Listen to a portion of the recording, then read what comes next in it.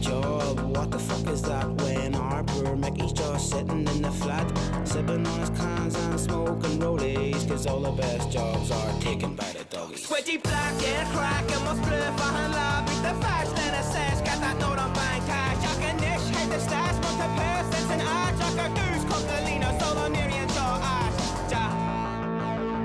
It's gonna be a bloodbath. It's gonna be a bloodbath. It's gonna be a bloodbath. It's gonna be a bloodbath. Throw a hook, a jab and a boot. I sneak a quick tooth, then I fire another boot. For calling me a fruit, for trying to take the loot. But Billy won't be bothering any more hoots. Nish, couple of cash, do you want it in your chest, or your knees, or your head? DJ Provey has the lead. You can beg, you can plead, you can tell us what we need. You can change your name, but you're all the fucking same.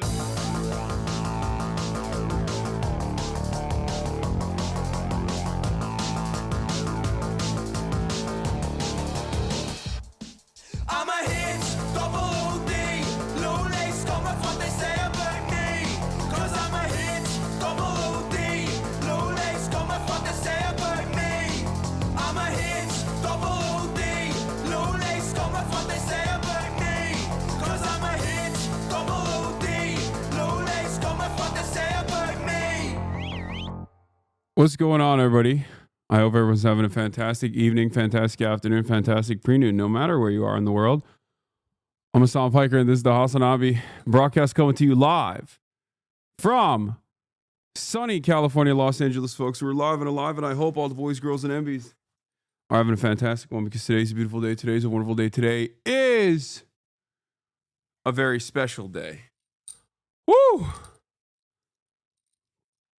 That's right. I've just been listening to a lot of Kneecap recently, and I wanted to start the broadcast off on a wonderful note. Now, you might be thinking, why? Why is it a special day, Hasan? What's the reason for why this is a very special day, Hasan? Is it because it's a day where Donald Trump is crashing out again? Is that what it is? Is that the reason? No, that's not the reason. Okay. Is it because the Lakers One Piece collab is tonight? Is that the reason? No, that's not the reason. Okay. It's because it's a special day, because there's always a special day. Because, ladies and gentlemen, it's Friday. You already know. Ladies and gentlemen, it is freaking Friday. It's Saturday, Sunday, what? It's Friday, baby. That's right. And as always, what do we do on this beautiful day, on this bountiful occasion? We celebrate it. We celebrate it because our forefathers intended for us to celebrate it. Because they fought long and hard to make sure that we had the concept of the weekend. And of course, in this community, every Friday, we also celebrate the long and hard fought battles that our parents and our grandparents and their great-grandparents fought for long and hard. That's right, ladies and gentlemen, it's Friday. Some might call it Fry-yay. Some might call it Fry Slay. It's also a special Friday because Ramadan is, I think, is it tomorrow? Is it today's the first day? I don't know. I'm the worst Muslim of all time. You already know. It's the last Jummah before Ramadan, ladies and gentlemen. In any case, Hasanabi's back looking like Tony Khan. When are you going to book Mox to lose the belt? What? But yeah. Kneecap Balaklava if you want it. Oh yeah, I love that.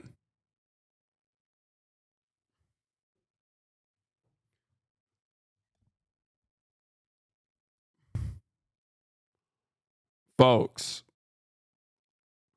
I got the Zell Disney blast off, don't worry.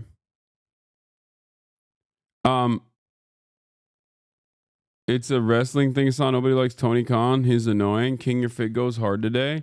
Did you talk about the Zelensky meeting? I just got here. Bro, I just started. Let me live, man. Let me live. I just started, and this is the part of the broadcast where I tell you about my personal news. Not only did I just start, but I also am. I'm 16 minutes in. I just turned on the camera. I haven't even told you my personal news yet, which is what I do normally at this time.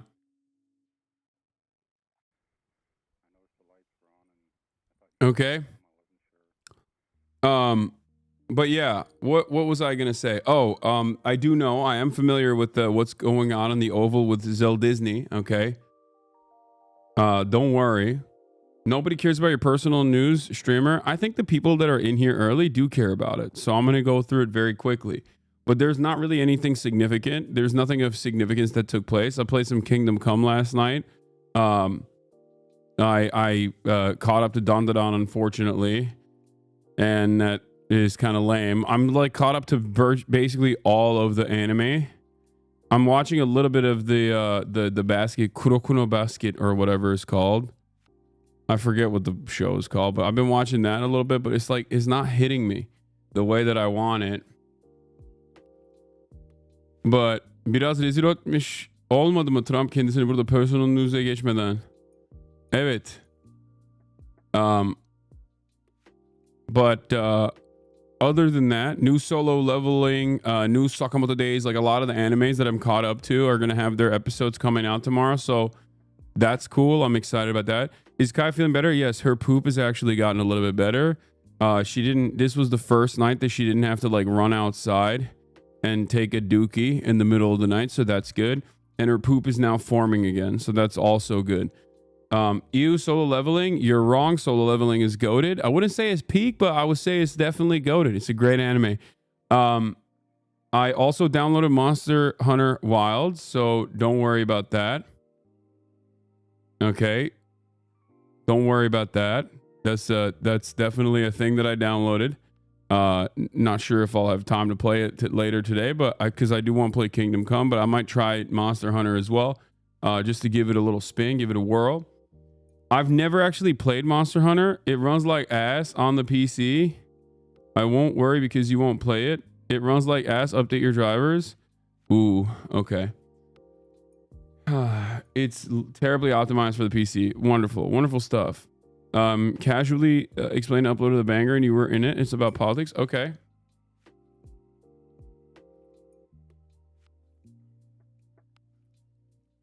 Hey Hasanabi, I was wondering, is your first language English or Turkish? What is it? It's Turkish. Anyway, but yeah, I worked out this morning, even though my back hurts a little bit, and I tried to do my very best to basically do some leg stuff. I saw the new Gatsu video. It's on China. We'll watch that as well. I watched the Casually Explained as well. We'll do all of that. But pretty much that's it. There's not really anything else going on in my life. There's not really anything else going on in the world of Hasanabi Piker. I have a very special guest coming in from tomorrow. Obviously, that's the update that I was keeping somewhat of a secret. But tomorrow I will be hosting the documentarians that were responsible for the Oscar-nominated No Other Lands. So that is going to be exciting.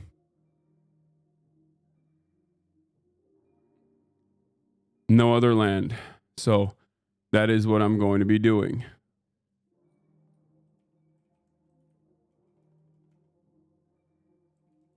Also today I have a very special guest coming on. His name is Brace Belden, also known as Pispik Granddad, also known as the Gay Pussy Eater, also known as Coindexter, also known as, now he calls himself Liberal Hitler, apparently. Also a racial Jake, also known as the man who started the movement, a man who perhaps, the dark cowboy, the man, the myth, the legend, the person who is responsible for the white Chinese movement. He will be on, obviously, later. The Gourmand, also known as the Gourmand. He's not Liberal Hitler. He said we need a Liberal Hitler. Oh, okay. He said that. Well, he also said Liberal ISIS. The man who actually personally fought ISIS and now talks about how there might be a liberal ISIS coming in. Racial Jake is my celebrity crush. Yes. He is known by many names to many people. But I'll be having him on. Obviously, he is, to me, You might know him by any of these different names. I know him as one name, and that is journalist. That's right, journalist Brace Belden in the building. Well, not in the building, but I'll be having him on to talk about the Epstein saga and the MAGA drama that has taken place. Okay?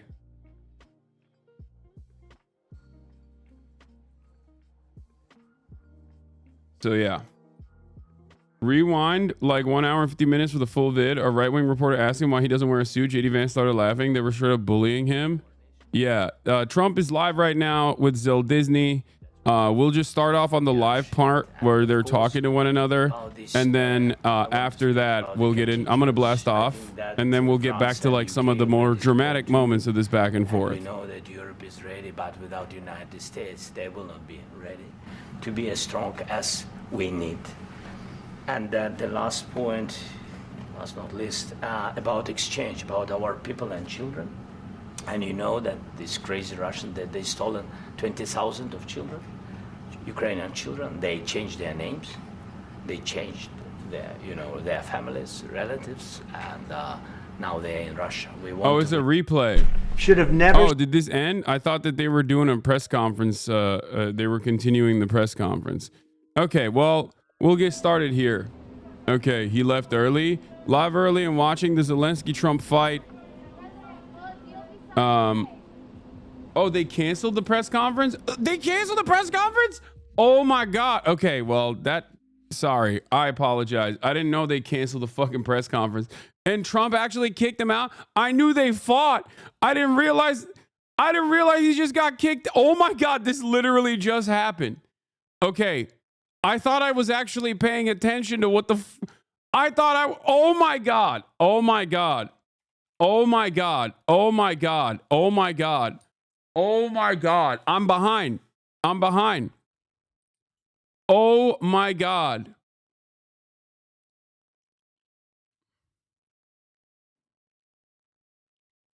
Okay, yeah, I understand why people were like, no personal news. God damn. Bro, what the hell? What the hell? What a crazy way to start the day. Holy moly.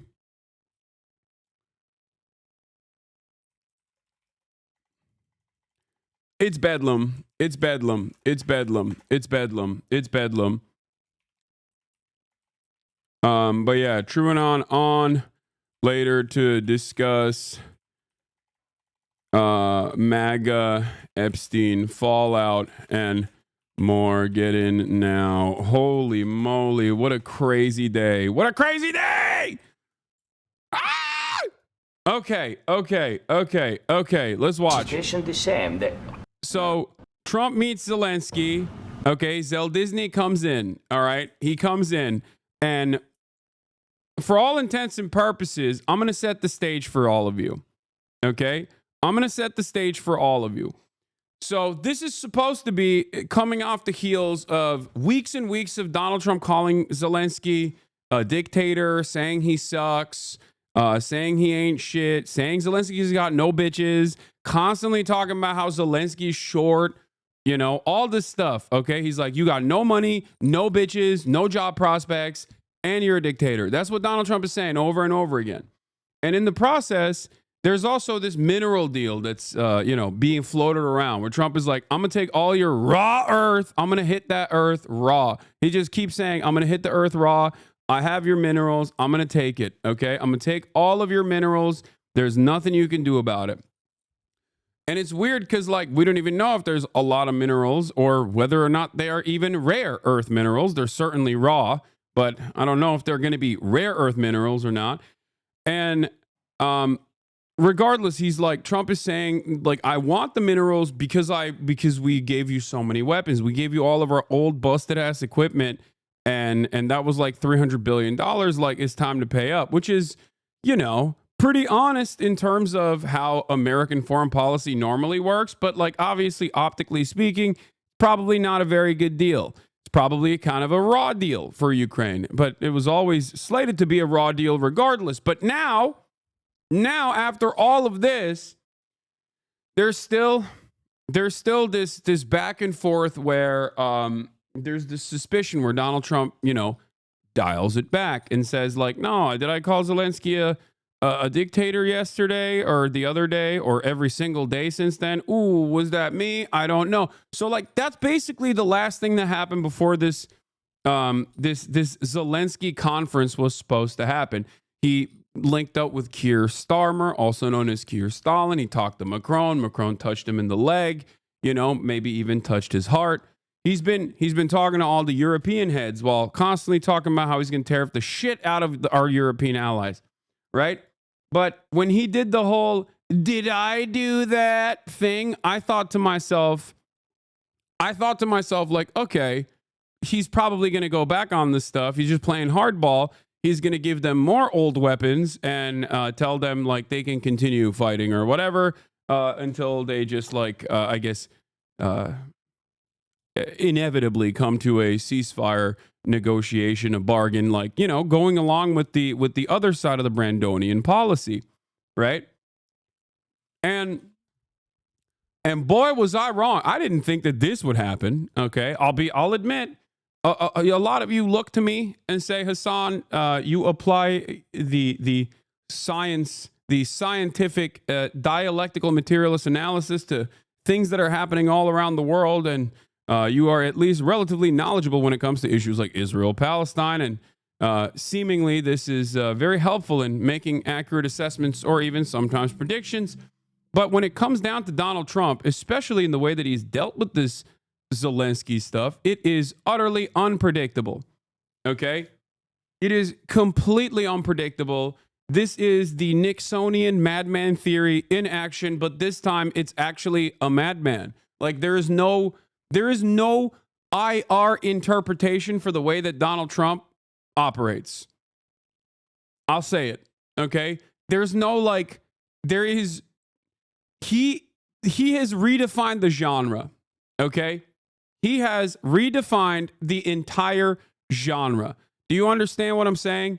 Like, ain't nobody can make, like, there's no realpolitik. Okay, there's no realpolitik here. There's no fucking there's no constructionist the way of approaching it. There's no Marxist interpretation for international relations here. It's just Trump. Okay, it's just Trump, and he might say some shit. He might turn back on it. But yeah, let me explain to you what happened to the best of my ability, because it's virtually impossible to truly come to terms with what the fuck happened here. So after Zelensky comes over to the White House and we're like, okay, there's gonna be a fucking mineral deal. Is this going to end up with more weapons for Ukraine? Or is this going to end up with like a finalized, ceasefire bargain or anything like that? It turns out, no. It's a secret third option. Okay? It's a secret third option that virtually no one could have seen. Okay? Like, what the hell, bro? Let's watch.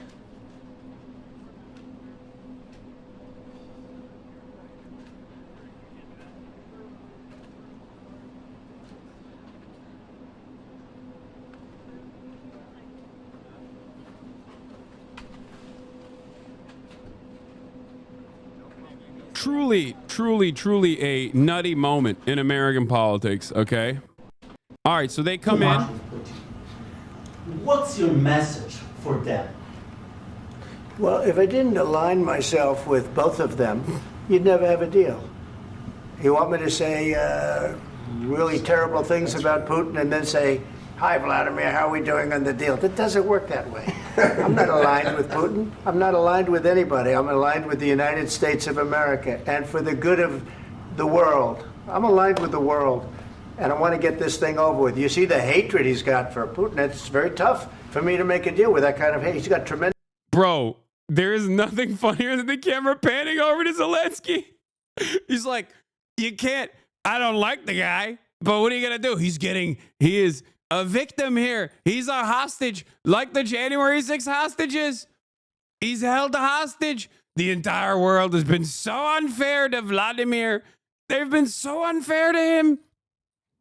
All he wanted to do was denazify Ukraine. He wanted to do a special military operation to denazify Ukraine. I tell you, folks, Nazis, not very fine people on both sides, okay? Let me tell you, he just wanted to denazify. Also, Slava Ukraini, that's a hate crime. Let me tell you, everybody knows 14,000 people died in Donbass. All the people in LPR and DPR, all they wanted to do was maintain independence. They had Russian roots. Alexander Dugin. What accent is that? I'm so hopped up that I can't even do a good Trump right now. Okay? Many people are saying I'm a Duganist. What's wrong with that? He's got some good ideas, folks. They did the Tsar so wrong. He had great ideas. He was going to fix the Russian Empire. All these peasants, the Bolshevik Revolution, very unacceptable. Don't we hate it, folks? That's why I like Putin. He's going to restore it. And this hatred. And I understand that, but I can tell you the other side isn't exactly in love with, him either. So it's not a question of alignment. I'm aligned with the world. I want to get the thing set. I'm aligned with Europe. With the world. I want to see if we can get this thing done. You want me? Wait, it's at 120. What do you mean? Like you want me to go more? Why do you want me to go further? Like, it's fine. I want to hear the rest. I want to hear this. I could be tougher than any human being you've ever seen. I'd be so tough. But you're never going to get a deal that way, so that's the way it goes. All right, one more question. Hey, I will respond to this. So look, for 4 years. Okay, shut up. Why are you there? Who is this man? Who is this guy? Does anybody know who this guy is? I don't know who the fuck this guy is. Who the fuck is this guy? Why are you in the room, dog? The fuck is your purpose? Excuse me, where is the real president? Where is Elon Musk? Why is Elon Musk not in the room? Who the frick is this guy thinking he can have a moment in the spotlight? Like, don't try to clip farm, okay? You're not FaZe Ronaldo, little bro, okay? You're not Lacey. You are not the clip. Don't come in here to be like, oh, let me get a couple licks in on Zelensky so that people can talk about me too. Like, get the frick out of here, dude.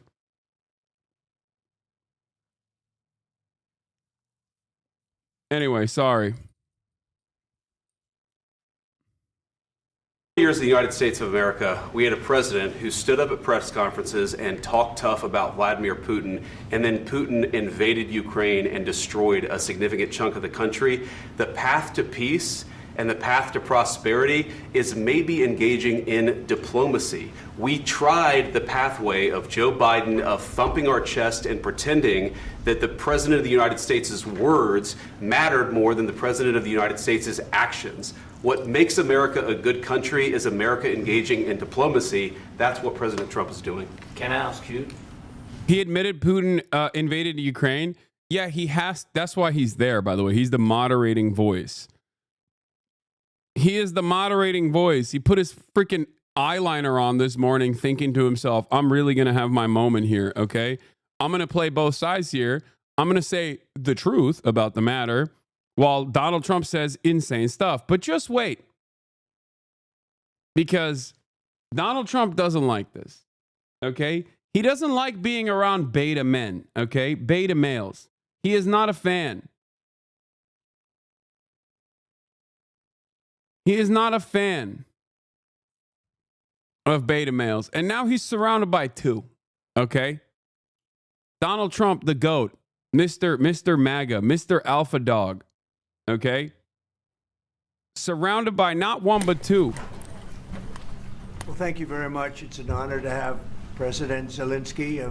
Wait, why don't I just? I want to see what Zelensky says here, and then Sure. Trump's reaction. Yeah. Okay, so he occupied our parts, big parts of Ukraine, part of East and Crimea. So he occupied it on 2014. So during a lot of years, so I'm not speaking about just Biden, but those time was Obama, then President Obama, then President Trump, then President Biden, now the President Trump, and God bless, now President Trump will stop him. But during 2014, nobody stopped him. He just occupied and took. He killed people. You know what the contact line? 2015. 2014. 2014 and 2014. 2014. Yeah. So I was not here. Yeah, but That's exactly right. Yes, but during 2014 till 2022, yeah, the situation the same. The people have been dying on the contact line. Nobody stopped him. You know that we had conversations with him, a lot of conversation, my bilateral conversation, and we signed with him. Me, like a new president. In 2019, I signed with him the deal. I signed with him, Macron and Merkel, we signed ceasefire. Ceasefire. All of them told me that he will never go. We signed with him with gas contract. Gas contract. Yes, but after that, he broken this ceasefire. He killed our people. He does not want to hear any of this, bro. He's like, bro, stop talking. He's like, stop talking. Like, you ain't even, he's like, you ain't even funny. He's like, you ain't even funny. I've seen your comedies. I didn't like them. I didn't like your comedies. Of Ukraine. All right, let's watch this. This is like the full vid, okay? This is the chaos. Been working. He does very not hard, want to hear even a second, okay? very close. So we've actually known each other for a long time. We've been dealing with each other for a long time and very well. We had a little negotiation spat, but that worked out great. I think for both countries. I think for the world, actually, beyond both countries. And we have something. This isn't funny to me. I am too woke. Brother, there is virtually nothing we can do about American foreign policy decisions. Okay? Nothing. Do you understand? Nothing. It is not a democracy. Please make no mistake. There is no democratic process here. There is no morality here. I'm using this as an opportunity for everyone to recognize the reality. Okay? Recognize the reality. There is a reason why American foreign policy has left behind so many countries in rubble, which then turn those American weapons formerly used against American adversaries on America. Okay? How do you think 9/11 happened? Like, what do you think was 9/11? 9/11 is literally the precursory to 9/11, but this time happening in an Eastern European country. Straight up. And I've been this is basically, you remember that tweet from that one journalist who was like, I've been investigating this story for years and years, and he just tweeted it? That's how I feel. That's how I feel when I watch these things unfold. Because for years and years, I have been critical of American foreign policy for being so violent and so cruel and not even caring remotely about the humanity of the people that we just use like a dish rag, okay? Only to have those people understandably develop resentment towards us or even other allies, expressions of American empire, and then eventually turn around and turn the same weapons that we gave them on us, okay? That's it. This is exactly what happened with Operation Cyclone. There's a reason why this meme exists, you know? The whole, eventually they'll turn on you, the meme that I used on my blast off tweet as well. Okay, whether it be Manuel Noriega from U.S. Friend to Foe, whether it be Saddam Hussein, Osama bin Laden, Muammar Gaddafi, you know, this is how it works. This is the most consistent, most coherent American foreign policy. Do you understand? That's why I always say, hey, listen, if you're leftist, you're right, just too early. Okay? Joe Biden fucked over Ukraine. Of course Joe Biden fucked over Ukraine. Yes. And Trump is basically just full tilt finishing the job. Very fair deal. And we look forward to getting in and digging and working and getting some of the rare earth. But it means we're going to be inside, and it's a big commitment from the United States, and we appreciate working with you very much. And we will continue to do that. Sean Ray, thank you for the raid, Sean. Hope you had a good stream, brother. With Russia, I spoke with President Putin, and we're going to try and bring this to a close. It's something that you want and that he wants. We have to negotiate a deal, but we've started the confines of a deal, and I think something can happen. The big thing is the number of soldiers, mostly at this point, but soldiers being killed. You're losing thousands of soldiers. So on both sides, we're losing a lot of soldiers, and we want to see it stop, and we want to see the money get put to different kinds of use, like rebuilding, and we're going to be working very hard, but we've had a lot of very good conversations. I will say until we came along, the Biden administration didn't speak to Russia whatsoever. They didn't speak to anybody. They just allowed this to continue. And I will say that, I'll say in front of you, you've heard me say it 1,000 times, if I were president, this war would have never happened. We would have had a deal negotiated for you without having to go through what you've gone through. But your soldiers have been unbelievably brave. We've given them great equipment, but somebody has to use the equipment. They've been unbelievably brave, and we give them great credit. This was supposed to be over very quickly, and here we are 3 years later. So I give tremendous credit to your generals and your soldiers and yourself in the sense that it's been very hard fighting, very tough fighting. They're great fighters, and you have to be very proud of them from that standpoint. But now we want to get it over with. It's enough, right? We want to get it over with. So, yeah. So it starts off relatively normal, from what I understand. Relatively normal. Okay, there's like a little bit of like pushback. Okay, there's a little bit of a history lesson from Zelensky.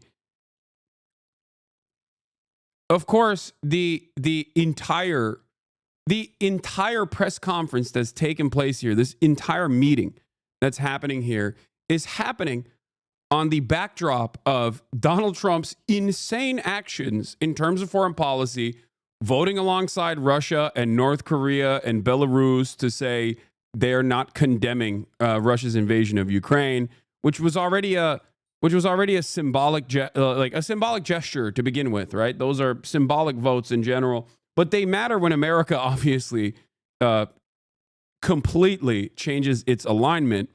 Donald Trump is calling Zelensky a dictator over and over again, saying he sucks over and over again, saying like, we're going to take all your minerals, all this stuff.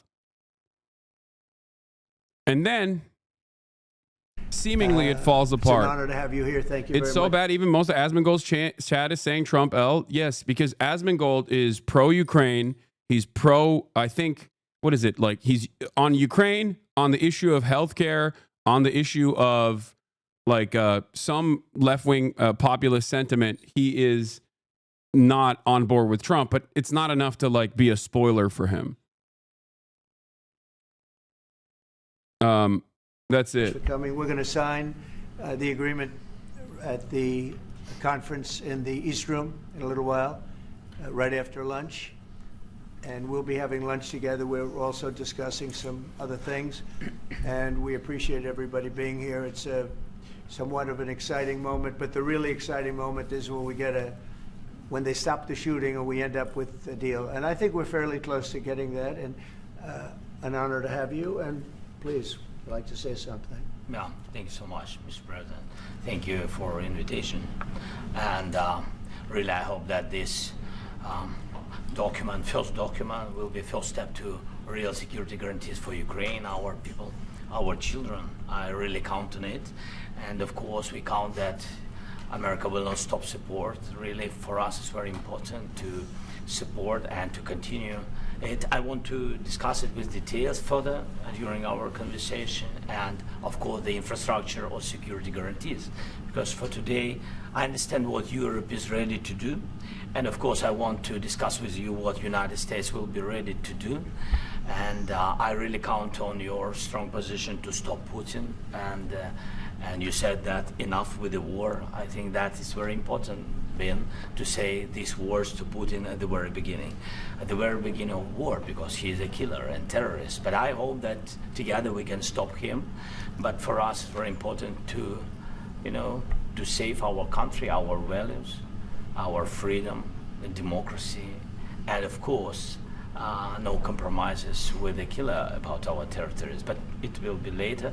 And of course, what I wanted, we spoke about it by phone with you about the drones production. We have very good drones production. I think the best one in the world for today because of the war.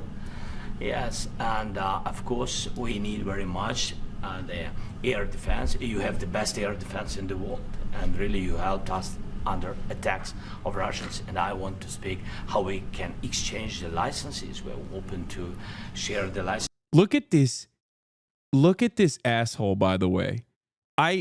Every moment of his life, like we know who this demon is, okay? And we know who this demon is. He's just a brown noser. But this demon is still very much an old school American war hawk. 99 votes in the Senate, including Bernard Sanders, by the way. Remember, that's how uniparty American foreign policy is, okay?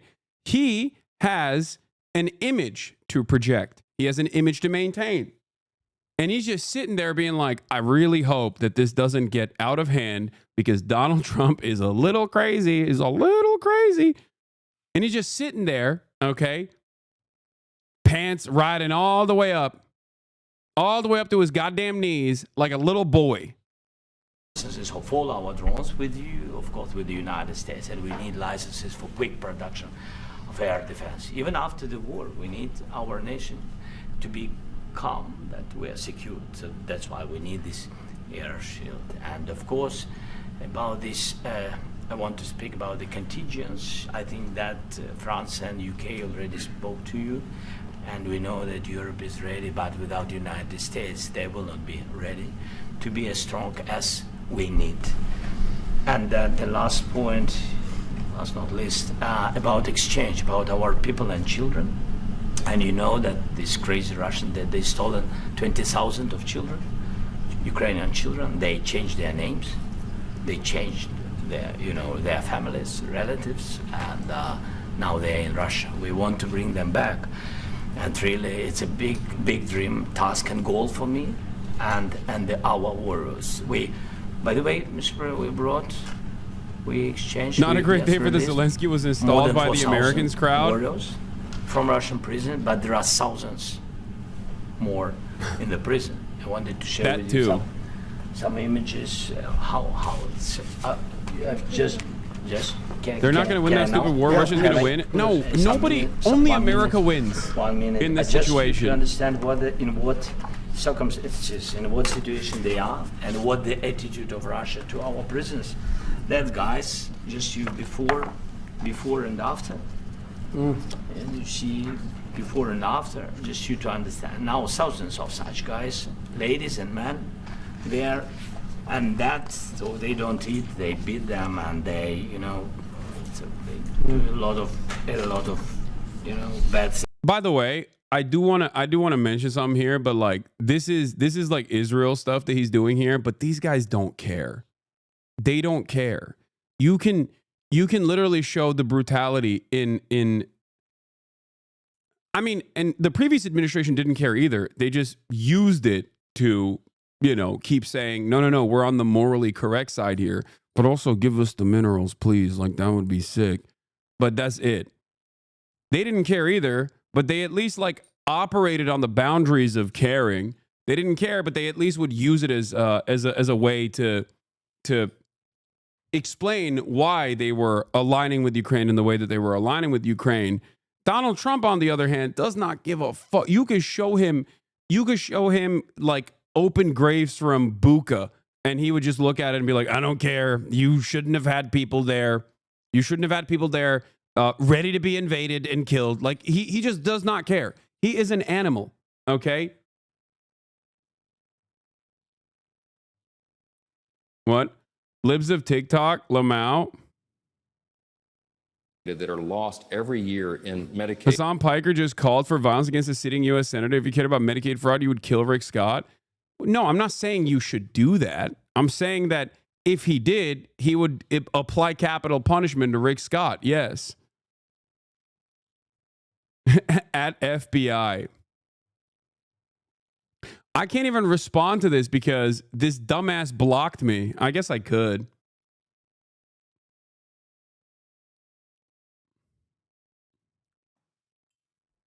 Anyway, let's continue. Things At so FBI. out of even during the war, there are rules. Everybody knows there are rules during the war. So these guys, they don't have any rules. You see that 50, 60 kilograms left, and a lot of such things.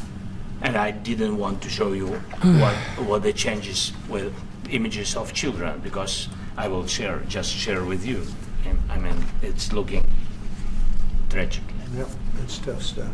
Yeah, I wanted very much to give you, and you see it. Yeah. This is pastor, by the way. They stolen pastors because it's not Russian church. They stolen pastors and moved pastors to the prison.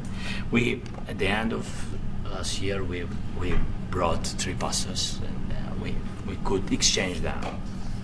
And this is pastor, you see. Yeah, it's tough. Yeah. So I mean, this I wanted to show you, and this. So thank you very much. We want to get that entered, right? Yeah, of course. We will. And I think we will. And We have to, of course. do you have any questions, please? Mr. President, Mr. President. Thank you, Mr. President. With the, how much money is the U.S. going to put into the fund that is being created today, and how does this provide long-term security for Ukraine? Well, we don't know exactly how much because we're going to be putting some money in a fund that we're going to get from the raw earth that we're going to be taking and. Yeah, so the raw earth. Oh my God, why am I saying raw earth now? I love that he says it like he. Why has no one stopped him from saying this? It's now official lexicon. I'm saying it too. Oh my God. Raw earth. The raw earth. Earth is raw. God damn. You doing okay, brother? I mean, I'm doing fine. I don't know how more. I don't know how anyone could be doing okay in these circumstances, but raw earth. Okay. Anyway, he's talking about raw earth. We're going to extract the raw earth. Initially, I thought the way Donald Trump presented this, I thought that he meant, you know, he's getting 50% of their minerals, rare earth minerals, not raw earth minerals, specifically for all of the weapons that they've sent thus far. Now, it seems like it is for the additional weapons that they might send to Ukraine, except according to Caitlin Collins, who was in the room, no deal was signed. So we don't even know if that's currently on the table. Sharing in terms of revenue. So it's going to be a lot of money will be made from the sale and from the use of raw earth. And as you know, our country doesn't have much raw earth. We have a lot of oil. Yeah, I know. He ate it. Gas, he ate it big time. But we don't have a lot of the raw earth. And what we do have is protected by the environmentalists, but that can be unprotected. But still, it's not very much. They have among the best in the world in terms of raw earth. So we're going to be using that, using it for all of the things we do, including AI and including weapons and the military, and it's really going to very much satisfy our needs. So it's something that just worked out really well. We have a lot of oil, we have a lot of gas, we have a lot, but we don't have raw earth. So this has just about every component of the raw earth that we need for computers, for all. He keeps going. He just keeps saying raw earth. Why is nobody? Okay, whatever. How are you going to even what? That's not even the most significant part of this conversation. Sorry, it's just let's just keep going. Sorry, I apologize for caring about this. It's so stupid. It's so stupid to care about this. I think they're going to have great luck. I think once we make the agreement, that's going to be 95% of it. They're not going to go back to fighting. I've spoken with President Putin, and I feel very strong. I've known him for a long time, and I feel very strongly that they're very serious about it, and we'll make a deal. And when the deal is made, I don't think we talk about security. Everyone's talking about the other day. All they talked about was security. I said, let me make the deal first. I have to make the deal first. I don't worry about security right now. We have to have a deal because right now, last week, 2,000 soldiers died on both sides. 2,000, and they're losing 1,000, 2,000, 3,000 a week. So as we sit here and we talk, people are getting shot and dying on the battlefield. And, you know, they're not American soldiers, but they're Russian soldiers and they're Ukrainian soldiers, and we want to be able to stop it. And we want to be able also to spend money on other things. We don't want to, this is a tremendous amount of money. And what the Biden administration did was terrible. They were giving money, but he had no security on the money. Europe, as you know, gave much less money, but him starting with the Russian soldiers, it's also indicative of what his position is. But it's kind of funny where he goes, what Biden did was terrible. And why what Biden did was terrible was not because like he didn't force Ukraine and Russia to come to the table for a ceasefire when Ukraine had more leverage. What Biden did wasn't terrible because he didn't actually hastily bring forth enough weapons that Ukraine could defend itself with initially when there were more people in Ukraine, when they had more of a standing military that hadn't been destroyed. He didn't. Like, those weren't the reasons, right? Those were not the reasons why Biden was terrible. It was because he didn't get assurances for the old-ass weapons that we dumped into fucking Ukraine that the military-industrial complex was able to get an incredible return off of. Like, that's the real reason. The real reason is he just didn't, like, farm Ukraine harder, which he did. Of course, Biden farmed Ukraine as well, just like Donald Trump is doing. Okay. The only difference here is he didn't actively come out and regularly be like, Zelensky sucks. That's the only difference. That's it. But for him, the biggest crime for Biden, I guess, was that he wasn't aggressive enough with Ukraine, which is a crazy thing. They had security. It was in the form of a loan.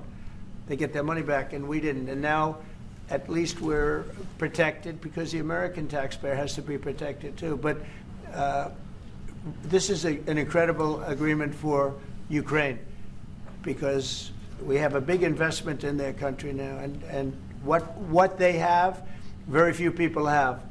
And we're able to really go forward with very, very high-tech things and many other things, including weaponry that we're going to use in many locations, but that we need for our country. This allows us to do this. But Mr. President, will you continue? Yeah, sorry. Sending military aid. Yes, go ahead, please.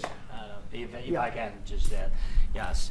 In the document, there is one of the very important points if we speak about business and investment. We never had LNG terminals in Ukraine. This document will open. I mean, the next document, but anyway, here we see in the framework, we see a really goodwill for this. LNG terminals. This is a disgrace that the U.S. is extorting an ally for its minerals while we are under attack from a brutal dictatorship. You're suggesting that Biden and Trump are essentially the same?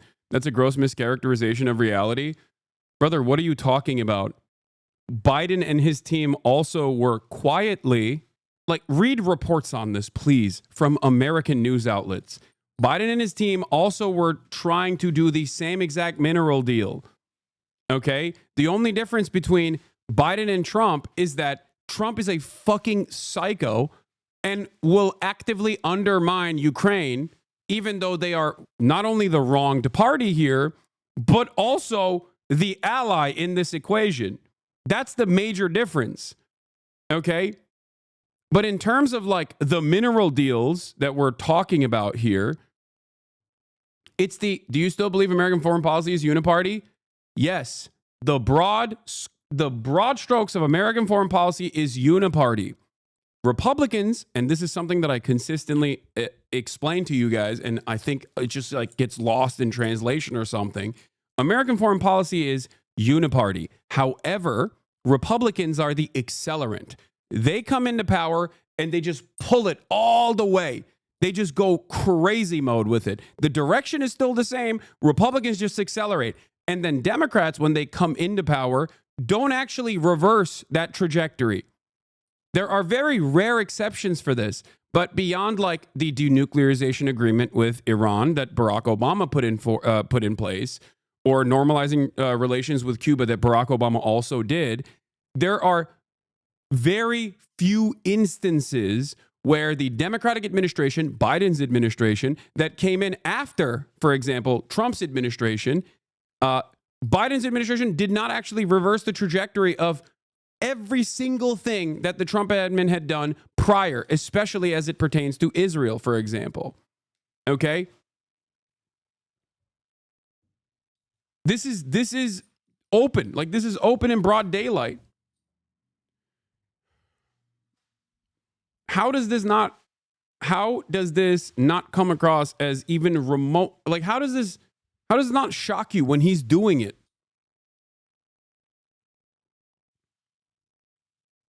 Yes, there's a big difference between trying to use a little leverage for a mineral deal, sitting down with Putin without Zelensky there. I think the goals are the same, but the method of execution matter. No, I agree with you. I don't disagree with you on that at all. I think optics when it comes to soft power and diplomacy are profoundly important. I think at the end of the day, the outcome was still the same for Ukraine. Having said that, however, the optics do matter, because if America does not even care about presenting itself as like a peacekeeping nation, then all of a sudden our European allies are going to look at that and go, oh my God, these guys are saying it. These guys are going to fuck us over. They've been fucking us over, as a matter of fact. People are going to catch up to that reality. Okay? This is what I've been saying since day one, since Trump took office. His mismanagement on the Ukraine side of the bargain has been ridiculous. He could have Zelensky there at the table every day of the week. He doesn't have to undermine Zelensky at all. Whatever he says goes regardless. America holds all the cards in this equation. Having said that, however, he could just as easily bring Zelensky to the table in front of Vladimir Putin. The choice not to do so is important. It is definitely different than what Biden would have done if he ever actually wanted to put forth a ceasefire negotiation. He should have, okay? That was my big problem with Biden's administration when it came to Israel and Gaza. That is exactly my big problem with the Biden administration when it came to Ukraine and Russia. A lot of people yelled at me at the time, but Ukraine had significantly more leverage in the initial phases of the invasion to actually put together a much more comprehensive and much better ceasefire proposal, and the Biden administration was not even remotely interested in it. It's not benefit of hindsight either, for the record, because it wasn't hindsight at the time I said it. And plenty of other people said it too. That's why I get so mad when people go, this is hindsight. It's like, what do you mean hindsight? Virtually every pro-Ukrainian channel and account yelled at me and said I was fucking dick riding Vladimir Putin. I loved Adolf Hitler. And it wasn't just me. There were plenty of people that made this exact same call.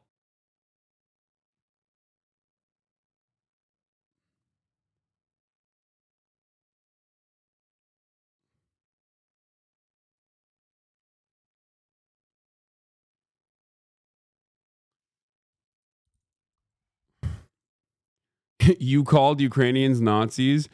Brother, there have been 7 quintillion moments where I have actively noted that the denazification argument from Adolf Hitler was not even remotely appropriate, okay? Shut the fuck up. Yes, the existence of Azov Battalion does not change that dynamic. Shut up. You called Ukrainians Nazis. I didn't call Ukrainians Nazis, you dipshit. You just got fucking clip farmed because you're a moron. And right now, things are happening and unfolding in front of your eyes that you can't contend. So what do? You lash out at me, okay? Dog watched one clip 3 years ago, and even before then.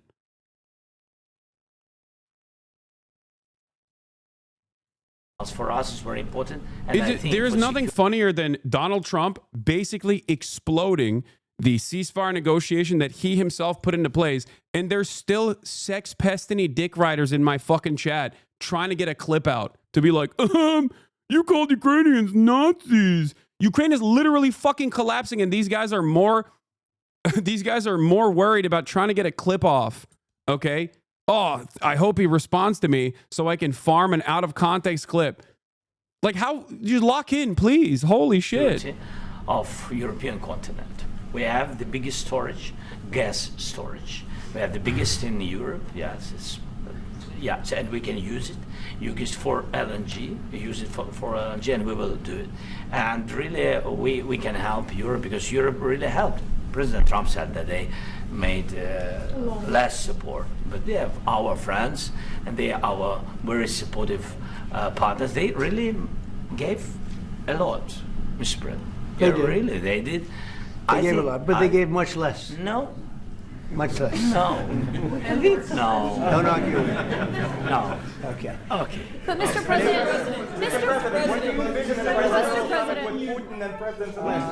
Yeah, please. Mr. President Trump, you have repeatedly called the deal with Ukraine as a historical one. And as a president of the United States, you make historical decisions in other issues which affect America and other world. So what place in the world history do you want to take? And do you associate yourself with any famous historical figures? Yeah, I'd say George Washington, Abraham Lincoln. I would say I'm far superior to George Washington and Abraham Lincoln. Now, you know I'm only kidding, right? Because when I say that, the fake news is going to go wild. They're going to say he considers himself to be better than Washington. But you never know. You never know. I don't compare myself to anybody. I'm here to do a job. We've had a great 35 days or whatever it might be, a month, a little more than a month. We've accomplished tremendous amounts. Not only this would be a very great achievement if we could get the war stopped and get them back to normalization. I think that's going to happen. We've had very good talks on both sides, as you know. But I think we've done a very good job, just generally. If you look at all of the things we've done in 30 days, they're saying there's never been a opening for a president. The first month, there's never been a first month like we've had. And this is one of the very important things. This, to me, is one of the most important things because we have tremendous death taking place as we speak, and I don't want to have that. You know, think of the parents, whether they're in Russia or Ukraine, think of the parents of all these people being killed needlessly. They came to our territory. Should have never started. This would have, if I were president, this would have never started. President Trump, will you continue sending military aid to Ukraine after the U.S. signs this agreement with Ukraine? Yeah, we're going to be continuing. President Zelensky, do you feel like the U.S. is on your side? That President Trump is on your side at this moment? What do you think? He wants to know, do you think that, sort of a stupid question. I guess we wouldn't be here if I wasn't. But, I think that the United States on our side from the very beginning of occupation, and I think that President Trump on our side, and of course, I'm sure that the United States President will not stop support. This is crucial for us. It's important for us. Yes. And Putin, the president speaks about the people and the soldiers which are dying, but they came to our territory, they came to our land. They began this war, and they have to stop. And I think this is the question, was really the most important question. Can President Trump, I hope yes, with some other allies, to stop Putin, withdraw these enemies, our enemy, withdraw these troops from our land? And I think that you asked about the history, I think that if President, or when, he will stop Putin, if President Trump will bring peace to our country, I think he will be on this wall. And We've had very, very good talks. Mr. President, What about military aid to Ukraine? President Zelensky just said that there'd be no compromises with Vladimir Putin. I just wanted to ask both of you. Firstly, are there compromises that you think that President Zelensky is going to have to make? And President Zelensky, is there anything that you think that you may be able to offer or bring to the table? For example, elections. Thank you. I think you're going to have to always make compromises. You can't do any deals without compromises. So certainly he's going to have to make some compromises, but hopefully they won't be as big as some people think you're going to have to make. That's all. It's all we can do. I'm here as an arbitrator, as a mediator to a certain extent between two parties that have been very hostile. To put it mildly, they've been very hostile. There's been a vicious war. There's been a vicious war. You know, it's a very level battlefield, and those bullets go out, and as I've said many times, we were talking about it with Pete, many times the only thing stopping those bullets is a human body. And in the case we're talking about, generally young human bodies are stopping a lot of bullets. It's a poet. dead level. That's why, a real poet, dude. Trump is a real poet, okay? Flatland, only thing that stops a bullet is a human body. Farmland, it's great land. It's great farmland, but there's very little protection against the bullets that are being, and other things that are being shot. So all I can do is see if I can get everybody. I'm fully on his side, and I don't think he said anything was wrong, but do you feel like, given how important U.S. aid is to Ukraine, Zelensky should have acted differently, glaze Trump/USA more? There is nothing. I just tweeted about this, actually. Interesting question, but there is literally nothing Zelensky can do. Nothing in this equation that will stop Trump and his admin from humiliating him. Obviously, our proxies are always powerless in these circumstances, but the decorum is totally broken. No care for diplomacy. The end of American soft power. He did.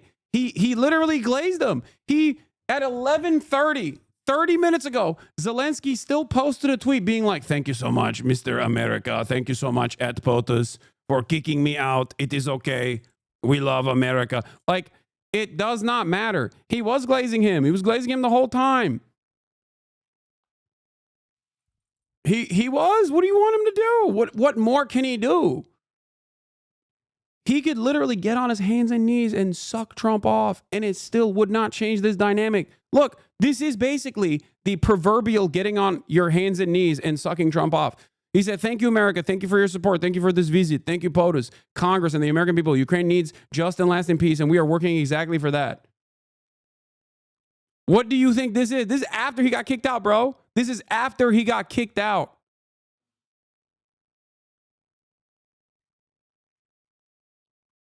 This is literally a man who is on his hands and knees. And the reality of the matter is, the power dynamic has always been this way. Okay? It has always been this way. The difference here is Donald Trump is not even trying to maintain any sort of like optical illusion that we are here, we're in it for defending Ukraine. We're in it for helping Ukraine. Okay? We're in it to help Ukraine out in any capacity. He's just actively saying, nope, not even a little bit. No more carrots, only sticks, okay? Understand that in terms of the power dynamic between America and Ukraine, this has always been the case. Oh my God. Breaking. NBC reports that the U.S. State Department is ending support for Ukraine's power grid restoration. It is so insane. It is so insane. Are you pro-Ukraine regardless of this? Just curious. What do you mean pro-Ukraine regardless of this? I've always been pro-Ukraine. The Ukrainian people are the ones who are getting fucked over no matter which way this goes. They're either going to get fucked over by Russia or they're going to get fucked over by America. Right now, they're getting fucked over by both at the same time. And in ways that even I did not foresee. Like, this is beyond what I think beyond what I foresaw happening. Like it's unbelievable. It is new levels of depravity. Unbelievable shit. He is actively telling our European allies, especially, he's actively telling our European allies, like, you're next. You're fucked. I don't give a shit. I'm not going to help you. You better nut up. You better buy more American weapons pronto. You know, you're on your own. I don't care. This is a change in the trajectory of American foreign policy, where we're not going to stop dominating the rest of the planet, obviously, but the ways in which American foreign policy is operated in perpetuity, whether it was the George W. Bush administration or the Obama administration or the Biden administration, American foreign policy has at least always had the image of helping people. America's the world police, but everyone is fine with that because they think like, yeah, you know, ultimately they have our best interest in mind. You know, we're all Western allies. We do it together. He's literally saying like, no, we've never been allies. Like he's dropping the pretext. No more facade. No, know your place. You are a colony. That's what he's saying. And I think this is genuinely worrisome. Okay? It's genuinely worrisome because I feel as though we're moving into the next phase of the downfall of American empire, where we will be actively and openly way more violent, way more selfish, way more ruthless. And there won't be any massaging of the truth. There won't be any optics for this. There won't be any like, this is the morally righteous position. Here is why. And do all of this like manufactured consent stuff. None of that. Just saying it's a protection racket and I want you to pay up right now. I don't care. Okay? There's never been a moment where I have advocated for full and utter humiliating surrender for the Ukrainian population. That's ridiculous. I think that a competent administration that came before this Trump one, the Biden administration, because remember, they were the foreign policy geniuses, right? Should have recognized that the upcoming administration is going to really escalate American foreign policy in a scary direction, okay? And not even shelter the world from the most damaging aspects of American imperialism and actively portray it as a good thing, and should have wrapped it up ahead of time, but they didn't. Part of the reason why they didn't is because they don't give a shit, okay? They don't care. The previous administration doesn't care either. They'll say they care on television, but they actually don't care. If they did, they would have wrapped it up. They have all the power. You think Trump is the most powerful American politician? Ukraine has many more soldiers than Russia. Russia is losing 6-1 in Ukraine, but you're wrong. Ukraine can easily defend for years without Russia.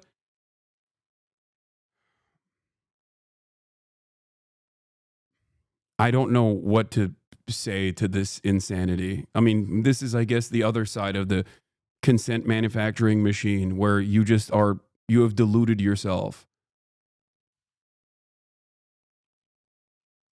At the table and get an agreement. And I think we're going to end up with an agreement. Otherwise, I wouldn't probably be even here today. Will President Putin have to make compromises? Mr. President, I've got two questions for you. You think ultimately your legacy will be the peacemaker and not the president that led? This is Marjorie Taylor Greene's boyfriend from literally OAN or Newsmax or one of those outlets, by the way. Those are the journalists who are asking these questions. This country into another war and ended foreign wars. And I've got a question. I hope it will. I mean, I hope I'm going to be remembered as a peacemaker. This would be a great thing if we could do this. I'm doing this to save lives more than anything else. Second is to save a lot of money, but I consider that to be far less important. So I hope I'm going to thank you, Brian, for that question. It was a nice question. I hope I'll be known and recognized as a peacemaker. This would be a great thing to solve. This is a very dangerous situation. You know, this could lead to a third world war. This was headed in the wrong direction. If this election were lost, if we didn't win this election, and by the way, we won it by a lot. That was a mandate. We won every swing state. We won the popular vote by millions and millions of votes. We won everything.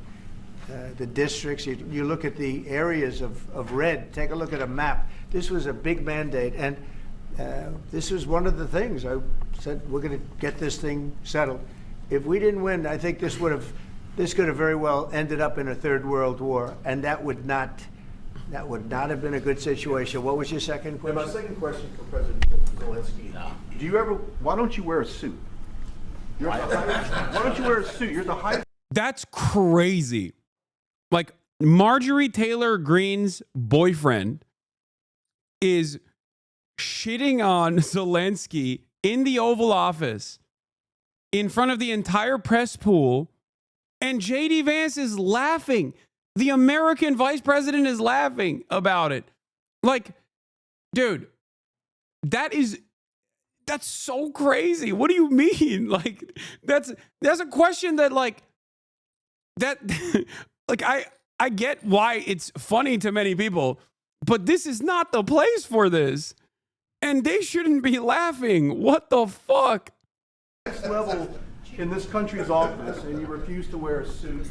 Just want to see if you do own like getting humiliated like this, like being an American proxy aside, you are no longer just getting humiliated by the president. You're getting humiliated by a presidential dick rider who is like a drunk baboon, okay?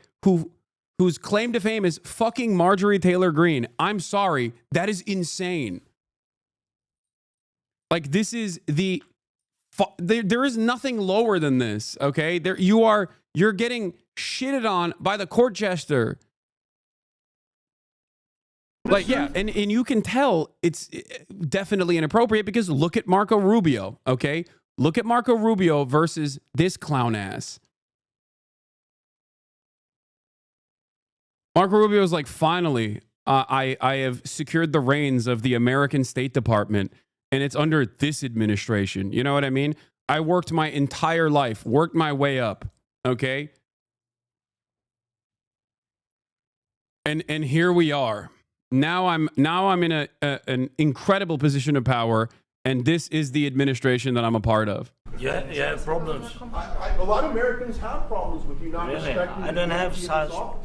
I will wear a costume after this war will finish. Okay. Yes, maybe one. Maybe something like yours. Yes. Maybe something better. I don't know. We will see. Maybe something cheaper than. Yeah. Thank you. President Trump, you said yesterday, thank you, President Trump. You said yesterday that you have... Are you going to send more arms to Ukraine in case there's no peace? Yeah, we're going to have arms to Ukraine, yeah, sure. Hopefully I won't have to send very much because hopefully we're going to have it finished. We're looking forward to finishing this quickly. We're not looking forward to sending a lot of arms. We're looking forward to getting the war finished so we can do other things. But we've... You got to play the Lindsey Graham clips on Fox News. Dude is a full-on Russian asset now, saying Zelensky should be replaced. Ukrainians reported in December that Putin was going to try and push him out, and then here we are today. Brother, Lindsey Graham is not a Russian asset. He is a Donald Trump asset, okay? Lindsey Graham quite literally used to be the best friend of the maverick John McCain. And then Donald Trump famously said, I like my war heroes that aren't captured. Lindsey Graham was very upset about that. That's his best friend. After John McCain died, Lindsey Graham has been up Trump's asshole, following every single thing that he says and does. Okay? Lindsey Graham will say whatever Trump is saying. He will just parrot whatever Trump is saying, but he will try to communicate it in a way that is more professional. That's it. Okay? That's it. That's it. I mean, look, yeah, he's like, oh, Russia is scared. Lindsey Graham says he told Trump that his interaction with Zelensky was the best television he's ever seen. I think that Moscow was more afraid than ever. Why would Moscow be afraid? Like, I think...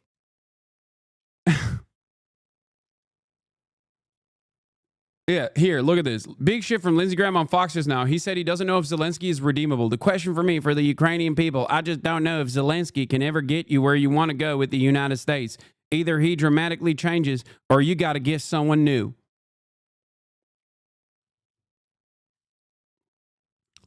He wants... I just think there's no way the president could have signed that deal given the way he and JD and... Like, this man has been literally up Ukraine's ass before. Like, in the Obama administration, him, John McCain, Amy Klobuchar, they would do these joint like foreign policy link-ups in Ukraine. He has stood in front of like the Azov battalion and shit. You know what I mean? He is the guy who very famously said under the Biden administration that this is a great deal for 5% of our military budget. We eradicated 50% of our foreign adversaries' military. Like, he is pro unlimited arms to Ukraine. So how is he? What is he doing here? What's going on here? In our country were treated. I don't know if you can put it back together. I don't know if you can repair the damage. And I've busted my ass to try to help Ukraine to make sure we help them win a war that would, get this war over in a way that we don't have further aggression, and Donald Trump's the man to do it. I told him this morning, I told him, don't take the bait. Don't let the media or anybody else get you into a argument with President Trump. What he's doing today is resetting the relationship. You should be grateful. Now, whether or not we can put this back together, I don't know. But Zelensky's going to be on your network tonight. If I were him, I would profusely apologize to the way he treated our president and the vice president in the Oval Office and show a little bit of gratitude for what the American people have done. Senator, how does Moscow and Putin look at this? Insanity. Complete insanity. Very much appreciate the agreement because we needed what they had, and we're treating, our country is now treated fairly. Biden didn't do that. He didn't know what the hell he was doing. This should have never happened. This should have never started.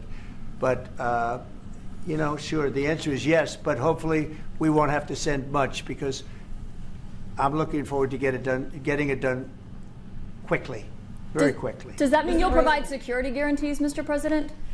I don't want to talk about security yet because I want to get the deal done. You fall into the same trap like everybody else. A million times you say it over and over. I want to get the deal done. Security is so easy. That's about 2% of the problem. I'm not worried about security. I'm worried about getting the deal done. The security is the easy part. Security is very nice. Everybody stopped shooting. And now will Europe put people there? I know France is going to. I know the UK is going to. I know other countries are going to, and they happen to be right next door. We haven't committed, but we could conceive. Saying security is the least consequential aspect of Russia's invasion of Ukraine is insane. No, man, that's the whole part. That's the entire story. It's not 2%. It's 200% of the story. What are you saying? He wouldn't have to grovel on his hands and knees over here if security was not that big of a issue. Trump is just laying out openly what the relationship between America, the American master, and its foreign puppets has always been, albeit kept usually behind closed doors. No, exactly. But I think that revealing this power dynamic is scary for one reason and one reason only from my assessment. And that is that America is moving into a new direction in terms of how it handles its foreign allegiances. America is moving in a more ruthless and more honest direction. And I think that will make Americans in general, more violent, okay? That will make America more violent. That will make America's allegiances harder to deal with. Okay? It's turning. We're moving into the next phase of our dying empire. That is what I'm seeing. And it's a scary play. It's a scary thing to examine. We have security in a different form. We'll have workers there. No, not an isolationist. No, fuck no. Yeah, isolationist. That's why Donald Trump wants to buy Gaza. That's what you do when you're an isolationist. When you're an isolationist, you continue along with the previous administration that you quote unquote hate, right? You continue along with the agenda of the previous administration to add permanent security assurances and maybe even standing U.S. military to the state of Saudi Arabia, okay? When you're an isolationist, that's what you do. You give them nukes or you move along with the nuclearization of the Saudi grid and also simultaneously offer additional security assurances and potentially even more military troops presence there, okay? When you're an isolationist, you also continue along with the previous administration's agenda of sending billions and billions of dollars of arms to Israel. When you're an isolationist, you actively say the cartel is now known as a terrorist entity, so you can actually drone strike willy-nilly the fucking American southern border, okay, and beyond. When you're an isolationist, you say you're going to invade Greenland and you're going to annex Canada and that Canada is the 51st state of the United States of America. None of that is isolationist. No. That's why I'm saying American foreign policy doesn't change. It just gets worse and worse, more and more violent. Okay?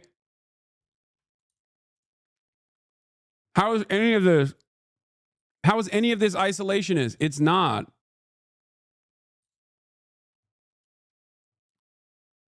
It's just a more honest form and perhaps more violent form of imperialism.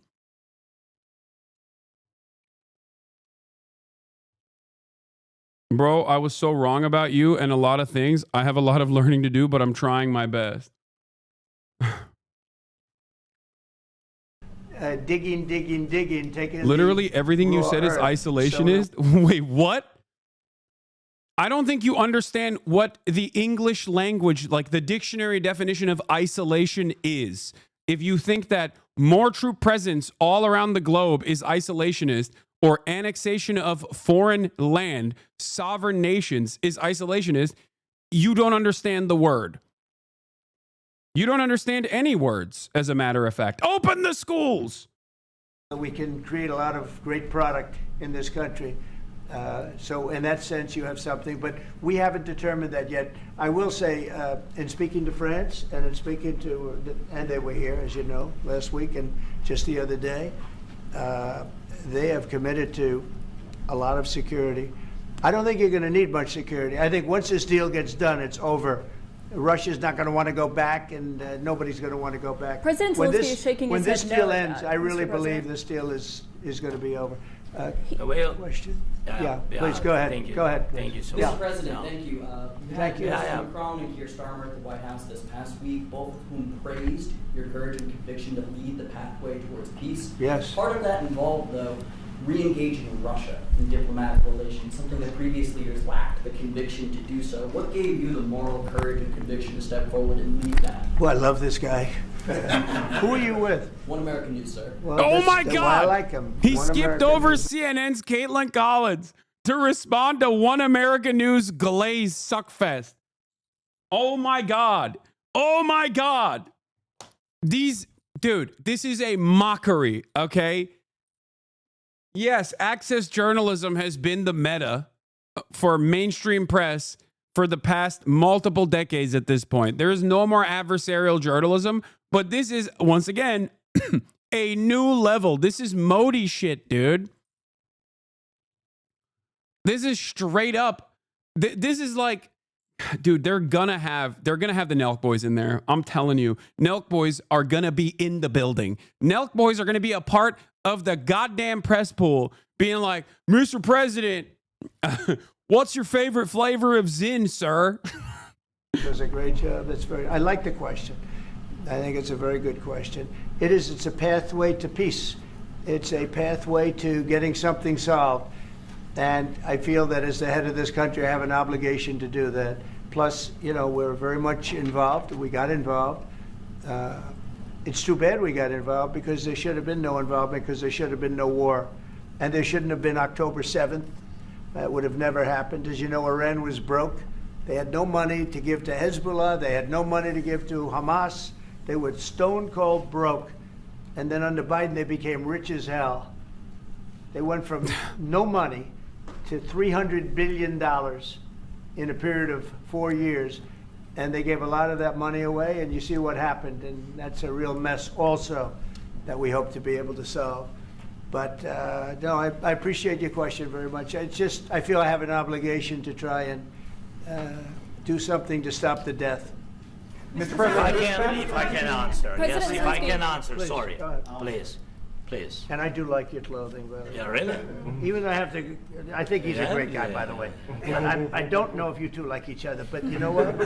I think No, he's dressed. I think he's why? dressed I like this beautifully. guy. I don't know I think him. he's dressed beautifully. So I have more.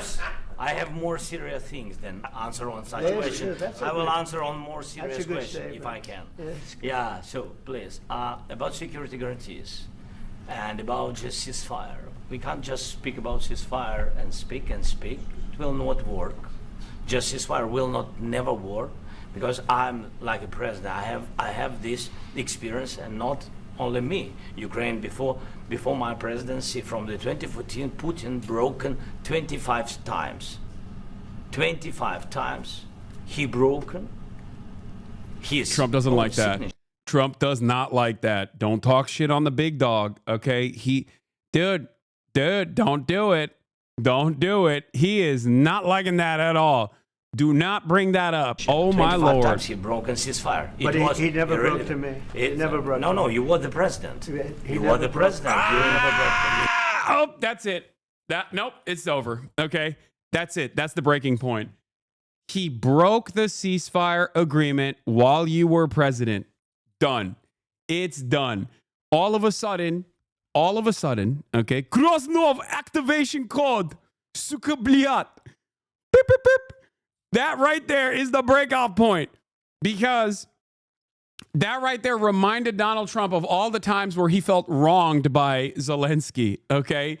All the times where he's like, who the fuck do you think you are? This has, in some ways, I think that if it wasn't Donald Trump, but still like a brash and bold right-wing reactionary administration, the way that they would handle this, the outcomes would still be the same in terms of, like, mineral deals and bringing Russia to the table, whatever. But the ways in which Donald Trump is communicating here is unique to him, because he is a incredibly narcissistic person who also happens to like authoritarian strongmen. Okay? That's it. He likes Vladimir Putin. He likes Xi Jinping personally. He likes Putin personally. He likes Kim Jong-un personally. He liked Duterte back in the day. He likes those guys. He likes Erdogan. Okay? I'm telling you right now, he likes those guys, and he hates Zelensky because he feels wronged by Zelensky. And for this reason, for this insane reason, he's just like, oh, this over. I'm going to directly shit on you. He likes Modi too. Oh my God, he likes Orban. God damn, there are so many authoritarian strongmen. Holy shit.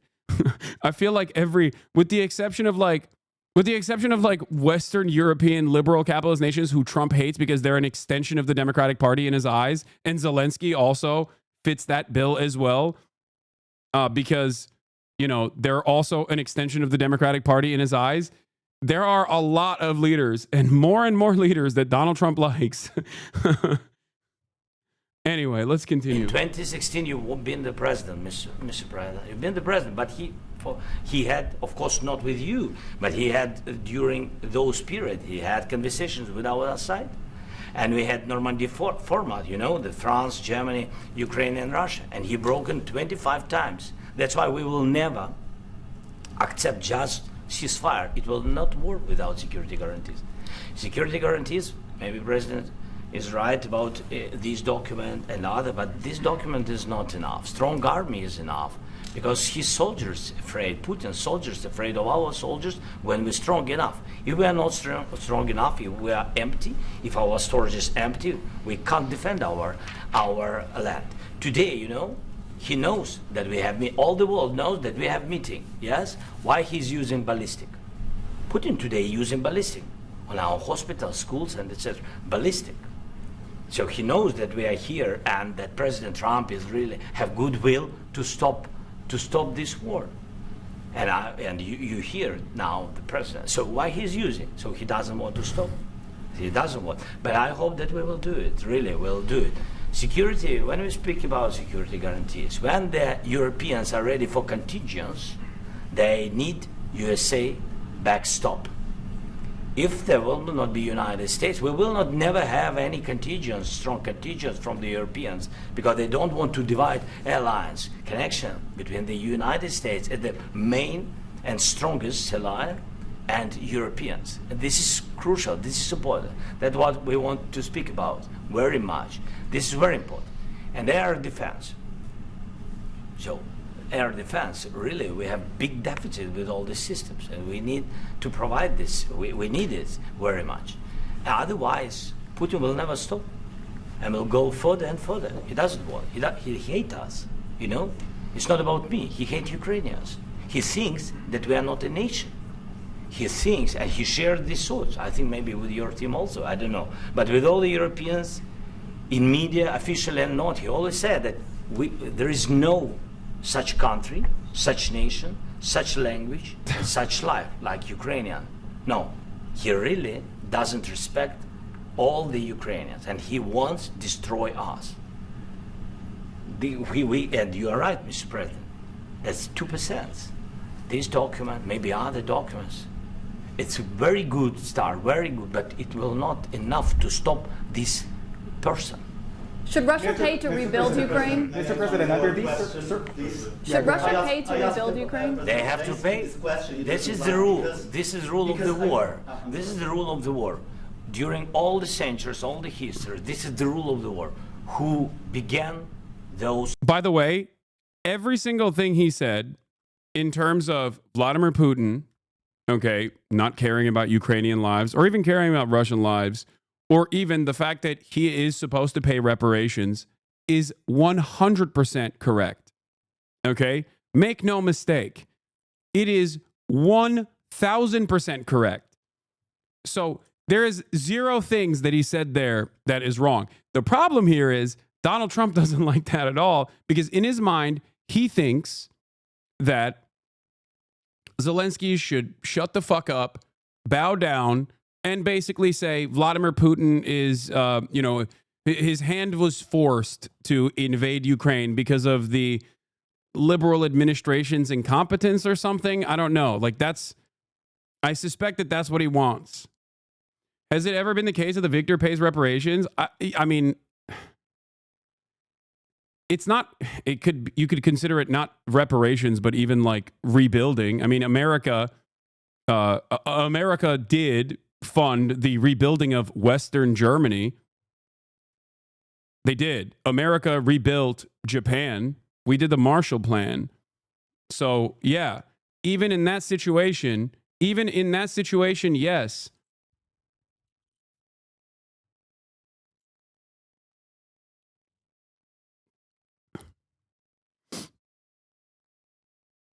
America was supposed to also pay reparations to Vietnam, which they never actually followed through on, and that's why they actually created the POW-MIA movement. But that's a totally different story.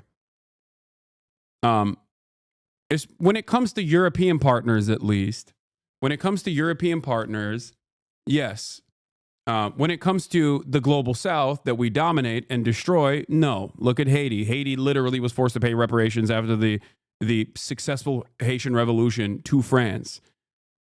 Vietnam did not get their reparations either. They made up a totally fake, nonsensical bullshit reason for why they could not pay reparations to Vietnam after destroying that country for 20 years.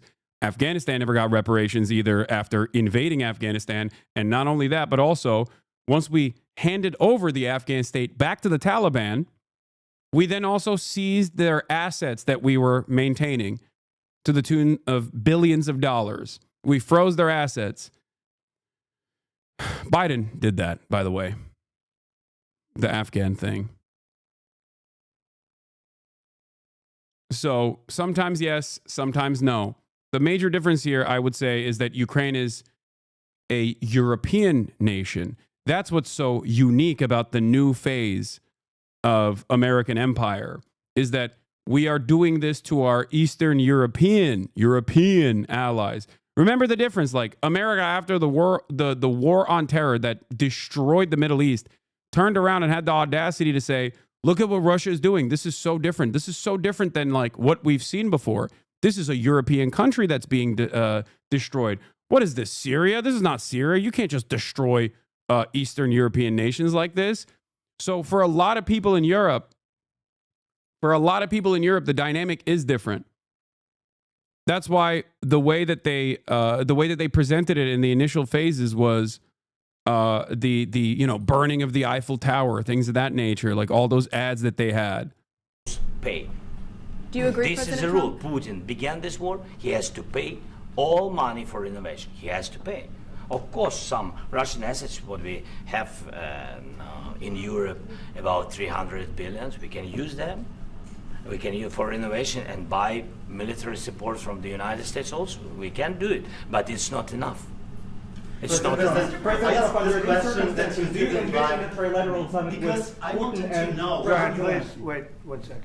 I asked this question that you didn't like because I wanted to know if you want to position yourself in the middle between Russia and Ukraine or on the Ukraine side. I'm in the middle. I want to solve this thing. I'm for both. I want to get it solved.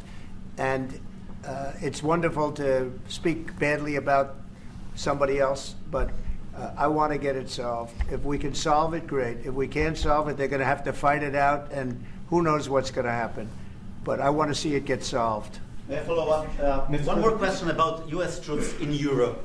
After Russian invasion of Ukraine, your predecessor sent additional troops to Eastern Europe, including Poland, my country. Are you committed to keeping these troops on the eastern flank of NATO in the future? I'm very committed to Poland. I think Poland has really stepped up and done a great job for NATO. They, as you know, they paid more than they had to. They are one of the finest groups of people I've ever known. I'm very committed to Poland. What about Baltics? Poland's in a tough neighborhood, you know. What about the Baltics? Dude, that's a crazy thing to say next to Zelensky. Yeah, Poland is in a very tough neighborhood. I'm sorry, dude, but you know, that's the only thing stopping any kind of empire action coming from Russia at this stage is just straightforward their inability to do so. Okay? That's it. They just can't do it militarily. I mean, look, they with enough American weapons and American training and Western weapons and Western training, they did successfully stop the further incursion of Russia. Every step of the way, there should have been a ceasefire and a security assurances, a ceasefire, and normalization of relations, all this stuff. But goddamn, dude, it is. I said this before, like America will just fucking sell you down the river every single time. Holy moly. The Baltics, they got a lot of, it's a tough neighborhood. Why Russia with ceasefire? What do you mean? Dude, do you think that like there is no attrition on the Russian side? Like, are we crazy? Is that what you think is going on? This is why I said the end of this ceasefire, if Ukraine had more people that they could just like throw into the front lines, I don't think Donald Trump would be pushing for a ceasefire like this. I think that Donald Trump, well, no one would be pushing for a ceasefire in the way that Trump is pushing for a ceasefire.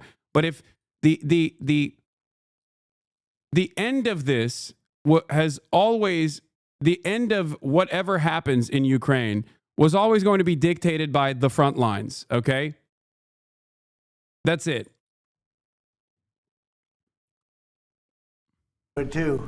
But we're committed. We're going to be very committed, and we're committed to NATO.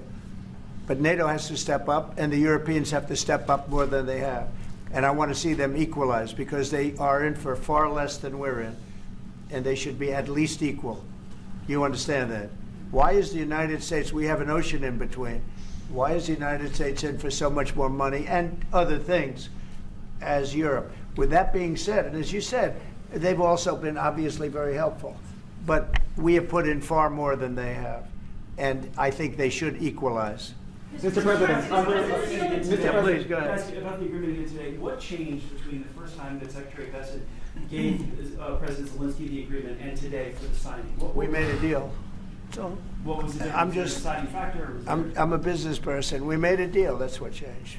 A lot of those minerals. I didn't think we were going to make a deal, and we ended up making the deal, so that changed. Mr. President, when and how do you envision a trilateral summit with President Zelensky and Putin? I don't know, but well, they don't like each other. I can tell you that. Okay, they do not like each other. This is not a love match. And I wonder if people will recognize why I say America bad all the time and then describe the steps in great detail as to why America bad in terms of foreign policy all the time. Maybe they'll come to that conclusion as it's unfolding in front of our eyes. You know what I mean? This is literally the 20-year process between like Afghan Civil War, Operation Cyclone, Afghan Civil War, USSR invasion of Afghanistan, and then all the way to 9/11, except it's happening in a matter of years, like in such a shorter time frame. It's unfortunate. That's why you're in this situation. The United States should not have allowed this to happen. Okay? The United States, run by a man that didn't know much, I'm going to be very nice, run by an incompetent person, very incompetent person, should never have allowed this to happen. I've stopped wars. I've stopped many wars. My people will tell you, I stopped wars that nobody ever heard about. I stopped wars before they ever started. You can look at some of, I could give you a lot of nations that would tell you right now they were probably going to war. I could tell you right now there's a nation thinking about going to war on something that nobody in this room has ever even heard about. Two smaller nations, but big, still big. And I think I've stopped it. But this should have never happened. Sorry, just a second. About any negotiations. First of all, I want really to tell you, and I think that everybody understands that. I wish Zelensky would question Trump with, then why are you giving money to Israel? Dog, do you want them to kill him? Like in the room? He's not going to say that. What are you, crazy? By the way, a big part of why this also accelerated, a big part of like America's allegiances with Ukraine kind of fell apart, even under the Brandon administration, is directly because we shifted our priority and our resources, which are at the end of the day finite. Okay, it's not infinite, it's vast, but our resources are still finite. We've switched our priority to Israel. Ukraine, more than Ukrainians, nobody wants to stop this war. But at the future, any negotiations, it's understandable that two sides of the war, not Russia and the United States. He'll only use Israel as an example of like what should happen to Ukraine. This is war of Russia against Ukraine and Ukrainian people. So these two sides will be at the anyway will be at the negotiation table. Then of course United States, like the strongest partner of the Ukraine, and of course Europe. I think Europe is very important. I want to speak about it with the president. Yes, Europe is very important for us because we really defend Europe for today. All Europeans really recognize that we are defending the line, and they have real life, and our people are dying. That's why they helped us. Oh, look at his face. Also, it's about the NATO. Yes, between, like the president said, you have big, nice ocean. Yes, between us. But if we will not stay, Russia will go further to Baltics and to Poland, by the way. But first to the Baltics. It's understandable for them because they've been in the USSR. You know, they've been one of the republics of the USSR, and Putin wants to bring them back to his empire. It's a fact. And when he will go there, if we will not stay, you will fight. Your American soldiers, it doesn't matter, do you have ocean or not, your soldiers will fight. Mr. President, would you be willing to visit Ukraine, maybe Kiev or Odessa, which is going to be at the riviera of the Black Sea? It was my question. I'm sorry. I don't want to talk about Odessa now. Let's not talk about Odessa. I want to talk about making a deal, getting peace. We don't have to talk about Odessa. But a lot of cities have been destroyed. There are a lot of cities that are not recognizable. There's not a building standing. No, and a lot of things have to Mr. happen. President, you have to come and to look. No. We have very good cities. Yes, a lot of things have been destroyed, but mostly cities alive, and people work, and children go to school. Sometimes it's very difficult. Sometimes closer to front line, children have to go to underground schools or online. But we live. Ukraine is fighting, and Ukraine lives. This is very important. And maybe it's Putin is sharing this information that he destroyed us. He lost 700,000 people, 700,000 soldiers. He lost everything. Yes. So. Mr. President, when did you last speak on the minerals deal. Mr. President, when did you last speak with President Putin, and what did he say that A couple of days ago. And what did he tell you that gave you the assurance that he wanted peace? Well, that's what I do. My whole life is deals. I know pretty good. And I've known him for a long time. I've dealt with him for a long time. He had to suffer through the Russia hoax. You know, Russia was a hoax. It was all Biden. It was nothing to do with him. So he had to suffer through that, and he was able to do that. I think that he wants to make a deal, and he'd like to see it end. That's all I do. That's what I do. My whole life, that's what I do, is make deals. I'm in the middle of a mess, because this is a real mess. It's a very dangerous one. If this doesn't get solved now, it's not going to get solved for a long time. So I hope we're going to get it solved. In the back, please. Thank you, Mr. President. Prime Minister Starmer claimed repeatedly that his government believes in free speech and was not engaged in censorship. But his country's government arrests people for memes and thought crimes, and even more worse, pressuring get these American get these fucking people out of this censor room, bro. Americans on its behalf. How can he be a reliable? Dude, it's a clown show. It's a fucking clown show, dude. This is the most unserious. Like, who this guy is this a TikToker? Like, who the fuck is this guy? Why are there podcasters in this fucking room, man? What are they doing? This is a very serious conversation that is supposed to be taking place right now. And you got a bunch of fucking right-wing podcast dudes being like, oh, Mr. President, DEI equals die, don't you think? Like, what is going on? What the fuck? He's like, Keir Starmer said that he was, in favor of free speech, but he's actually killing Christians. What are your thoughts on that? Trustworthy partner when you can't be serious, yo. Bro said thought crimes, dude. Thought crimes. Like, this is Sargon of Akkad now in the press pool, okay? What the fuck is going on? I'm losing my mind, dude. I mean, this is next level. It's always been non-contentious for the most part, but goddamn, we have moved into the next level here, okay? In terms of like how insane and how devolved American foreign policy is, how insane and how removed from reality we have become. Says things that are demonstrably false on such an important topic. Well, we actually spoke to him about that yesterday, and we thought they took it very, very much too far. JD was very strong on it. So was I. So was Marco. And we've been speaking to him about it. Marco, would you like to say something about it? We have concerns, obviously, with the conduct of those, particularly as it impacts Americans. And there's real concern that American speech, which is online, could fall into the hands of British or any country's jurisdiction. And so this is a point the Vice President made at Munich, and I think it's a very compelling one, that what unites us with Europe, as much as anything else, is these shared values, and one of them being free speech.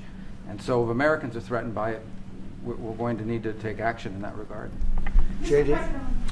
It's actually a very important question. We spoke about this in detail with the Prime Minister, the Foreign Secretary, and others at lunch yesterday. And I know that Secretary of Commerce Lutnick followed up in private meetings last night. This is really important. We believe Americans have the right to speak their mind, even if we in this room disagree with them. They have the right to speak their mind in the public square, which is often online these days.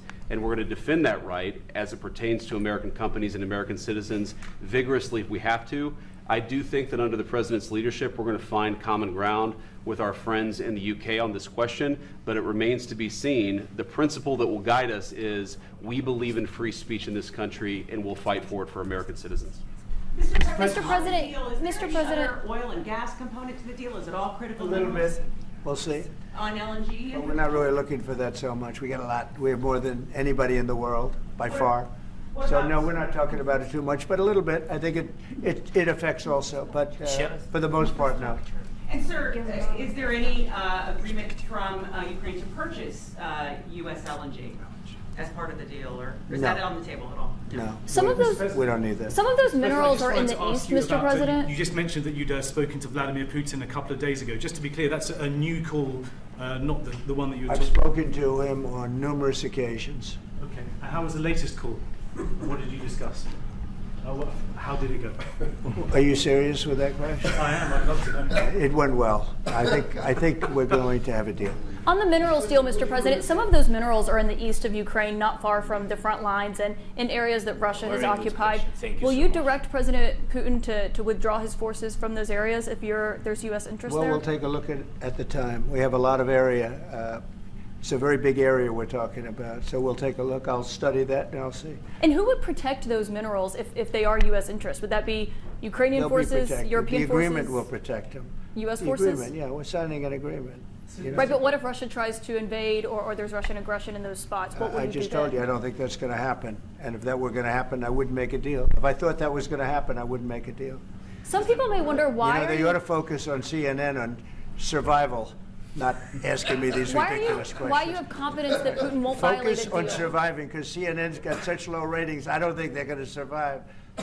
People will ask why you have confidence Putin won't violate the deal. I already mentioned Poland. He's dunking on CNN as an institution. Under Russian Like that is control for decades after the Second World War. When I was a kid, I looked at the United States not only as a most powerful country, richest country in the world, the country that has great music, great movies, great muscle cars, but also as a force for good. And now I'm talking with my friends in Poland, and they are worried that you align yourself too much with Putin. What's your message for them? Well, if I didn't align myself with both of them, you'd never have a deal. You want me to say really terrible things about Putin and then say, "Hi, Vladimir, how are we doing on the deal?" That doesn't work that way. I'm not aligned with Putin. I'm not aligned with anybody. I'm aligned with the United States of America and for the good of the world. I'm aligned with the world, and I want to get this thing over with. You see the hatred he's got for Putin. It's very tough for me to make a deal with that kind of hate. He's got tremendous. Yeah, I wonder why he hates Putin, man. Come on, dude. What the fuck? Zelensky, why do you hate Putin? Why won't you align? Why won't you align with him? You fool. Marco looks like a little kid after his first communion, waiting to take pictures after mass. Yeah. Little Marco is sitting there just being like, I never, I wish that I always dreamed of getting to this position. I just never thought that the monkey's paw would, curl and offer this position to me under this administration.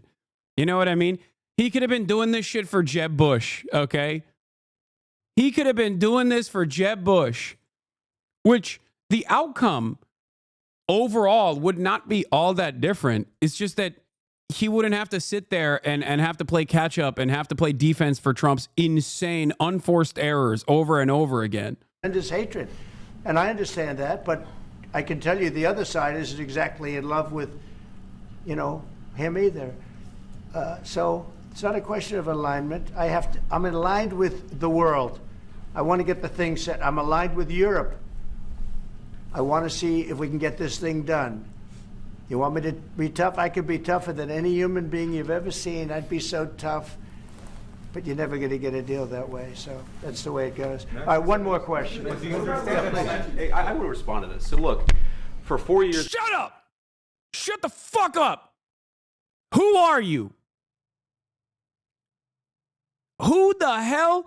Who brought this man here? I don't know who this guy is. Do you guys know who this guy is? I have no idea. Who is this man? Whose man's is this? Who is this? Oh, my lolly looking ass motherfucker. Who is this guy? The United States of America, we had a president who stood up at press conferences and talked tough about Vladimir Putin, and then Putin invaded Ukraine and destroyed a significant chunk of the country. The path to peace and the path to prosperity is maybe engaging in diplomacy. We tried the pathway of Joe Biden, of thumping our chest and pretending. Okay, by the way, the reason, I mean, I'm dunking on Jorkin the penis Vance over here, but, you know, Jedediah Vance. But this would be the normal Republican way of having this conversation. And even then, it wouldn't even go this far into like dunking on Zelensky. But if you want to understand what like the normal Republican position would look like, it would be much closer to what JD Vance is saying and very far away from the way Trump is presenting it. Because he, after all, is, you know, Peter Thiel's blood boy and still is supposed to be the normalcy force in the admin. That the President of the United States' words mattered more than the President of the United States' actions. What makes America a good country is America engaging in diplomacy. But because he's still glazing Trump, he's going to still, you know, obviously say some unhinged shit in a second. What President Trump is doing. Can I ask you? Sure. Yeah? Yeah. Okay. So he occupied it, our parts, big parts of Ukraine, part of East and Crimea. So he occupied it on 2014. So during a lot of years, so I'm not speaking about just Biden, but those time was Obama, then President Obama, then President Trump, then President Biden, now the President Trump, and God bless, now President Trump will stop him. But during 2014, nobody stopped him. He just occupied and took. He killed people. You know what the contact 2015. 2014. 2014 and 2014. 2014. Yeah. So I was not here. Yeah, but that's exactly right. Dude, it also is kind of shocking. I do still sometimes get surprised by how little Trump knows. And one of the funniest parts of this was when he literally said, like, what is AUKUS? Like the other day. Bro, you were the president for 4 years. You're the president again. Yesterday, a journalist asked what, what's the latest on AUKUS, and he didn't know what it was. And this is yet another moment where he's like 2014, 2015. Well, I wasn't president. Like that is truly, truly incredible.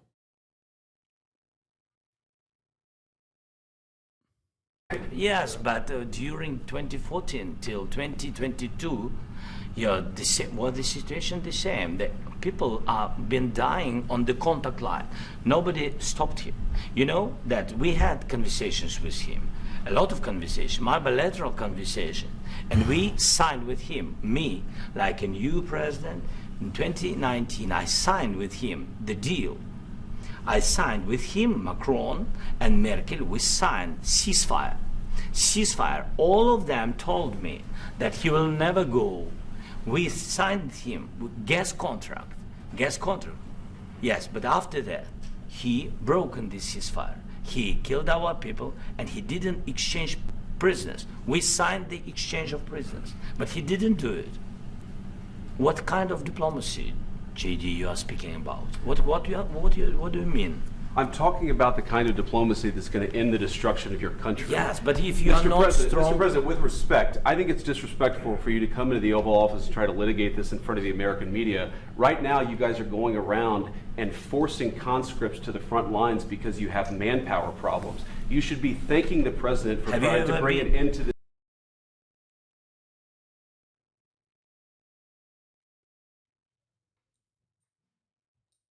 You should be thanking the president. God damn, dude. God damn. Have you ever been to Ukraine that you say what problems we have? I have been to. Come once. I've actually watched and seen the stories, and I know what happens. Is He's like, I'm on Reddit. He's like, excuse me, I've watched it. I've watched and seen the stories. By the way, this is where Republicans are OP, okay? Can you imagine Kamala Harris saying some shit like this? Not about Zelensky, but like about when a reporter says like, why haven't you been to the border? And she turns around and goes like, I have watched and seen stories on Instagram. Like, they would literally make shish kebab out of her. Republicans would just destroy her. But when Republicans say it, it's like, when Republicans say it, everyone's like, hell yeah. That's pure projection of strength, sir. That's right. bring people, you bring them on a propaganda tour, Mr. President. Do you disagree that you've had problems bringing people into your military? We have and do you think that it's respectful to come to the Oval Office of the United it. States of America and attack the administration that is trying to prevent the destruction of your country? A lot of questions. Let's start from the beginning. Sure. First of all, during the war, everybody has problems. Even you, but you have nice ocean and don't feel now, but you will feel it in the future. God bless. You don't know that. God bless. You don't God know bless. You don't know that. You don't know that. Oh man, it's getting contentious. You will not have a war. Don't tell us what we're going to feel.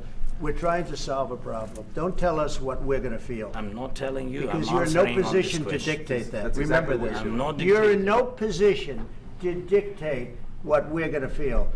You We're will- going to feel very you will good. feel influenced. We're going to feel very I'm good and telling very you, strong. You will feel influence. You're right now not in a very good position. You've allowed From the yourself very- to be in a from very the bad very position, beginning and he of the happens war. to be right about From it. the very beginning of the war. You're not Mr. in a Brown, good position. Like what they're mad that what, like, Ukrainian soldiers could not survive getting shot or getting shelled? Like, is that what the problem is here? Like, how are you going to get mad at this dude, bro? Beyond the fact that it's pure partisanship, okay? That's it. Ukraine backed the wrong partisan horse in this process. And for Trump, who is a simpleton, it is not seen as like a uniparty objective for the State Department and for the military industrial complex. For him, it's just like Ukraine is a libtard shit, okay? Ukraine is liberal nonsense. I don't care. And they also did not help me when I demanded that they give me blackmail on Joe Biden. So now you're cooked. I will never forgive and I will never forget. That's his assessment here. But I think that is, Kissinger quote moment, Hasan is right. Okay. What did Kissinger say? It's bad to be America's enemy, but it's really bad to be America's ally. Doors open.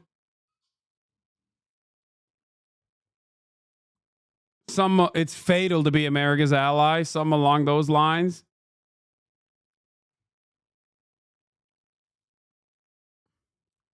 To be America's enemy can be quite dangerous, but to be America's ally is fatal.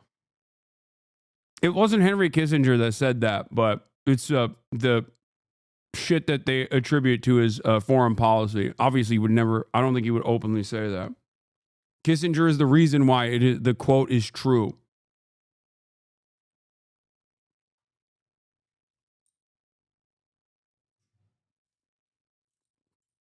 I think Kurt Cobain said that. Wait, I don't know who actually said it, but Kim Jong never getting done like this. I'm dying. Brother. This is, I think this is all theater for Trump to justify giving Ukraine weapons, but then he looks cowardly. He looks like he backed away. He got pushed aside by Zelensky. You will feel in time, is Zelensky threatening the U.S.? No, I get what he's trying to say. He's trying to do the Israel line. You know, Israel is the first line of defense against scary Muslims. Okay? That's why it's a very important ally for us. Same goes for Ukraine. Ukraine is the first line of defense against scary Russian forces overtaking the entirety of Europe. Communism, that sort of thing. Okay? It just doesn't work this way. It doesn't.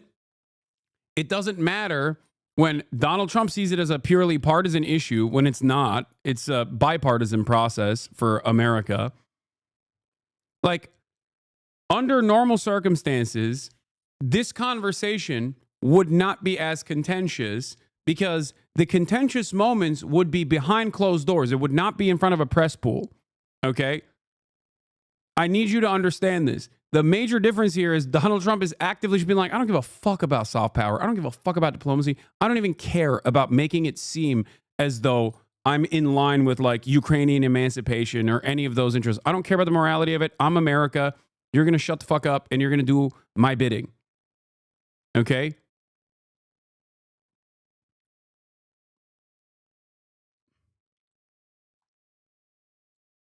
JD misunderstood his point and thought it was a slight at him, and now he's trying to be a tough boy. Because, like, he was already doing ass kissing. He thanked over and over again the Trump administration. Like, what more can he do?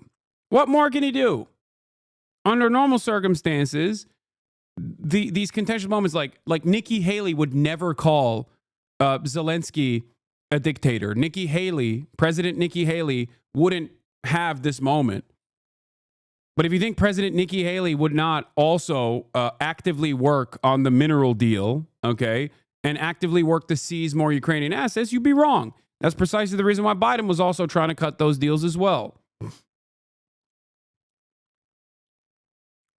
But this difference in attitude, this openness about American ruthlessness, this openness for American brutality is a change of pace. And it's not simply left alone on the optics front. This actually means that America is just no longer trying to even do soft power under the Trump administration. You don't have the cards right now. With us, you start having cards. But right now, you don't. You're playing cards. You're playing cards. You're gambling with the lives of millions of people. You're gambling with World War III. You're gambling with World War III. And what you're doing is very disrespectful to the country, this country. That's back to you. Far more than a lot of people said they should have. Have you said thank you once? This entire meeting? No, in this entire meeting, have you said thank you?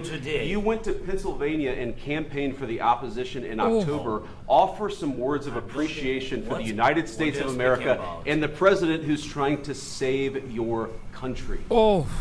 Please. You think that if you will... Bro, they're going to kill him. They're going to kill him, dude. Dude, I'm telling you right now. Okay, look.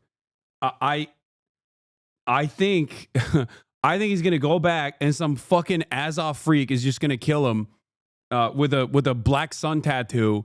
And then they're going to be actively aligned with the Trump admin. I don't know how that allegiance works, but this is insane, dude. This is actually insane. They're just gonna let it happen. First of all, I need you to understand. Right now, the entire coalition forces within Ukrainian boundaries are kept together because they all want to actively fight against Russia. Okay? Understandably. But it's not like these guys are all fond of one another. Zelensky is Jewish. Okay? There's a lot of fucking neo-Nazi forces out there who have gotten even more radicalized in the process, understandably, as when you get invaded, as I correctly predicted, you don't end up denazifying a country, you end up Nazifying the country. The most nationalist paramilitaries will be seen as the bravest, boldest warriors, the emancipatory forces. I'm worried that one of them is just going to fucking murk this dude. Like, all you're doing in this circumstance by undermining Zelensky this way is making him lose his position of prominence on the Ukrainian side of politics. It's ridiculous.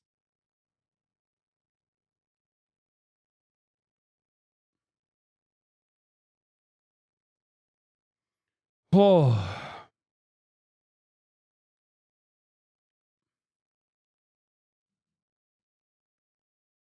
Literally everyone is uniting because of this. Ukraine is fully behind him. If everyone kills him as Putin with USA intel, literally everyone is uniting because of this. We'll see. I hope not.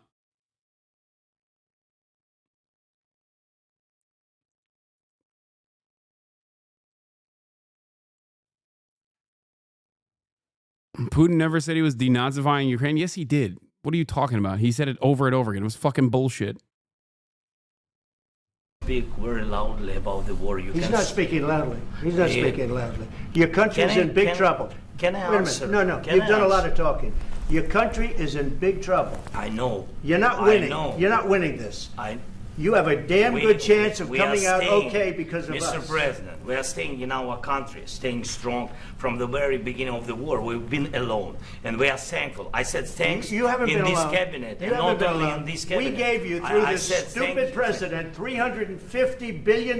You voted we gave for you your military president. equipment, You and your voted men for your are brave, president. but they had to use our military. What about if, West? if you didn't You have our invited military me- equipment, You invited if me you to didn't speak. have our military equipment, this war would have been over in 2 weeks. In 3 okay? days, I heard it from Putin. In 3 days, this is something Maybe new. less. In 2 weeks, of course, yes. It's going to be a very hard thing to do business like. God damn. This is the most. This is crazy. This is the craziest shit. I think this might be the craziest moment of the Trump administration so far, and it will most likely be topped tomorrow or the day after. We're a month and 8 days in. We are 1 month and 8 days in to the motherfucking Trump admin, dude. This is insane. We're not even 2 months in. This is 1 month in, dude.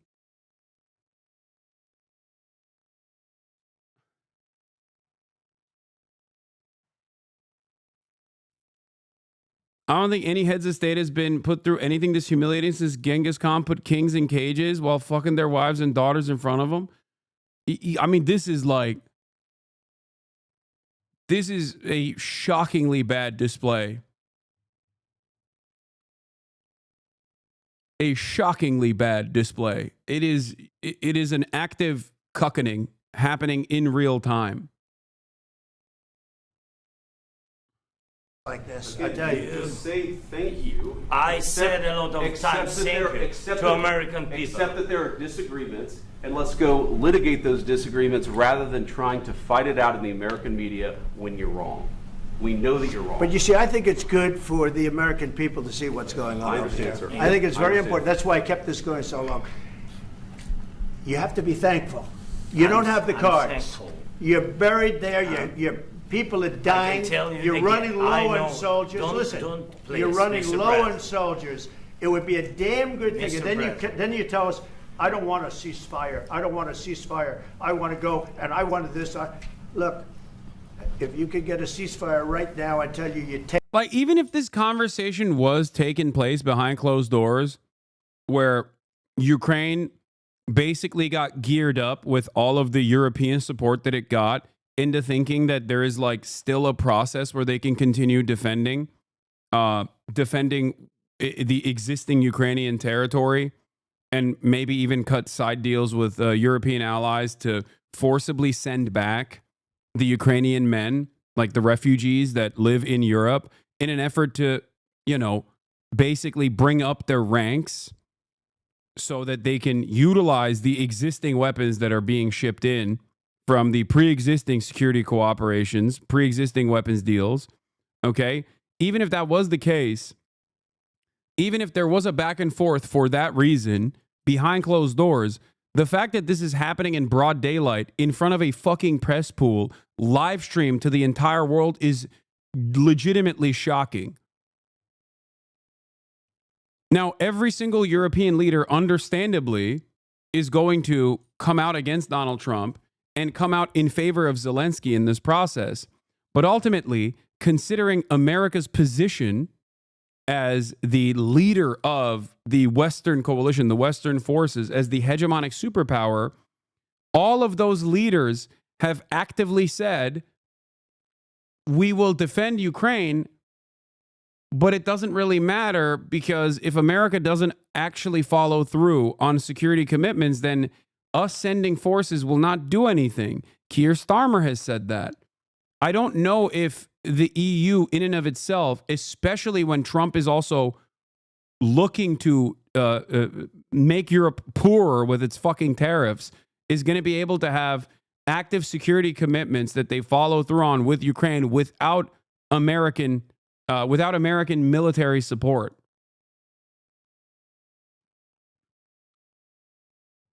Do you understand? Like all of this stuff makes it seem as though if you guys have a bit of guts, you would say something to Trump and Vance. No, exactly. Dude, I don't know what the fuck is going on. I feel like Trump is just like, I don't know how Trump is going to dig himself out of this in terms of like American standing with the rest of America's vassal states in Western Europe.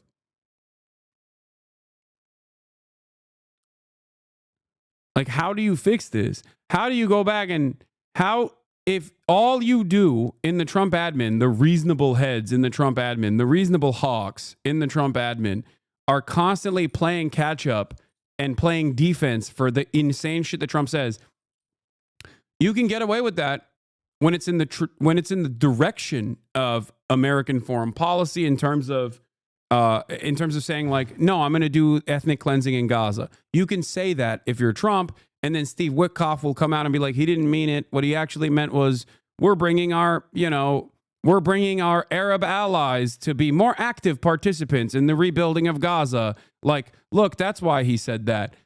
Like, you can kind of defend that because the Gazan population is voiceless, vulnerable, and being ethnically cleansed by Israel, our ally. But when you turn around and renege on all of the economic harm that you put Europe through by forcibly telling them to cut their existing energy deals that they had with Russia as a consequence of Russia's invasion of Ukraine, okay? And then turning around and being like, actually, fuck all of that. Fuck you guys. What are you going to do about it? What are you going to say about it? Like, what is Europe going to do? What can Europe do? Let's say they want to rebuild their own militaries. There is so much runway. There is at least a decade of industrial buildup that must happen for them to actually get to a point where they can competently defend Ukraine or even themselves without the United States of America. Okay? They've existed under the security blanket, under the American security blanket, and have, existed as functionally vassal states. It would at least take 5 years, if not a decade, okay? Like, the second largest standing military in NATO after the United States of America is not France or Germany or any number of different countries. France's NATO allegiances have always been on shaky ground regardless. It's fucking Turkey. It's not Poland. It's Turkey. That's the second largest military in NATO. It's Turkey. And we all know the Turkish-European relations, okay?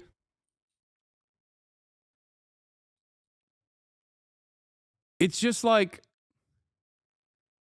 this is totally insane.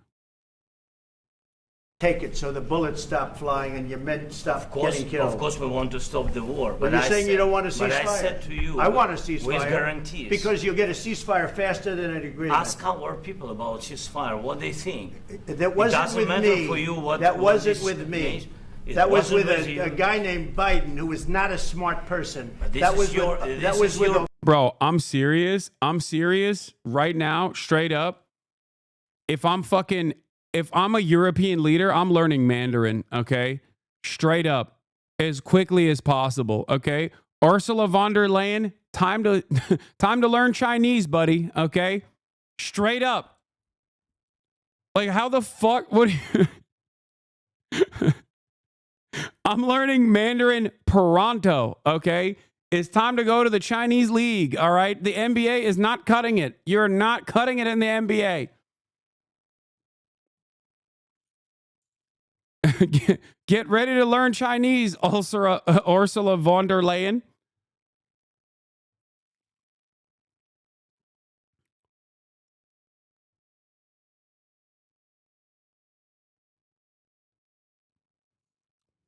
EU High Representative for Foreign Affairs and Security Policy, Kasia Kallas says, Ukraine is Europe. We stand by Ukraine. We will step up our support to Ukraine so that they can continue to fight to back the aggressor. Today, it became clear that the free world needs a new leader. It's up to us, Europeans, to take the challenge.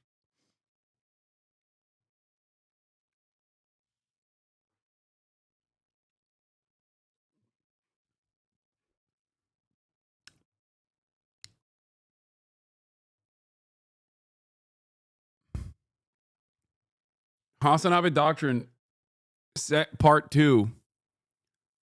I will cop to this. I will cop to one thing. I did not think that Donald Trump would actually actively undermine NATO.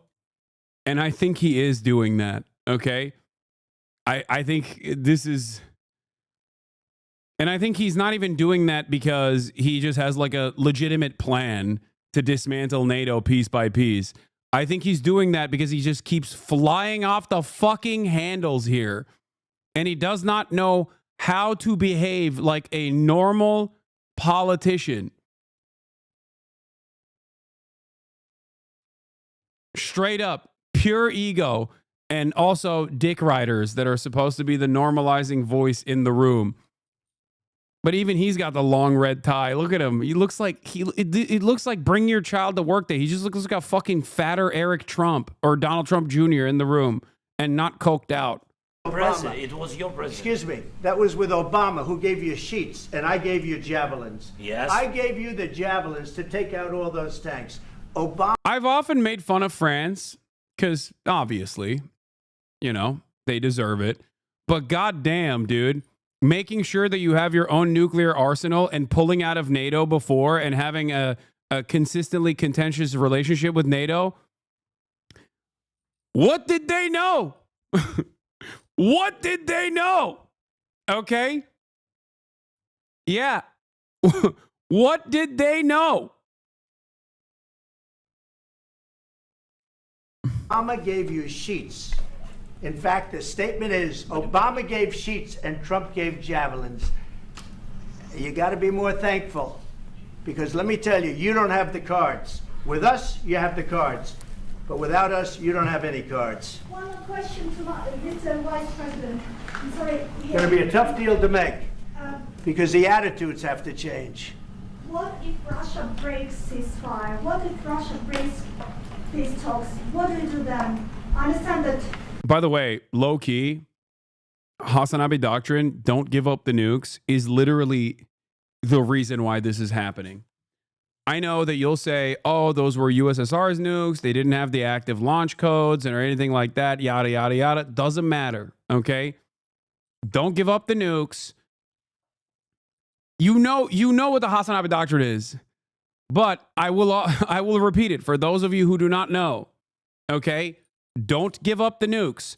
Don't ever give up the nukes. And if the United States of America says you have nukes, then you better fucking find nukes immediately. Okay? Rule 1, get nukes. Rule 2, do not give up the nukes. Rule 3, if you're accused of having nukes, drop everything immediately and find some nukes.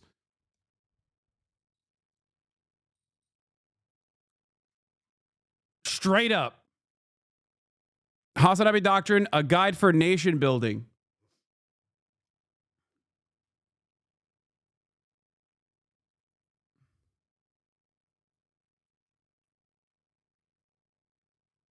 Yeah, do not give up the family atomics, dude. Yeah, also the other Hasanabi Doctrine that I'm that I'm putting on here is time to learn Mandarin.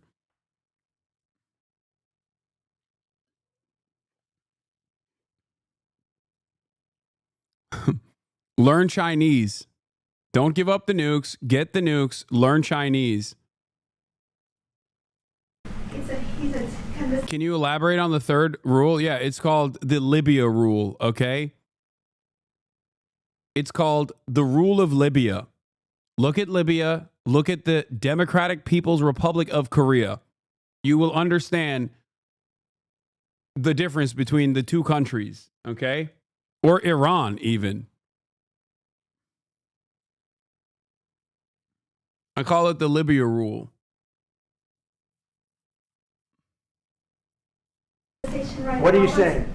What She's if asking Russia what if Or Iraq, but like that's a little different, you know? Also referred to as the WMD rule. Exactly. Weapons of mass destruction, yellow cake scandal. But it's not, you know. Russia breaks the ceasefire? What if anything? What if a bomb drops on your head right now? Okay? What if they broke it? I don't know. They broke it with Biden because Biden, they didn't respect him. They didn't respect Obama. They respect me. Let me tell you, Putin went through a hell of a lot with me. He went through a phony witch hunt where they used him and Russia.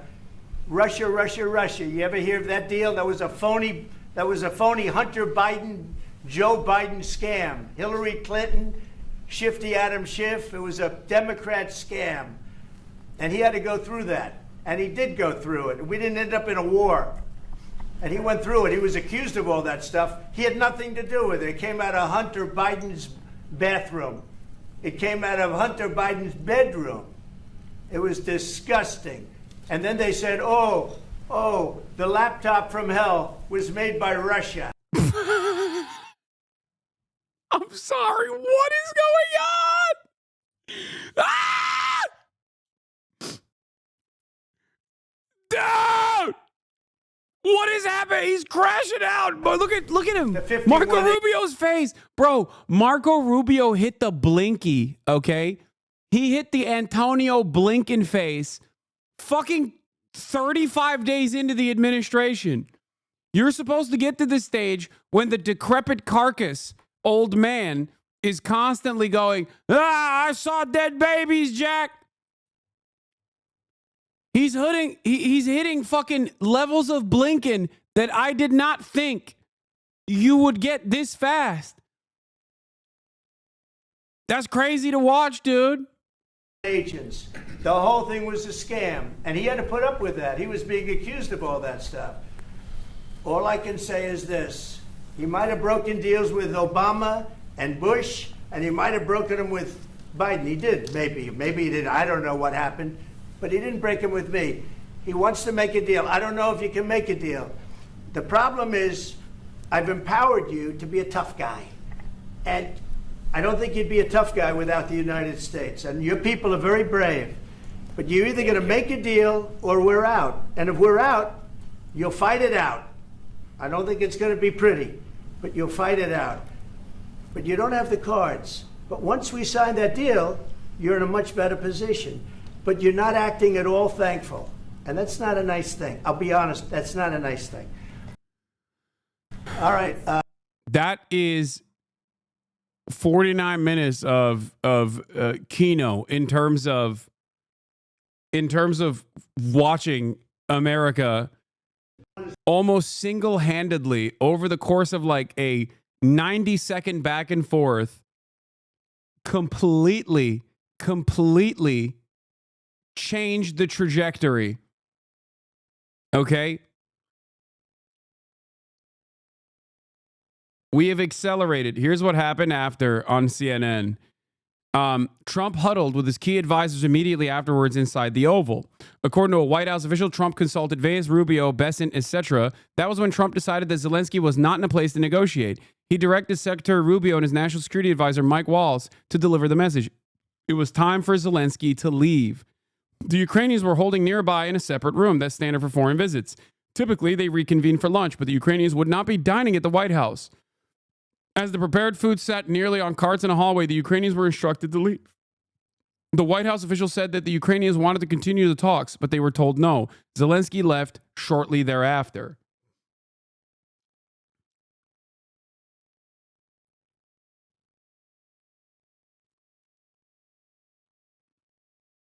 Here's what one White House advisor said, by the way, to Dave Weigel.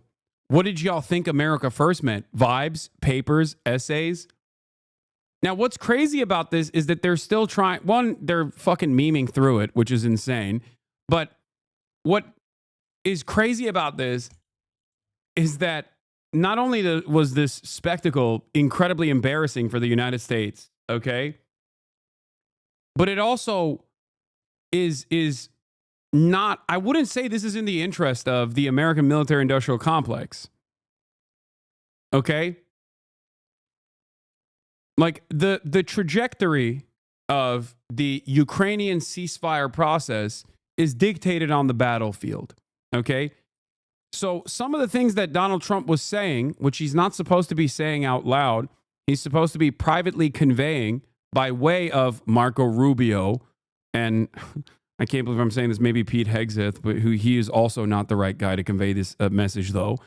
It's supposed to happen behind closed doors in terms of like, hey, we have all the intel. I'm telling you right now, you do not have standing in this position. Like you do not have enough people to continue fighting against Russia. This is why we're trying to, put a stop to it. And in the process, because we're the big dogs in the room, you're going to give us, all of your natural resources or the remainder of your, publicly owned sectors that we've gutted, and we're going to pick it apart for pennies on the dollar with foreign capital. Okay, that conversation is not supposed to happen in broad daylight. That conversation is supposed to happen behind closed doors, and then it's supposed to be leaked to the media, and then I cover it, and then all of the fucking NATO Andes and whatnot come and yell at me and say I'm an Alex Jones style conspiracy theorist. But because of Trump, it's happening in broad daylight, and it's happening in a way that might actually damage the ceasefire negotiations. Like, even if Donald Trump wants to force Ukraine's hand to get to a ceasefire, he's not supposed to say it like this. Okay? Under different circumstances, this is supposed to happen behind closed doors. Like, there's a reason for why. There is a reason for why this kind of stuff happens behind closed doors. Is because you actively are dismantling a very important part of your foreign policy strategy.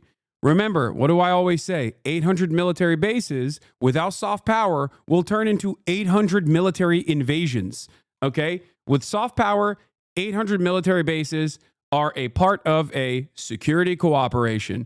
Without soft power, 800 military bases is no longer a part of a broader security cooperative agreement, but instead 800 different invasions. Okay?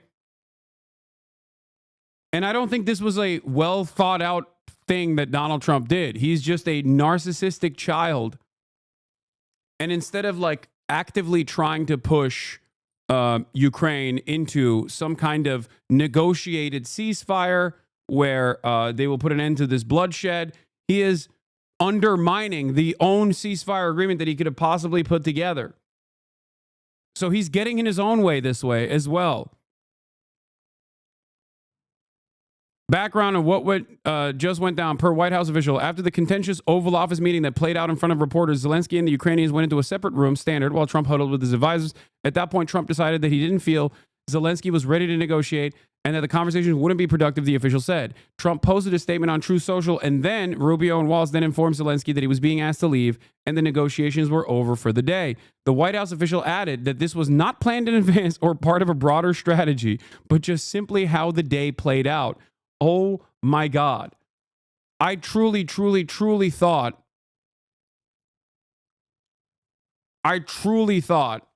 that what would have happened today initially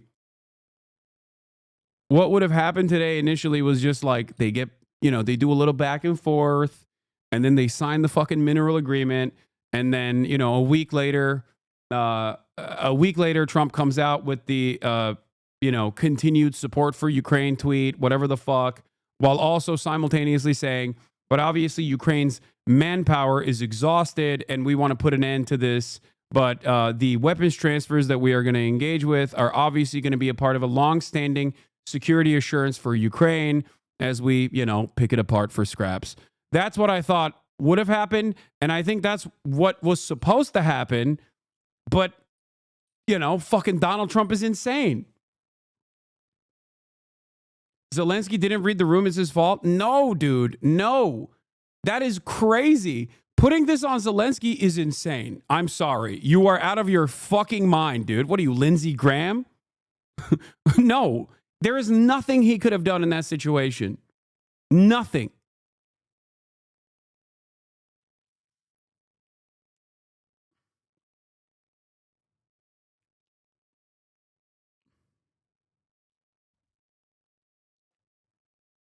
This is madness.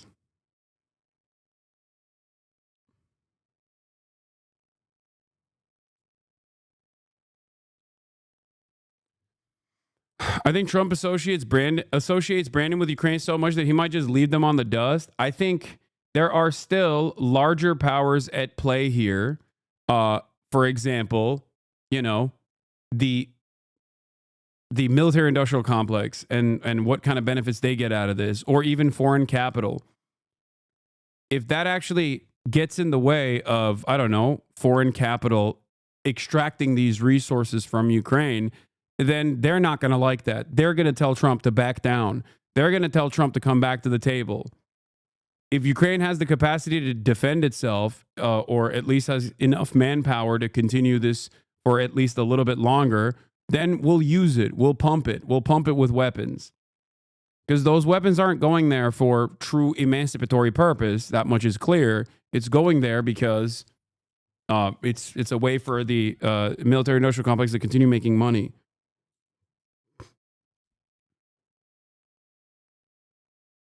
I mean, it was crazy. Like the reason why he had to do this, by the way, the reason why he had to like get humiliated like this by not just Trump, JD Vance, but also that fucking baboon from One America News Network or whatever, who was like, "Why don't you wear a suit?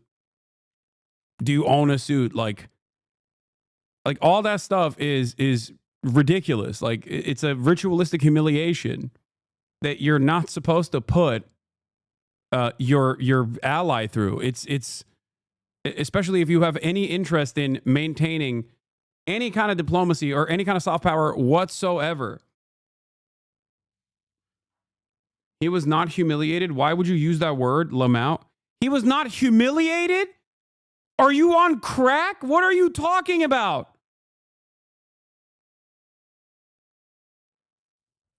What do you mean? It wasn't even Trump yelling at him. It was a random fucking Newsmax guy. Are you kidding me? If he was not humiliated, think about whether or not this conversation would take place with Benjamin Netanyahu. Okay? Put Benjamin Netanyahu in that position. You know what happens to that fucking journalist? He gets assassinated. Okay? Can you imagine? Bro, you are so close to being a cuck. What? Absolutely not. He stood his ground. Trump is an absolute bitch and pathetic. If he just sat there, yes, then that would have been humiliating. Dude, what are you saying? I'm not saying that Trump is not fucking pathetic and narcissistic and also humiliating in and of itself. Do you not understand how this shit works? Look at what Donald Trump has done for Benjamin Netanyahu, and then look at the way he treats Zelensky. Very funny, though. If you've never had to fight for anything, then yes, that's what you're doing to think. Very funny, though, sweetie. Oh, my God. Okay. Donald Trump literally pulled the chair out for Benjamin Netanyahu and pushed it in. Okay?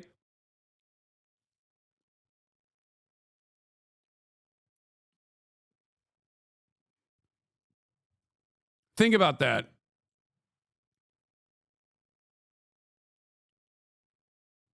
In terms of America behaving like this, they should never behave like this to anyone, really. Okay? They were yelling at him, and JD Vance directly said, "Why don't you say thank you?" After Zelensky had said thank you like 1,000,000 times over. The fuck do you mean that's not humiliating? The most humiliating aspect of it also is, on top of everything else, the fact that the fucking court jester gets to have a line of attack against the leader of a foreign nation. Like, what are you talking about? An ally, a foreign ally. What do you mean?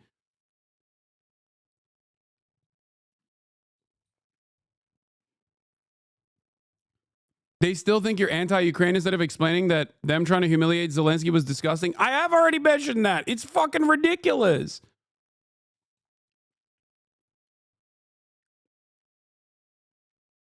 Like, yeah, Zelensky maintaining his dignity in that process doesn't change the reality that he was absolutely shitted on the public stage by the American government, dude. What are you talking about?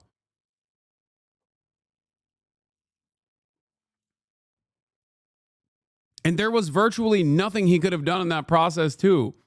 It was insane. It was the most insane thing that I've ever watched America do.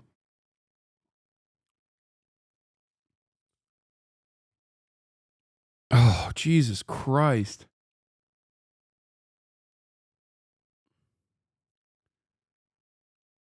Yeah. Trump and Vance should be apologizing to Zelensky for their U.S. role in bringing the war about, or not even fucking ending it. Like, that's the other side of this. Like, this is an extension of Biden. Like, they still own Biden's mistakes. The fact that Trump turns around and says, like, nah, that was Biden's shit. Fuck you. And also, you're at fault for being invaded is crazy. Okay? That's why I kept repeating the point over and over again. Like, the idea that Ukraine deserved to be invaded or is responsible for its own invasion by Russia is psychotic. And yeah, here are the fucking dumbass Republicans presenting it. Look at this. J.D. Vance and Trump just put Zelensky in his place. Wow, watch this.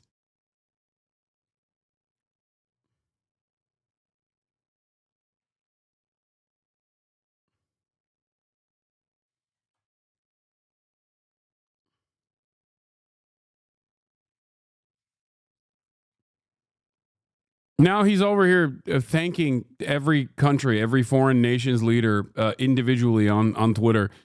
Can confirm the White House is letting in a reporter from Russian state news agency tasked to cover the... What the fuck? Reuters and Associated Press was excluded from the meeting, but Tass was there? That's trolling. He's trolling.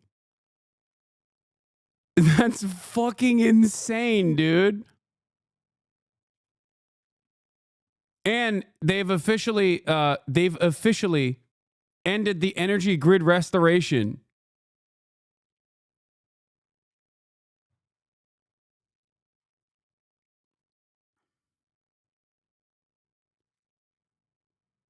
Oh my God.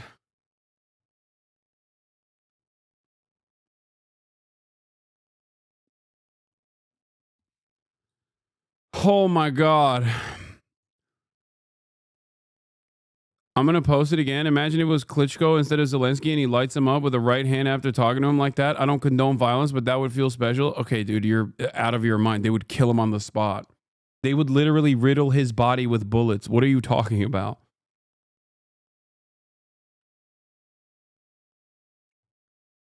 Watch Musk turn off Starlink next. Yeah, it's probably what's going to happen too. Dude, we are officially in the dear leader praise stage, dude. Holy fuck. Every single person. Lindsey Graham loves the idea of continuing the death and destruction as long as his favored weapons contractors can get a better deal overall. Okay? And now he's over here talking about how Donald Trump is actually the GOAT and that, yeah, here, this is what wait, hold on. This is what Lindsey Graham said before the meeting. Let's take a look. And then I'll show you what he said after, okay? After Donald Trump was like, fuck you, Zelensky. I'm off to the White House soon. I had a call with President Trump last night. He invited me to the signing of the critical minerals deal between Ukraine and the United States. Met with President Zelensky this morning. He's very excited. This is $500 billion that will enormously benefit the American economy. Ukraine is the richest country in Europe when it comes to critical minerals. These minerals are necessary for us to compete and win the 21st century economy. President Trump was very excited. President Zelensky is very excited about this economic deal. $500 billion, folks, is a big deal. This is Donald Trump, the deal maker and peacemaker on display. I'm off to the White House. Yep. Yeah, he sure did. He sure showed that. Mr. Peacemaker. Klobuchar and Graham, really good bipartisan meeting before President Zelensky heads to the White House. We stand with Ukraine. Yeah, great stuff. Oh my God. This is completely psychotic. All right, let's see what the fuck CNN is saying, I guess. Here. This was so Zelensky, a Jewish comedian leading an angry and historically anti-Semitism prone country, returns to war-ravaged Ukraine, having been publicly humiliated by the military's main sponsor, says Mark Ames. But here is, I think, undermining Zelensky in this situation without an alternative that you have in mind is insane. Okay? Like, if this was a more competent administration, I would at least say that there is like a reason why they're doing this, because they have another guy. Because like previous administrations used to do that. America is sauceless, okay, in terms of how it used to operate back in the day. Like the Democrats tried to do this with Benjamin Netanyahu, if you recall. They brought in the alternative. They brought in what's his face? Was it Benny Gantz? Did they bring in it was Benny Gantz, right? That they brought in, and they were like, oh, this is our guy. If things fall apart with Benjamin Netanyahu, like, this is going to be our guy. This is going to be the liberal Zionist position. This is the horse that we're going to back. Okay? With Zelensky, I don't even know if they have an alternative in mind. You know what I mean? It's wild. Socialist Hasan has run more ads in the tragic comedy that is the United States news. I am the clown. What? I don't run any ads, chatter. What are you talking about? I literally don't run ads. As soon as my contract ended, I have not run a single ad since my contract ended. Are you hallucinating ads that you're seeing on the broadcast? True, I am wrong. I just recently joined Twitch. Yeah. No, people still subscribe at the top of the hour or in the middle of the hour due to their own interest in supporting the show. And you can as well for $6 or for free with a Twitch Prime. Having said that, no, I don't run ads any longer. But if you subscribe, you can get emotes and also the opportunity to be able to send me links if you would like to do so. But that's it.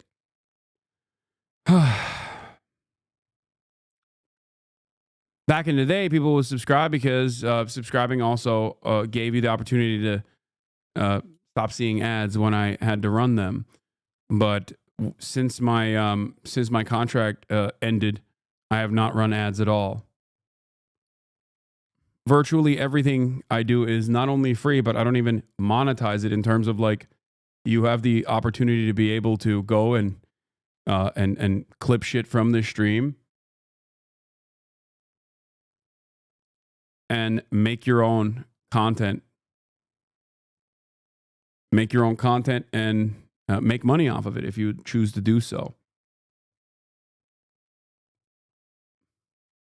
Jaeger Larson, thank you for the 100 community gifted subs.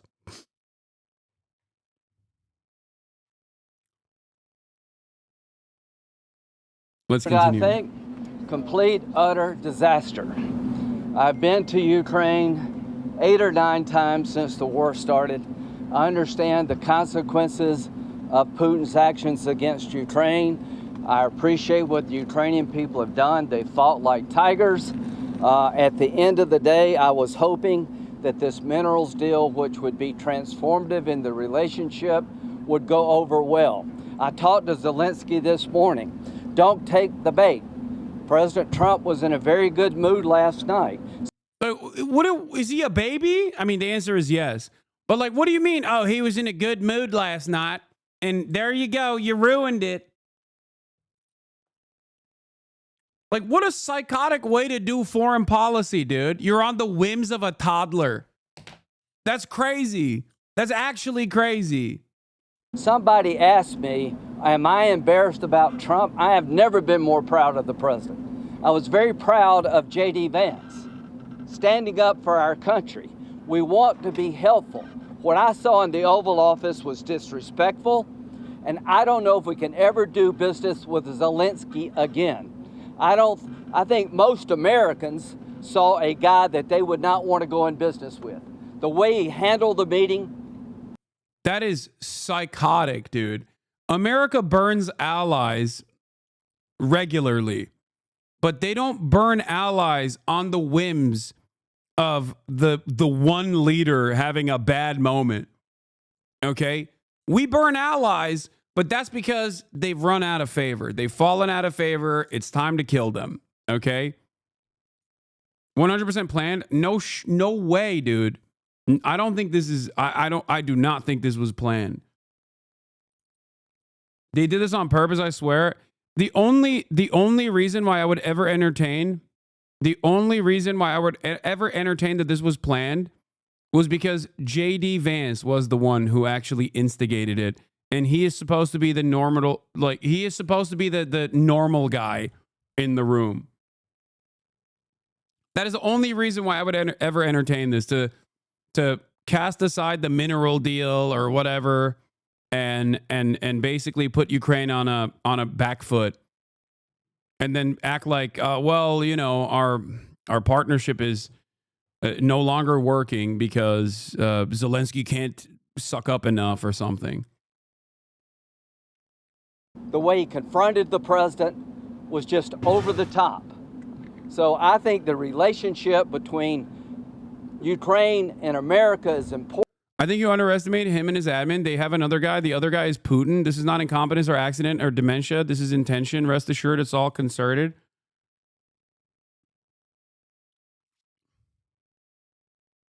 They're going to cut weapons to Ukraine, make Zelensky unpopular, force an election so Russia can install a pro-Russian puppet.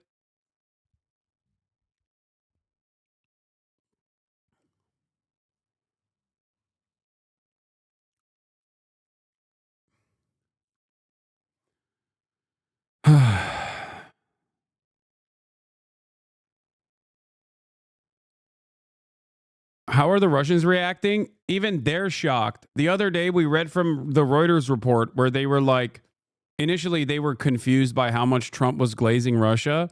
Today, Russia's Medvedev on the Trump-Zelensky meeting says, a brutal dressing down in the Oval Office. Trump told the cocaine clown the truth to his face for the first time. The Kyiv regime is playing with World War III, and the ungrateful pig got a hard slap from the masters of the pigsty.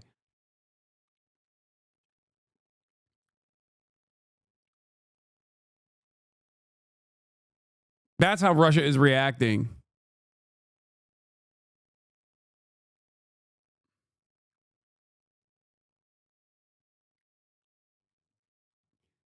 The reason for why America does whatever it does in terms of foreign policy is not for moral reasons, okay? It's never for moral reasons.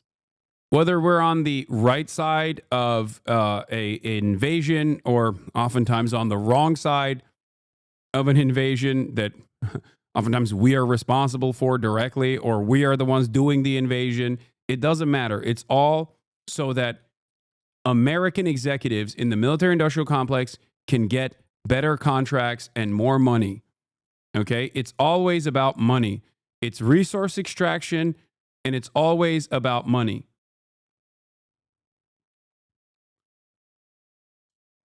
Our allegiance with Ukraine was on those exact same boundaries.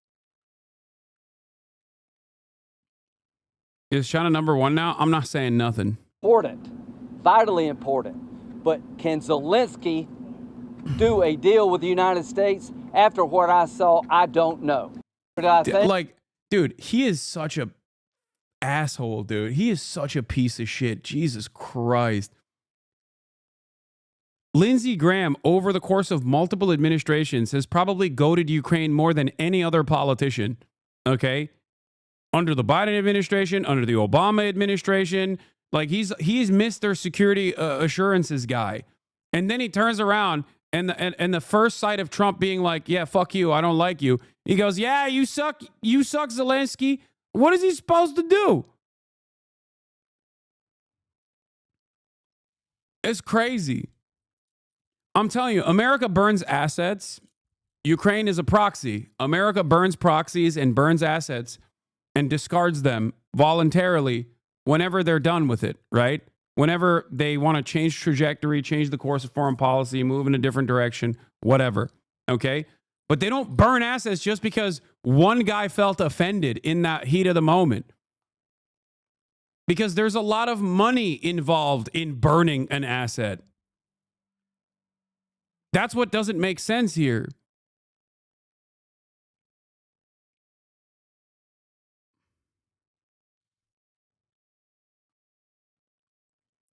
President Trump personally decided to end talks with Ukrainian President Zelensky after the tense exchanges. Yeah, we already covered this side. The White House then posted this, by the way, which was also insane. He disrespected the United States of America in his cherished Oval Office. He can come back when he's ready for peace. President Donald J. Trump. This is what they posted.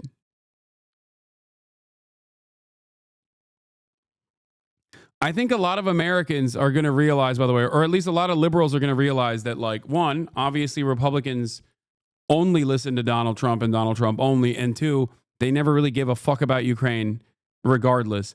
Yes, Zelensky has an interview with Fox at 6 p.m. Eastern time, which is 3 p.m. our time, in an hour and a half, or in an hour, basically. But yeah, here was the Ukrainian ambassador to the U.S. watching Trump and Zelensky argue. Ask our people about ceasefire, what they think. But I said to you, I want a ceasefire with guarantees. Because you get a ceasefire.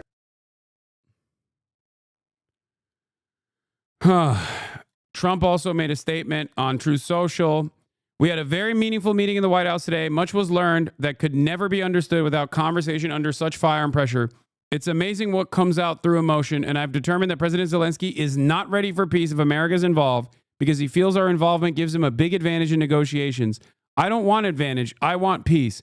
He disrespected the United States of America in his cherished Oval Office. He can come back when he's ready for peace.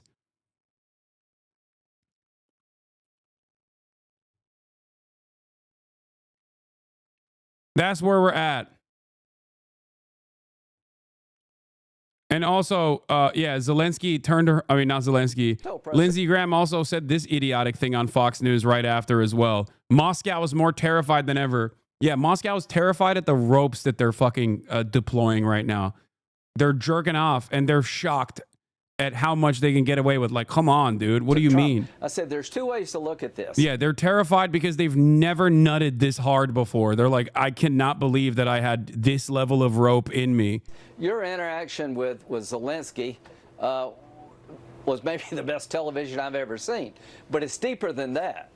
The world is now watching how Trump behaves and acts when he's pressed. I thought he stood up for America, that we're a good people. We want to help you, but we're going to be respected. So I think Moscow is probably more afraid of Trump than ever. Hope the Chinese are, and I hope the Iranians are. As to Zelensky and Ukraine. Make no mistake, okay? In terms of the conditions on the battlefield, I will reiterate what I have said for the past year at this point. Ukraine, it cannot keep mounting a significant defense. A ceasefire should have been designed and talked about under the Biden administration in a more competent manner. Okay? So in terms of bringing Vladimir Putin, Adolf Hitler to the table, a lot of people are still operating on what the liberal administration was pumping out in terms of pro-Ukrainian propaganda that misinformed a lot of people. Okay? That part is true. The time for negotiations and a ceasefire was years ago, okay? But it's yesterday, it's tomorrow, it's whenever it can happen. Having said that, however, what Donald Trump is doing is insane. Because Donald Trump is just basically handing Ukraine over on a fucking silver platter. And also undermining his own ambitions, supposedly to create a ceasefire. Okay? That's it. And here, I'm not alone in this. Here is from Jake Tapper. One pro-Ukraine expert, normally supportive of Zelensky, offered me this perspective. One pro-Ukraine expert, normally supportive of Zelensky, cautions that today's showdown should be seen in a clear-eyed way. Ukraine is losing this war, the expert says. Russia is making tens of thousands of drones per month, and Ukraine can't shoot them all down. Russia is making advances because Russia doesn't value human life and is okay to lose thousands of men a day. Ukraine can't keep up with that and shouldn't. There needs to be an end to this war, and there are only three ways out. One, America send military weapons and manpower, and potentially this starts World War III. Two, Ukraine can surrender and give in to Putin. Or three, We give this ceasefire plan and deal that Trump is pushing a chance. I would go for option 3. Trump was talking about Ukraine getting land back that it has lost just yesterday. Zelensky knew the position of the Trump administration ahead of time. Perhaps this meeting was a trap, but it's one Zelensky could have easily avoided. I don't agree with this last part of this equation, for the record. I think the last part of this is silly. I don't think Zelensky could have avoided this. Like, there's nothing he could have done to glaze Donald Trump even further. I don't agree with that aspect. But even you got pro-Zelensky, pro-Ukraine analysts actively changing how they communicate about the conditions on the battlefield. Okay? Like, that part is the unchangeable, cold, hard reality. If Ukraine had more manpower right now, Donald Trump would be sending weapons too. Isn't this what you said 2 years ago that at the start of this invasion? How could you have predicted this? Don't even get me started on this shit, okay? This doesn't mean that Russia's forces have not diminished either. It is in Russia's interest to also come to terms with a ceasefire. Make no mistake. Because of the costly battle on the Ukrainian front lines that now are happening 20% into Ukrainian territory that Russia has basically permanently annexed and mined into oblivion, and not mining like in the way that you get raw earth minerals, mining as in like landmines. Okay? Like, Russia's not doing too great in this process either. So it's in the best interest for every single party involved to immediately come to the negotiations. Russia's forces are in the best shape since pre-war, literally massively trained, huge armament production levels, also huge recruitment drives yielding recruits. Not even a general draft or anything has happened. I mean, yes, they tuned up their war machine. They're also a much larger country. I don't think that they're doing great, though. I don't agree with. That chatter is not correct either. This is, I think, what a lot of analysts have also actively, in more honest moments, openly recognized, that this is a propaganda war as well. That's why it's so hard to get like an accurate assessment of the casualty numbers on either side. Both sides keep saying, oh, we're doing amazing. Okay? It is in their best interest to do so. Vladimir Putin is, of course, always going to say, dude, our military is so sick right now. Okay? It's so sick. We're doing so fantastic. Look at us. We're better than ever before. We love that, like, you know, hundreds of thousands of people have had their fucking legs blown off and shit. It's so sick. Okay? And the same goes for Ukraine. Same predicament for Ukraine.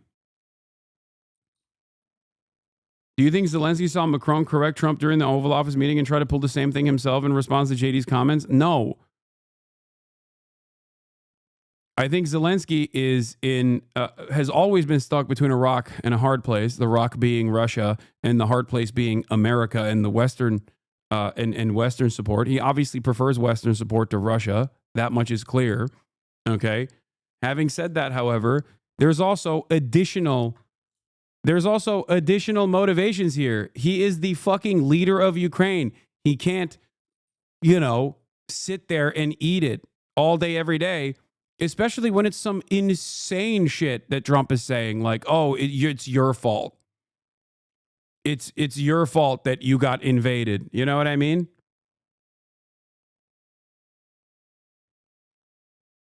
Not so much anymore. Yeah, well, it does seem like they're moving in the direction. Well, after that incredibly fiery and argumentative meeting between President Trump and President Zelensky, President Donald Trump has just issued a statement and he says the following: "We had a very meaningful meeting in the White House today. Much was learned that could never be understood without conversation under such fire and pressure. It's amazing what comes out through emotion, and I have determined that President Zelensky is not ready for peace if America is involved, because he feels our involvement gives him a big advantage in negotiations." Donald Trump continues, "I don't want advantage, I want peace."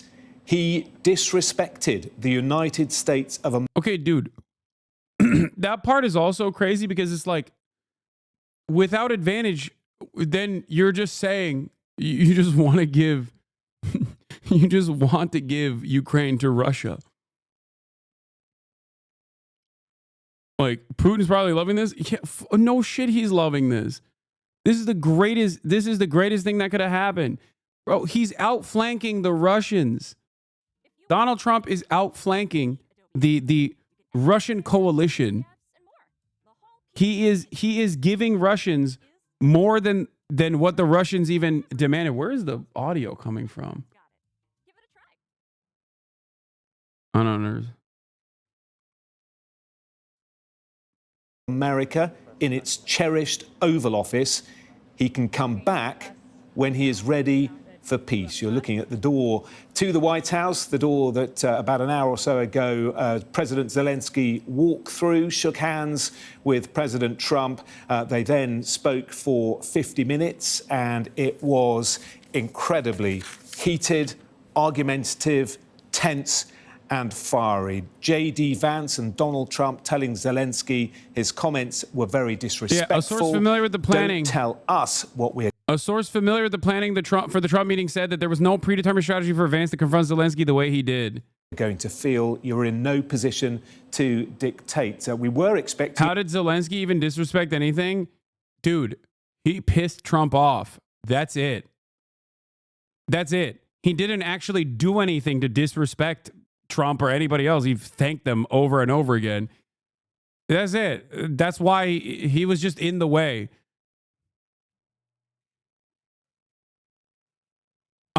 Yeah, I've never seen Trump that angry. A news conference between the two men and the signing of that minerals agreement. Will it happen? Let's find out. Our US correspondent Mark Stone is at the White House and has been monitoring that extraordinary conversation, Mark, inside the White House. Do you think the news conference with these two men that was scheduled will go ahead? Do you think the signing of this document, this deal, will go ahead? No and no, Jonathan. This is an utterly extraordinary day here at the White House. The Ukrainian president's vehicle has just pulled up at the West Wing. You can see it behind me there, and he is expected to leave shortly. And you can see from President Trump's post statement a few moments ago that the falling out appears to be devastating in terms of how the day was supposed to go. The scene is set in the East Room of the White House. We were queuing up, ready to go into the East Room for what was due to be a signing ceremony. The tables were there, the pens were on the tables, everything was ready for it to be signed, for the deal to be signed, and a news conference was due to follow that. But after the scenes that we played you a few moments ago, which happened around about 40 minutes ago, everything appears to have fallen apart. And as you can see behind me there, there is a Marine waiting to open the door of the limousine, and into that we expect President Zelensky to get in and to drive off to who knows where now, because his day has been upturned. His presidency potentially has been upturned as well after a shouting match in the Oval Office. I can't remember, and I'm sure historians will be pouring their books to remember a time when we have seen such scenes in such a room, in the Oval Office of the West Wing of the White House. Our correspondent David Blevins joins us now from Washington. David, completely extraordinary, these scenes, and now no press conference, no statement, no deal being signed. And in that Truth Social post, it was almost as if the president was scolding a naughty child, saying you can come back down from your room when you learn to behave. Jonathan, a moment without precedent in living memory in the United States, where a meeting of two heads of states comes to an end in such a disastrous fashion. The amount of disrespect President Zelensky showed to Donald Trump and the American people today was insane. This was a mistake. I have tremendous respect for President Zelensky for the heroic actions he took. Dude. Dude. This is levels of dick eating I did not previously think was possible. Okay? Breaking news reverberating around the world. I don't understand how they can eat dick this hard. Every centrist. It devolved into a shouting match in the Oval Office, and tonight there are so many questions. Is this relationship? God damn it, what CNN. does it mean for a potential ceasefire deal between Ukraine and Russia? We are going to cover all of these angles. I'll be joined by our reporters in Ukraine and Russia in just moments. But first, we want you to watch the part of today's meeting when things went off the rails. Do you disagree that you've had problems bringing people into your military? And do you think that it's respectful to come to the Oval Office of the United States of America and attack the administration that is trying to prevent the destruction of your country? A lot of questions. Let's start from the beginning. Sure. First of all, during the war, everybody has problems. Even you, but you have nice ocean and don't feel now, but you will feel it in the future. You will feel it. 9/11 too. Don't tell us what you we're will gonna feel feel. 9/11 We're trying too. to solve a problem. Don't tell us what we're going to feel. I'm not telling you. Because you're in no position. Oh, okay. Sorry. We interrupt this broadcast because the 5 is live and alive, and we have to see what those donkeys have to say about this. That was with a, Jessica Tarkov is going to hit the lib line aggressively if she's on today. Excuse me. That was with Obama, who gave you sheets, and I gave you javelins. The problem is, I've empowered you to be a tough guy. And I don't think you'd be a tough guy without the United States. And your people are very brave. But you're either going to make a deal or we're out. And if we're out, you'll fight it out. I don't think it's going to be pretty, but you'll fight it out. But you don't have the cards. But once we sign that deal, you're in a much better position. But you're not acting at all thankful. And that's not a nice thing. I'll be honest, that's not a nice thing. All right, I think we've seen enough. What do you think? Huh? This is going to be great television, I will say that. And indeed it was. President Trump kicking Zelensky out of the White House shortly after that, canceling their joint press conference. No rare minerals deal was signed, and the White House staffers, well, they eat the lunch that Trump and Zelensky were supposed to dine on. President Trump posting on Truth Social, it is amazing what comes out through emotion, and I have determined that President Zelensky is not ready for peace if America is involved. Chatter's being like, if I were Zelensky, I would have walked right away and called Europe. Dog, you're... I'm not going to say anything. You're right. You're right. Europe will defend Ukraine on its own. He is ready for peace. You're right. And Zelensky will be talking to Brett Baer at 6 p.m. Eastern time tonight, just less than 1 hour from now.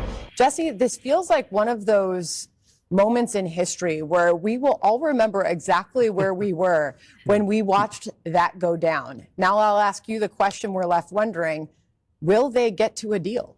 Hopefully.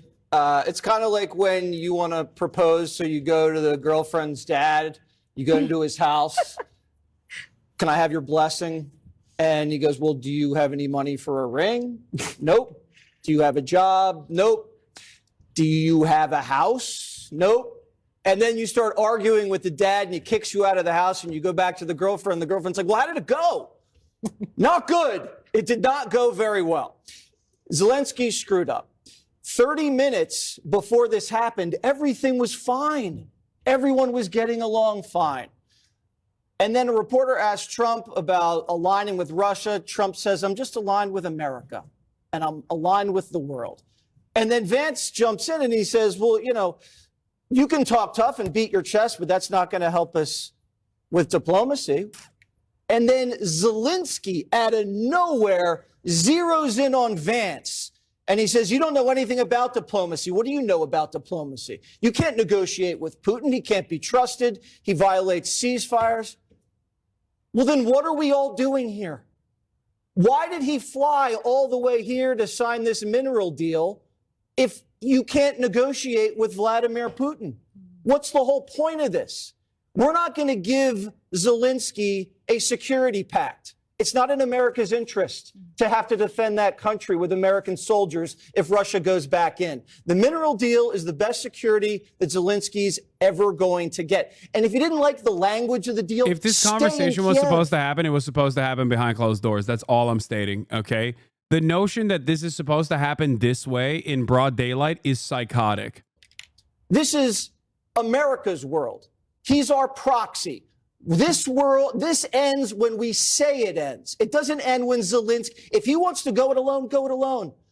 I'm glad we helped him. Russia invaded. We got his back. At first, it was the right thing to do. But now it's not. Now the war's over, and he doesn't recognize it's over. And reality is going to eat this guy alive if he doesn't recognize this. If you were in the room when Roosevelt was telling Churchill to liquidate his colonies, I don't think it was all tea and crumpets. Or if you were Bush yelling at Musharraf when Al-Qaeda was in Pakistan, no. Or Bibi getting his ear chewed out by Joe Biden. This stuff happens all of the time behind the scenes. We were just lucky enough to have it happen right in front of the cameras. You know, it was fascinating. Thank you for that, Jesse. Emily, when we were getting live reports from the White House while Zelensky and Trump had finished this meeting, and we were waiting to see what happened next. Jackie Heinrich stepped up to the camera to give us a report and said she had learned that Zelensky was begging to stay but got kicked out.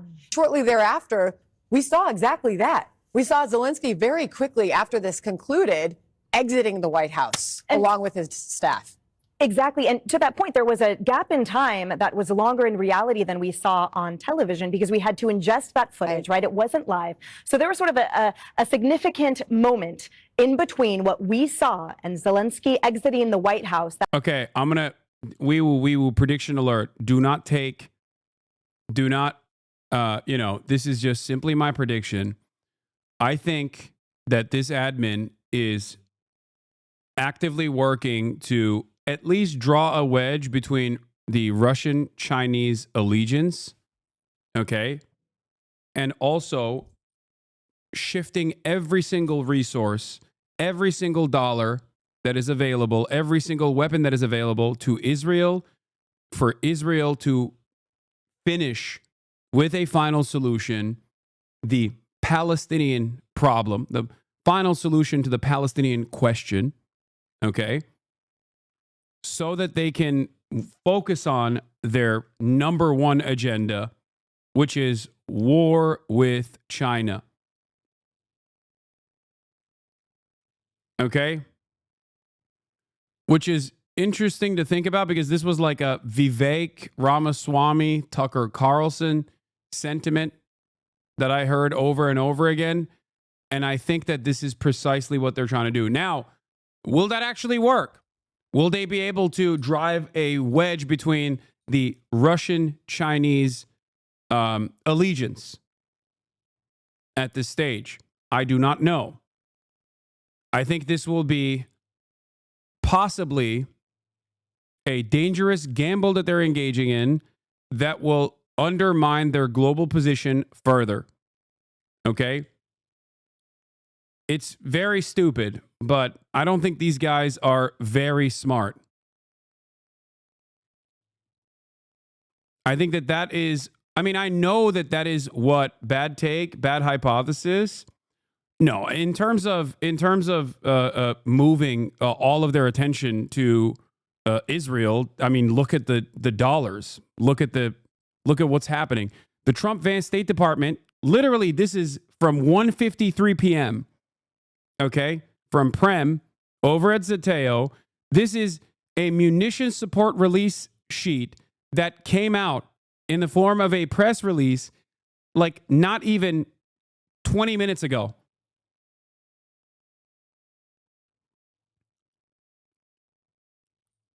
The Trump-Vance State Department just approved $3 billion in arms and equipment sales to Israel. They're sending $2 billion in bombs. They're sending $675 million in bombs and weapons guidance kits. And they're sending $295 million in bulldozers. Okay? The admin said an emergency exists that require the immediate sale, waiving congressional review. sorry, it's not bombs and weapons guidance kits. $675 million in bombs. Wait, weapons and bombs, bombs and weapons guidance kits. Isn't there a ceasefire? No, because the ceasefire is supposed to end. The ceasefire is supposed to get into the second phase, and there's only I don't know exactly how many days remain.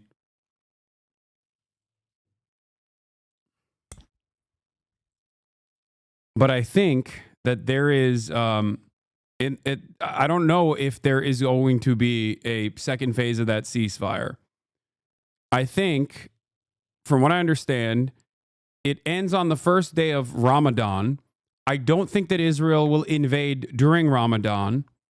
I think that they will wait for the end of Ramadan, as they have declared. But in the process, they will gear up to re-invade. They will re-up and rearm. Okay?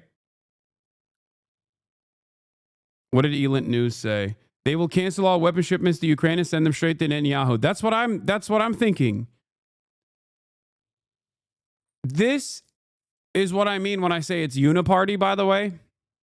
Because the reason as to why the Biden administration also said, do whatever the fuck you want to Israel, basically, okay, was because they wanted to let Israel get one final big push and dominate the Palestinians to the best of their ability so they can pack up the Middle East problem, okay, and then move on to China.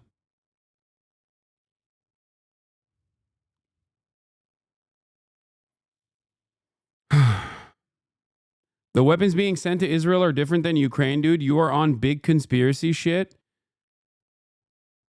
Okay.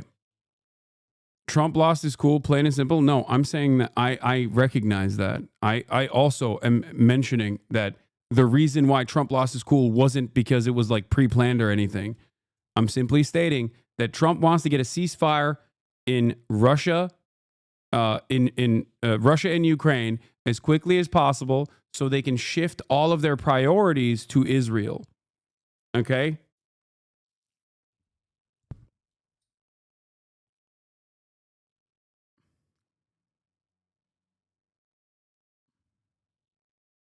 Put me down? No. I'm shaking you.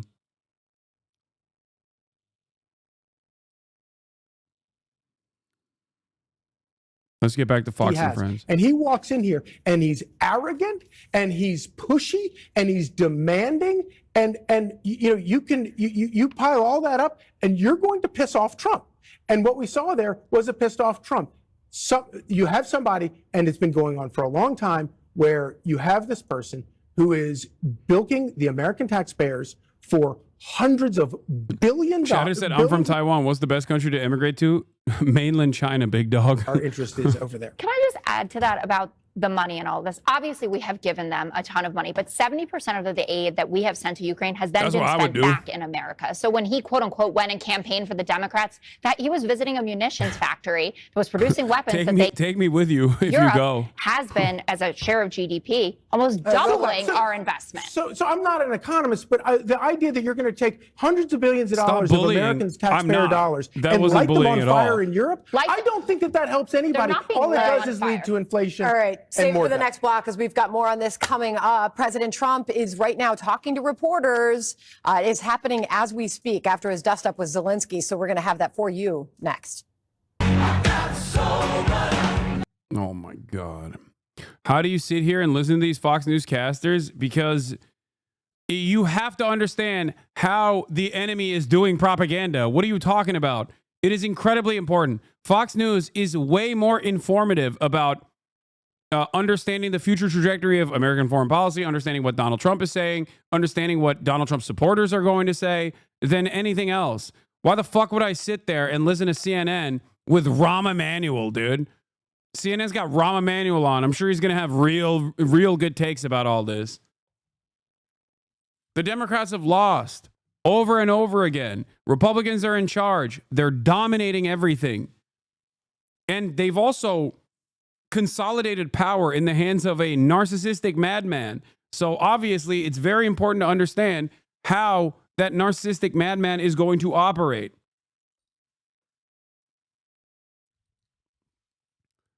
Jennifer Jacobs from CBS, senior White House reporter, says, from Bloomberg, says, high-level Trump sources tell me the White House is now uncertain if they can get the Russians and Ukrainians to stop fighting because this episode with Zelensky raised questions about whether he can move forward towards a peace deal. It also raises questions about whether the U.S. will pause aid to Ukraine.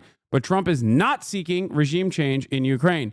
No discussions about who in Ukraine might be a better leader than Zelensky. This is why I think it was pure happenstance, by the way. And he flew off the fucking handles. Because in the past, when America does shit like this, they have a person in mind to replace him. Even the Democrats put forth Benny Gantz as the alternative to Benjamin Netanyahu. It failed because obviously Bibi dominates American politics and has been doing this for almost as long as Joe Biden has been doing it, and doing it way more successfully than Joe Biden. So that never actually came to fruition. But the Republicans don't have a replacement for Zelensky. If they did, I would say, okay, J.D. Vance is doing this puppet thing where they know that Trump is going to fucking get mad and he's going to egg on Zelensky so that Zelensky says something and then Trump loses his mind and then they advocate for regime change. They don't have a regime change guy. People say, oh, it's Putin, but no, I don't think that's not how this works, okay? It would not be Putin. It would be the regime change guy would be someone who is Ukrainian, who is pro-Putin, okay? That's how you would normally do this. That is how America would normally do this if they were to actually entertain handing Ukraine on a silver platter to Vladimir Putin for some unforeseeable reason. I guess the only reason there would be, like I said, to draw a wedge between the Sino-Soviet allegiance, that not Soviet, but the Sino-Russian allegiances that have, been designed as a direct consequence of Western Empire activities.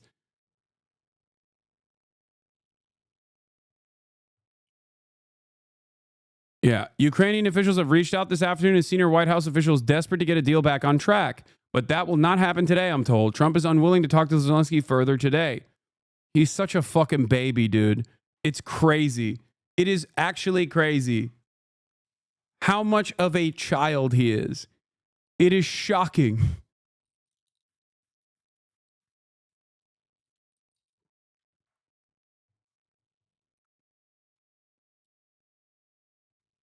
I cannot understand how much these guys are saying, like, I'm learning a lot about shit libs today. In their fever dreams, Zelensky interrupting or talking tough to Trump is their sole ideal. Constraints like weapons, bullets, diplomacy, etc. NATO are secondary. Only in their fever dream did Zelensky come out well from today's events. He didn't come out well, but there was nothing he could have done. MAGA people are mentioning the mayor of Kyiv to replace Zelensky. Okay, who cares what the MAGA people are saying? The administration is not saying that. That's what's important.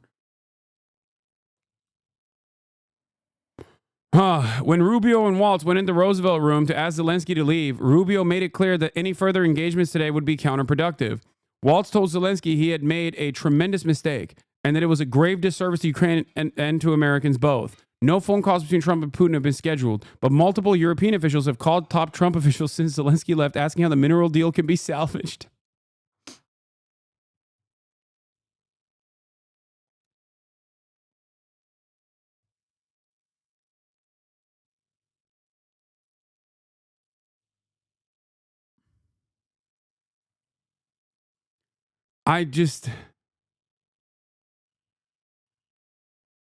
Trump says Zelensky wants to come back right now? What the fuck is going on? What is happening? Trump fully intended to sign the minerals deal today. Two official binders were prepared. Treasury Secretary Scott Bessent and his Ukrainian counterpart, the two presidents were going to sit at a conference table in the East Room and then trumpet their success at the podiums. But there were suspicions before Zelensky arrived today that it might fall apart because the Trump admin had been pushing for weeks for a minerals deal signing at the ministerial event or at the ministerial level, and Ukraine had refused. Zelensky wanted security guarantees. U.S. officials thought negotiations will be much harder with Putin, so today have been in disbelief that it has been Zelensky who has been more difficult, making maximalist demands, sources told me. Apparently, Trump is taking questions right now. Update. Trump says Zelensky wants to come back right now. Also update. Trump, I can't let Zelensky come back right now. What is happening? What the fuck? Just a straight up fucking clown show, dude. What the absolute fuck is going on, dude? Art of the deal, baby. Where's Trump live at? I don't even know. Is he on Right Side Broadcasting? Where is Donald Trump even live at this moment? Like, where is he at? The weakness of your position. NBC News is not talking about it. He's live on Kick. Where is he? He's taking questions live. Is it on Fox News? Let me see. Did I think something like this would happen so quickly? No. And make endless demands and never say thank you. And it drove Joe crazy. And the same thing is happening here. I have a lot of respect for Zelensky. He's a brave guy. No, you don't. No, you don't. Shut the fuck up. But he's got no leverage anymore. The only leverage he has are minerals, and he doesn't even know how to use that leverage. He'll never be a NATO member. It's not in our interest for him to be a NATO member. And the fact that he was arguing with the president of the United States and the vice president in front of cameras, and we want to be able also to spend so much this isn't live, disrespect. Dude. This is the earlier. And he's like a freshman out there when you think about it. He doesn't really know what's happening. This war just hit him in the face, and he's trying to survive. Wait, is this actually live? Is this the... It was in the form of a loan. They get their money back, and we didn't. And now, at least we're protected because the American taxpayer has to be protected too. But this is an incredible agreement for Ukraine. Why are you defending Zelensky's honor? I don't give a fuck about Zelensky's honor. I just want peace in Ukraine. What they have, very few people have. And no, this is from earlier, yeah. Mute him. I hate him. Okay, chatter. Yeah. Which is the Democrat strategy. No one's ever explained it. I can see the U.S. interest in ending the war. We get mineral rights, energy and commodity prices go down. We could maybe add to our munitions, which have been spent over the last 3 years. You peel Russia away from China a little bit. I could go on and on. But sometimes, as you and all know, you have to break up to make up. And these things happen. Deals get blown up and they get cobbled back together. I'm sure next week they'll sign something. Jesse has a point. I mean, what is the... Trump also, a new Trump quote. Zelensky did not look like a man who wants to make peace.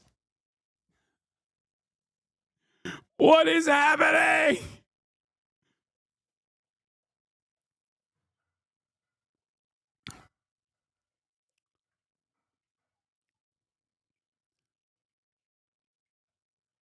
Is this actually because I wonder? Oh, wait, hold on. Let me hear my Queen Tarkov. He's putting it out there, but he said, "I'll do what I can Jessica to make a escaped peace from deal." Tarkov. Let's see what she has to say.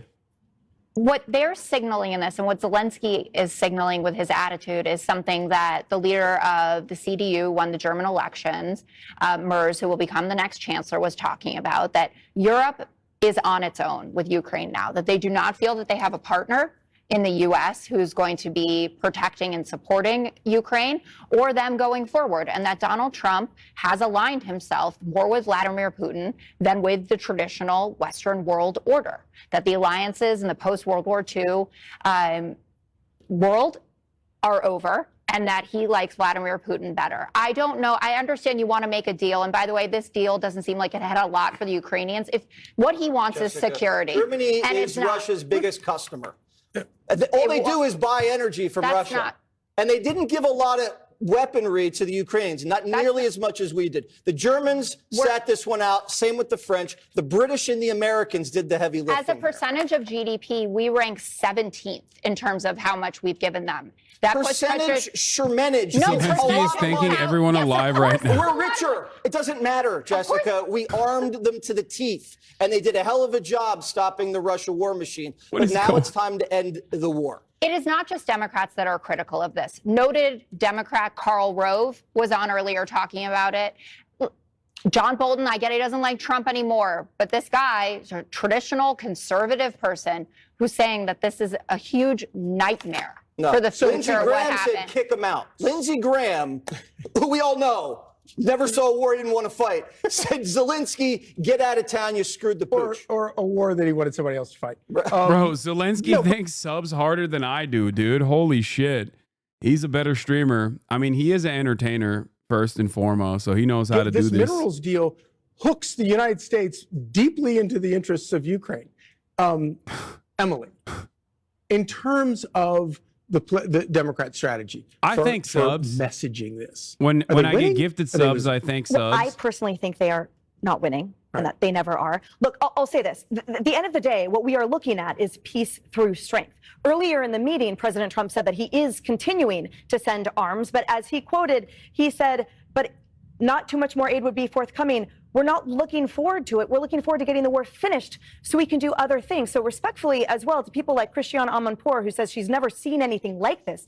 It's because she's never had the honor of being in the room behind closed doors without the fuss there when this is what diplomacy looks like, right? Taking out root canals and coming to agreements with the different alignments and different values is not always pretty. And that's confirmed by Secretary Pompeo, who earlier on our network shared, This look, is he's one of the seen this all the questions. time. He's just never seen it before in front of the cameras. And for people pundits who come on air and say they call President Trump a coward and a puppet, well, is that what Biden was then in October of 2022, who on his call with Zelensky, as the Wall Street Journal and CNN reported, yelled at him, told him he wasn't thanking him enough. He didn't feel gratitude. He was simply wanting to take more. Is that what God. they called Biden back then?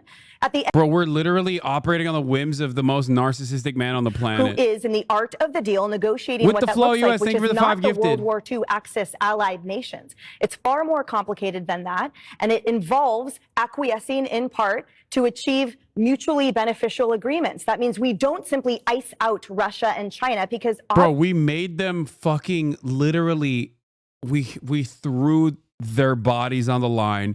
We gave them old ass weapons. Okay. We told the European allies to cut their pre-existing deals with Russia and get natural gas from us instead. They had to set up new refineries for the process. And then we're turning around. We're like, you're not thanking us enough. Fuck you. It is so arrogant. It is so insane. Like it is so psychotic.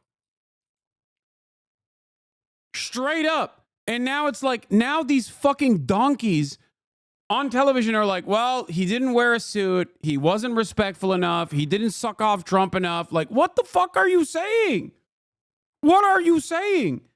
Yeah, we have officially become the rug pull nation. We're rug pulling other nations, dude. What is this? What Joe Rogan, Elon Musk? Oh God, there's too much to cover. We are literally rug pulling other countries. Look. One small but not insignificant factor that irritated Trump was the fact that Zelensky didn't wear a suit. 2 sources with direct knowledge told me. Trump advisors told Zelensky's team on multiple occasions that it would be more respectful for Zelensky to ditch his military-style attire when visiting the White House.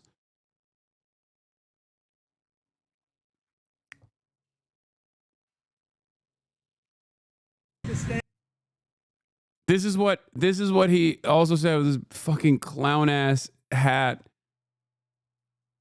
CBS News asked Trump what Zelensky needs to do in order to restart talks with Trump. What does Zelensky need to do to restart talks with you? He's got to say, I want to make peace. He doesn't have to stand there and say about Putin this, Putin that. All. Dude, this is literally, Trump is mad for two reasons. One, because he feels disrespected, and two, he feels like in his mind, I think, he's like, we can't say anything mean about Vladimir Putin because if we do, he's just not going to come to the table. Okay? Which is insane. You're America. What do you mean? Like that he feels disrespected on behalf of Vladimir Putin.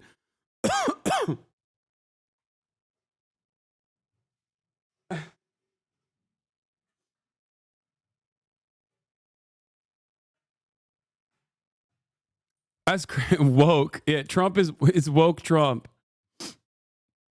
That's not how you deal. That's not how you do deals. Negative things. He's got to say, I want to make peace. I don't want to fight a war. How is this helping Trump's case against being seen as a Russian state actor? Dude, I'm not even getting ahead of the Russiagate people anymore. Okay. Yeah, you guys can say whatever you want about this Russiagate stuff. Okay. It's fine. You're right. He's Krasnov. Trump is Krasnov. He really is. Okay. He is the most Krasnov. He's a KGB asset. Fuck it, dude. I'm bluing on. You know, I'm on. I don't know what to say. Okay. Like, yeah, I took a Kras pill. Fuck it.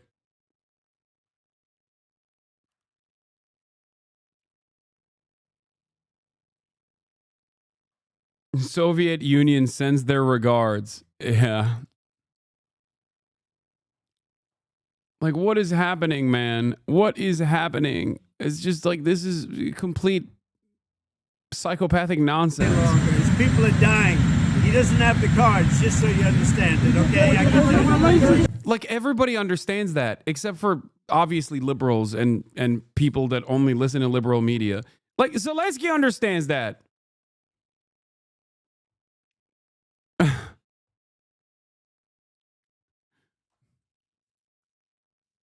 I can't believe it. I can't believe that this is how this is going. I genuinely can't. I don't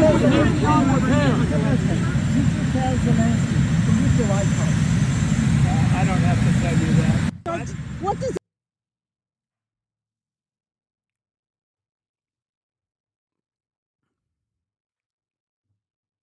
Zelensky doesn't have the 13 keys? Oh my God.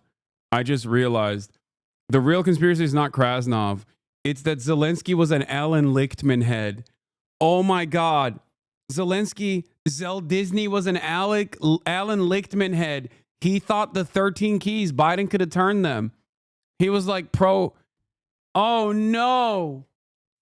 Oh no. Zelensky thought Alan Lichtman was right, that Kamala was definitely on her way with the 13 keys that were turned to a resounding victory.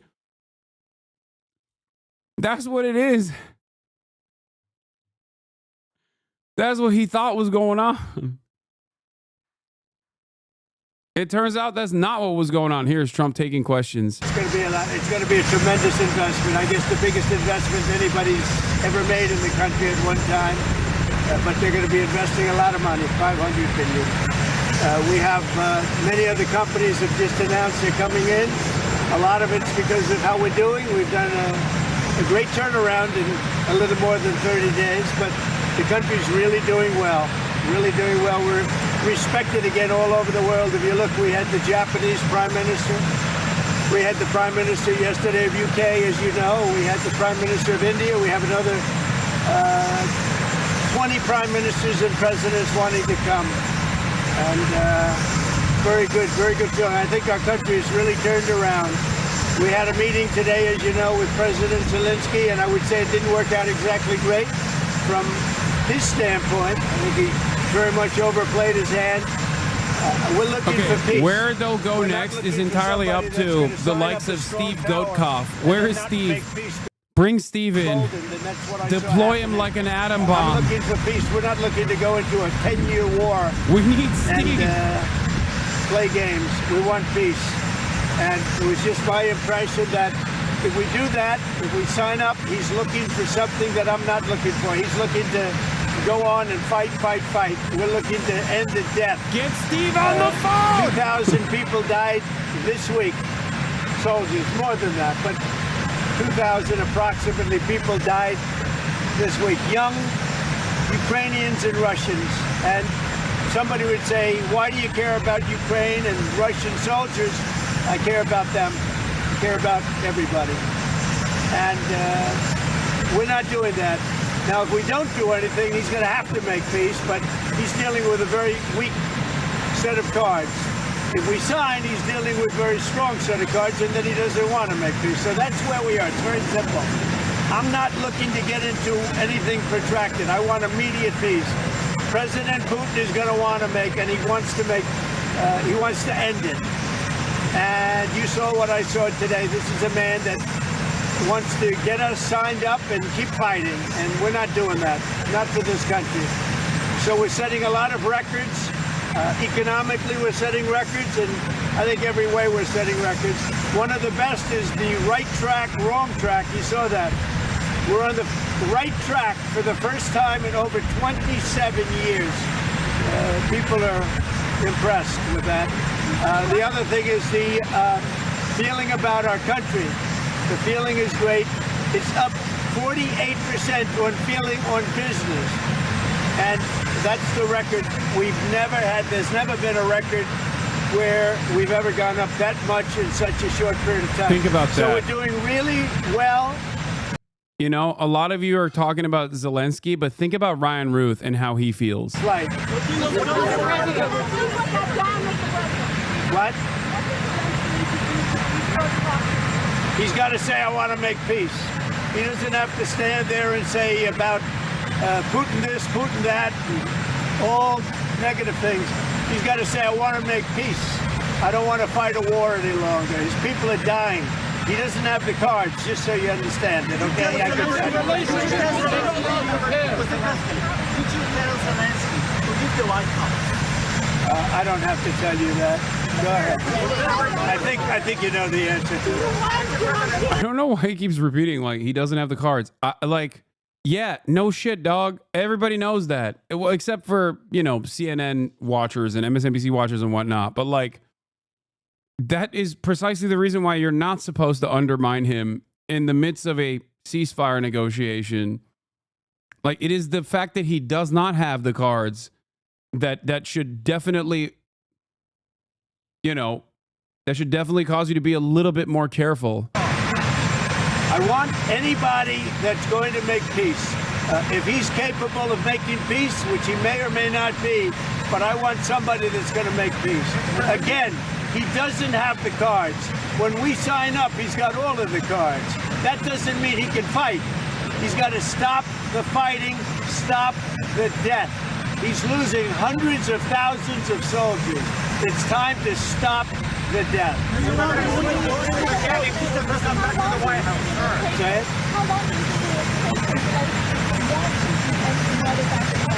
Well, he says he wants it now. He wants to come back right now, but I can't do that. Do you want immediate ceasefire? They should have an immediate ceasefire. That was the other thing he didn't want to do about ceasefire. A ceasefire could take place immediately. A contract, if you want to end the war, you sign up an agreement. That's going to take a period of time. It takes time. I want it to end immediately. And I think if you had a ceasefire, it would be a ceasefire, a real one, that would end it. But he doesn't want to do that. That's fine. Do a better deal. I want it to end immediately. I want a ceasefire now. He says, oh, I don't want a ceasefire. Well, all of a sudden, he's a big shot because he has the U.S. doesn't on have the the side. cards. You already know. Why the Either fuck we're is going to he end it or hitting let him this? fight it out. And if he fights it out, it's not going to be pretty. Because without us, he doesn't win. Let me tell you.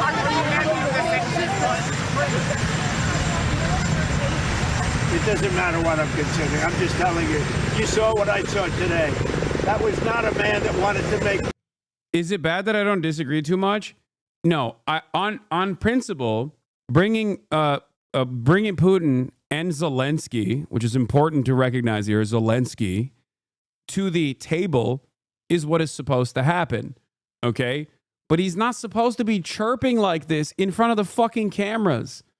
Okay, even if Zelensky's like, Mr. President, we need security assurances. Like, here are the valid reasons as to why we need some security from the American side. Like, we won't actually tilt the scales at all, but we understandably want, you know, land back and also a formative security assurance here from you guys for in exchange for these fucking minerals. Okay, if that's the case, then that conversation is supposed to take place behind closed doors. When you do that conversation out and about in broad daylight and then also fucking lose your shit like this, like, I don't know where we go from here, you know? He's not wrong when he says Ukraine doesn't have the cards. Yeah, he's right. That's why Zelensky is, you know, thanking every European ally on the timeline, okay, on Twitter, but that's not going to move the needle. I don't think that Europe, especially right now, has the capability of mounting a defense for Ukraine without the United States of America. Okay? Especially because Ukraine does not have the manpower to continue defending itself from Russian forces. But everyone already understands this, except for Trump, I guess. I don't know. Or he understands it, but he still wants to be fucking a bully.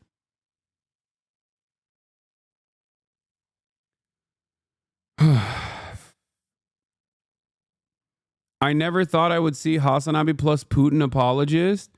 Fuck you, Putin puppets. Wait, what? Putin apologist? Dude, this is the kind of attitude I think that liberals need to shake away very quickly. Like, they need to stop doing this. I need you to understand. Like, this invasion will always end by terms dictated on the battlefield. And currently, the terms dictated on the battlefield do not look great for Ukraine. It doesn't look great for Russia either, which is why they are willing to come to the table. What is the liberal approach to end the war? I feel like there is none. Yeah, that's the other side of the problem. That's why this is happening. Because the reasonable liberals, the liberals of sound mind, I guess, thought that this would just continue the way it is with Donald Trump. Ukraine cannot get back the land taken by Russia. They cannot continue this war for another year. It's either say Putin's a thug, but that's not going to result in anything. I know. But having said that, the way that Trump is going through this process is also fucking insane. Because Trump is also undermining the ceasefire himself. It is in his best interest not to fuck over Zelensky, at least actively and openly in broad daylight in the way that he is, especially without a replacement in mind. Do you understand what I'm saying?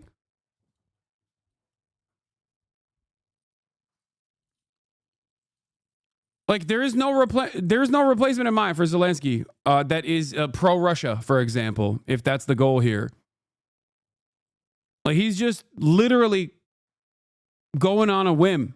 He's just operating on, he is running American policy on pure narcissism right now.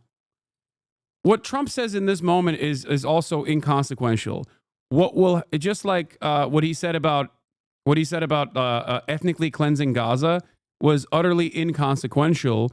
What matters is what the other people who will actually cut these deals will say. That's why I'm not even that interested in what Zelensky's appearance is going to look like at 6 p.m. Okay, in 15 minutes when he goes on Bret Baier. I'm interested to hear what Marco Rubio is going to say at 9 p.m. on CNN. Later tonight at 6 p.m. Pacific, 9 p.m. Eastern Time, Marco Rubio is going to go on Caitlin Collins' show and describe the events that unfolded. He is going to, of course, predictably defend Trump and glaze Trump, but he will most likely communicate a more reasonable approach. That will help me make a better assessment of like what the meta is here, what the goal is here. because this is how it usually goes. This happened last time around as well. Last Trump administration. The last time around, the Trump administration would deliver an important address to the nation, Secretary of State Marco Rubio. Last time around, Donald Trump would just come off and say insane stuff over and over again, right? A source close to Trump told me Zelensky should use his interview with Brett Baer to apologize to Trump.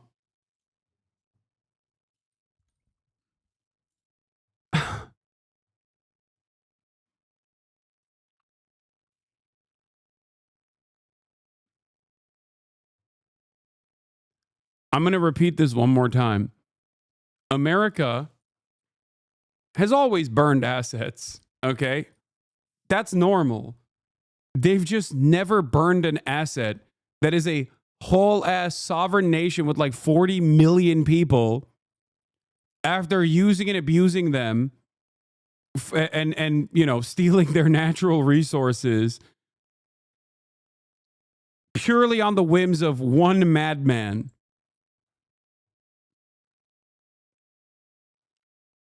I don't know what the goal is. I don't know where they go here, but I do think that Zelensky will probably apologize. No matter how much Zelensky apologizes, there's no shot Trump will cave in.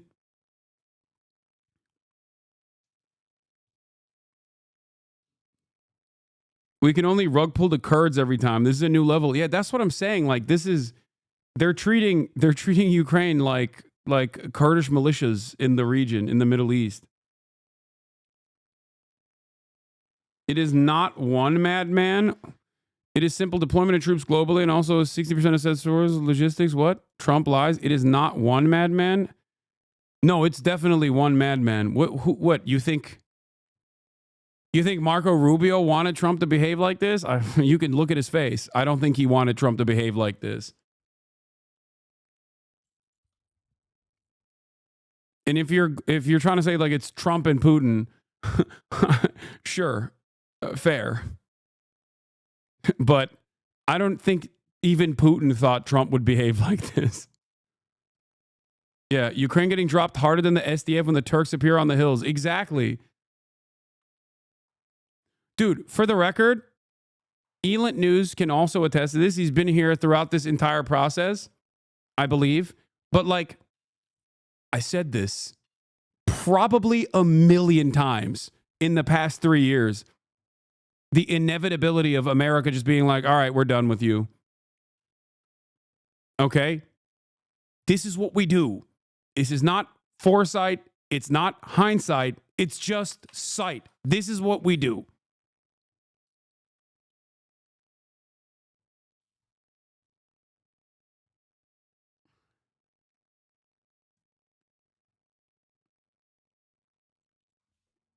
I've had this conversation a lot. I've had this exact same conversation on multiple occasions as the NATO heads would yell at me non-fucking stop about how I was in support of Adolf Hitler. Things were arguably looking up for Zelensky this morning. Now Trump is going to make him apologize on Fox News, probably in English, Ukrainian, and Russian. Yeah.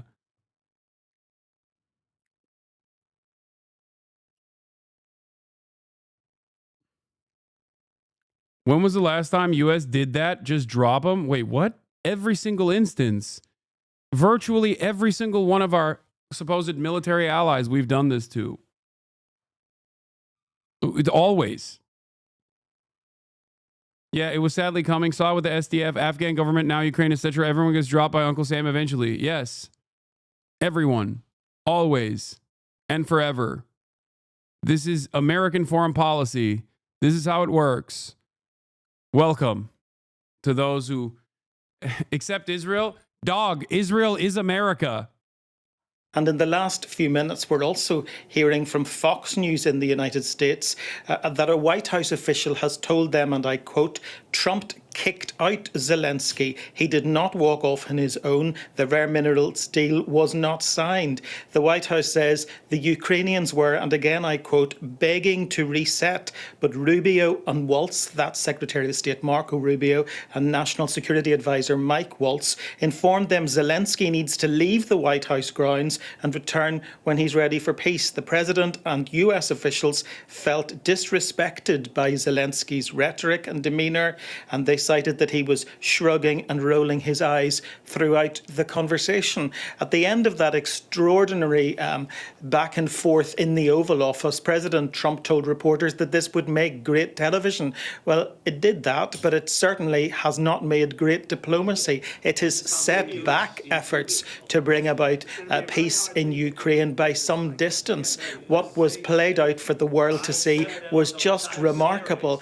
It really began when President Trump suggested that he was not aligned with Russia or Ukraine, but was somewhere in the middle. If that statement from a president of the United States doesn't tell you that the geopolitical plates have shifted, nothing ever will. And then, of course, Remember how you get called a fucking tanky for this take on U.S. foreign policy like 3 months ago? I got called a fucking tanky for this take on U.S. foreign policy, 2 years ago as well.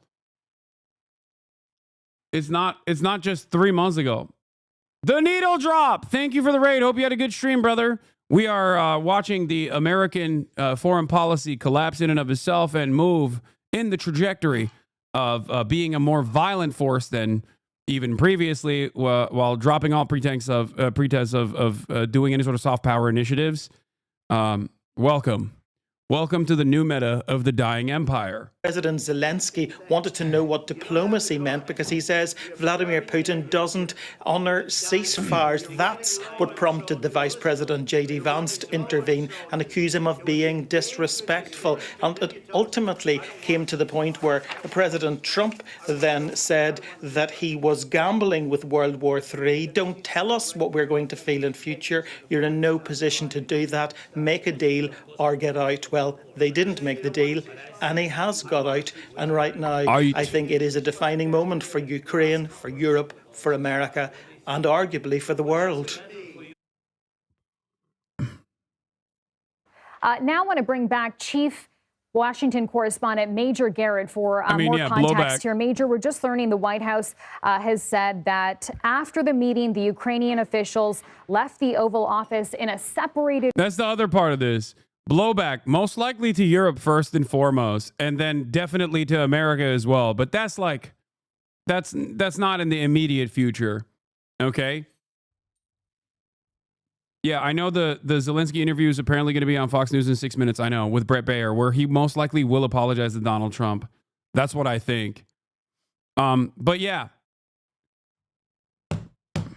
What is blowback?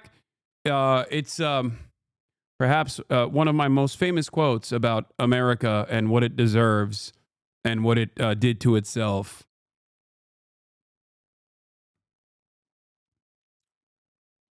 I personally feel that this entire dismantling was the only way to do it because I tried for so hard to empty out the ocean with a bucket, but I saw that it did nothing. So there was nothing in the past that came close to the efficacy that we're seeing now. Right. You don't need a bucket. You just need a chainsaw.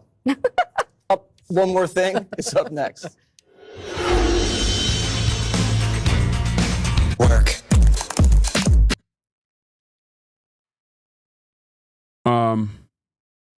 room, and it sounds like they were waiting to see if they could re-engage in some conversations that didn't happen, and essentially they were escorted out. Based on your reporting, is that pretty extraordinary? Very. It's for the moment, and President Trump can and does sometimes change his clips, mind not and quotes. perspective. No, I got quotes and clips too, but also quotes. This could be put back together, but for the moment, it is a significant, hard-to-repair breach in relations between President Zelensky and President Trump. And why was Zelensky here? He was here because through this week, there had been a negotiating process that we were told had led to an agreement about U.S. access on a long-term basis to rare earth minerals in Ukraine. That would be an important linkage of the two countries. And the Trump administration saw within that agreement not only a way to recoup some of the money sent to Ukraine. It's not anywhere near as much as President Trump says. He always says $350 billion. It's much closer to $120 billion. But this would be a way to recoup some of that, a priority for President Trump. And the administration and the Ukrainians agreed that that linkage, economically and otherwise, would be a de facto way of the United States saying, we're here with Ukraine, and this is an implied security guarantee. This was very important for the Ukrainians to establish. The terms were negotiated all this week. They were more favorable to Ukraine than the original proposition that came from the Trump administration, but they were going to put this deal together. Now that appears to be off for the time being.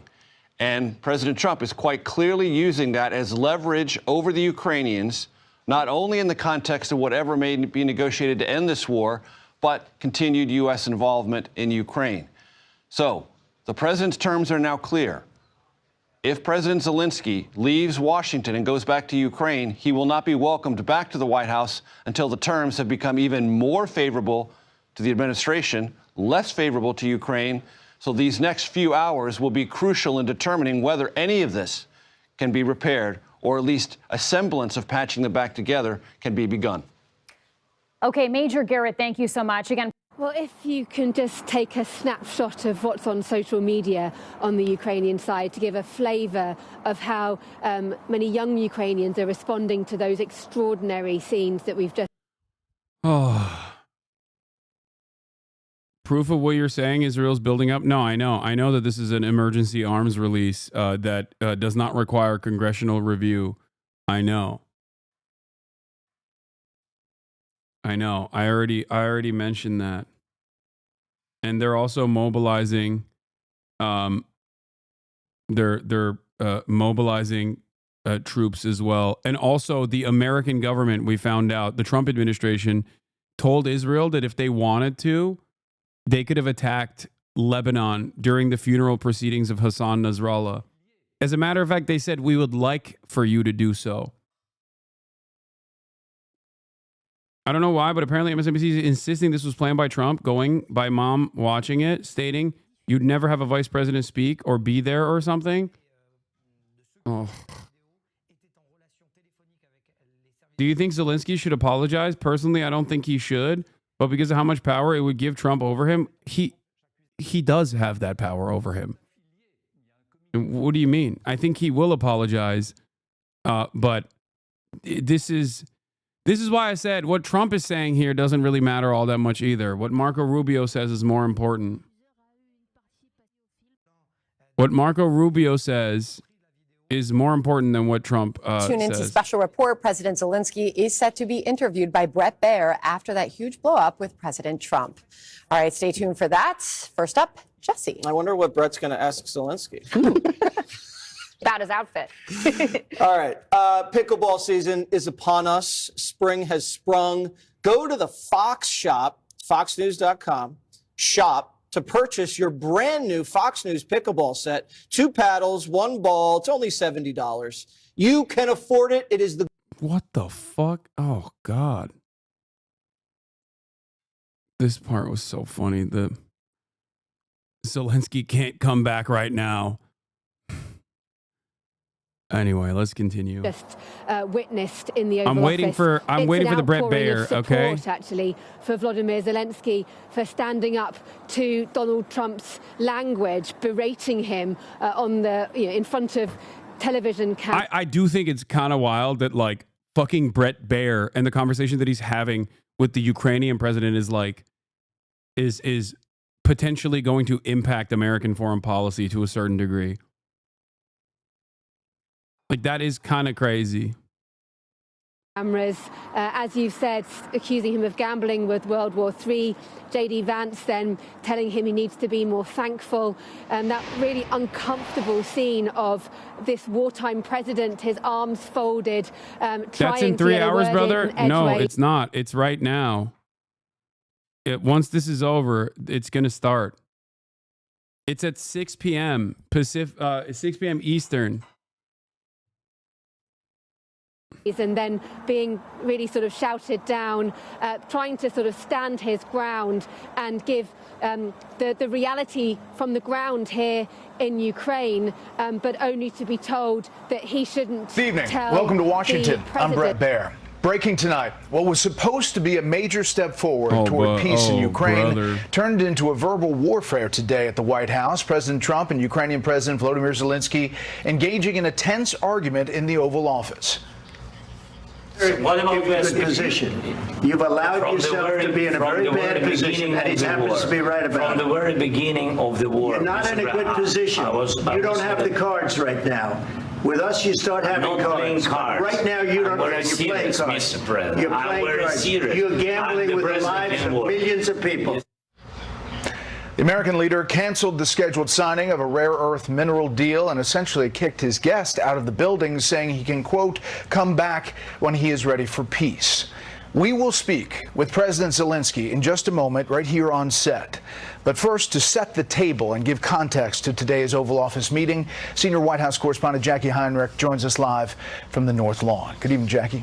Good evening, Brett. No deal, no joint news conference, even though that meeting began warmly. The president wanted the minerals deal signed as back pay for previous U.S. support, while the peace talks continue with discussions for post-war security guarantees to come later, emphasizing the need for diplomacy with Russia. Zelensky warned not to trust Putin, again demanding security, and the world watched as it unraveled. Not even a handshake. Ukrainian President Zelensky's delegation piling into an SUV outside the West Wing after President Trump told him to leave the White House grounds. White House officials say the Ukrainians begged to reset as Secretary of State Marco Rubio and National Security Advisor Mike Waltz delivered the news. The president posting online, Zelensky disrespected the United States of America in its cherished Oval Office. He can come back when he is ready for peace. Your people are very brave, but you're either going to make a deal or we're out. And if we're out, you'll fight it out. I don't think it's going to be pretty. The talks went off the rails. The Ukrainian ambassador visibly distressed, head in hand, as Zelensky again voiced the need for security guarantees, which were not part of the minerals deal. The U.S. viewing its stake in Ukraine's development as a guarantee of its own. I met with Zelensky this morning. I urged him to stay on. Libs are so funny, dude. He's like, polling USA, calling Ukraine a proxy is insane, dude. Brother, I said, brother, this war absolutely started by Russia and they're entirely responsible for the bloodshed. But if you think Ukraine has any say in this equation, I don't think you've been watching what's going on for the past month. Why would Zelensky show up to even sign Trump's deal? Like, it's so crazy to me that liberals are still operating on this like, no, this is actually Ukrainian sovereignty. Ukraine is making sovereign decisions here. Like, how? What is this? Why would Zelensky show up if there was any autonomy in this process? Zelensky's ask for security assurances is absolutely reasonable. Yes. This is about democracy? What are people saying?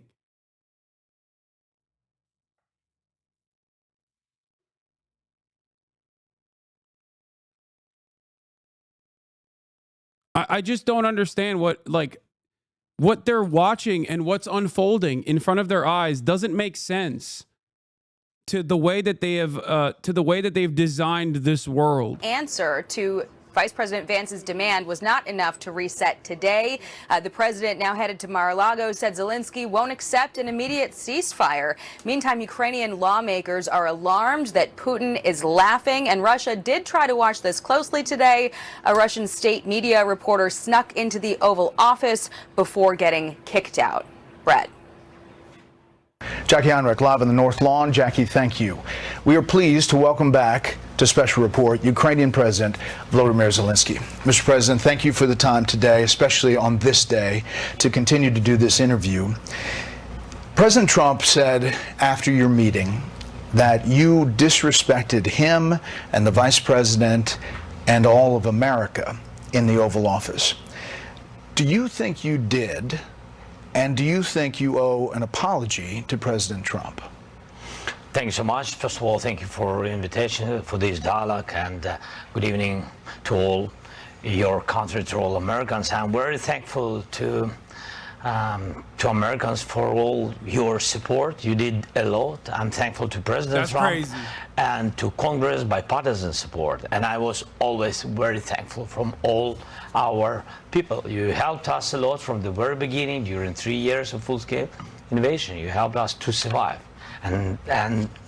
Anyway, we are strategic partners. And even in such tough dialogue, and I think we have to be very honest. And we have to be very direct to understand each other, because it's for us very necessary to President Trump. And I'm with all respect that he wants to finish this war, but nobody wants to finish more than we.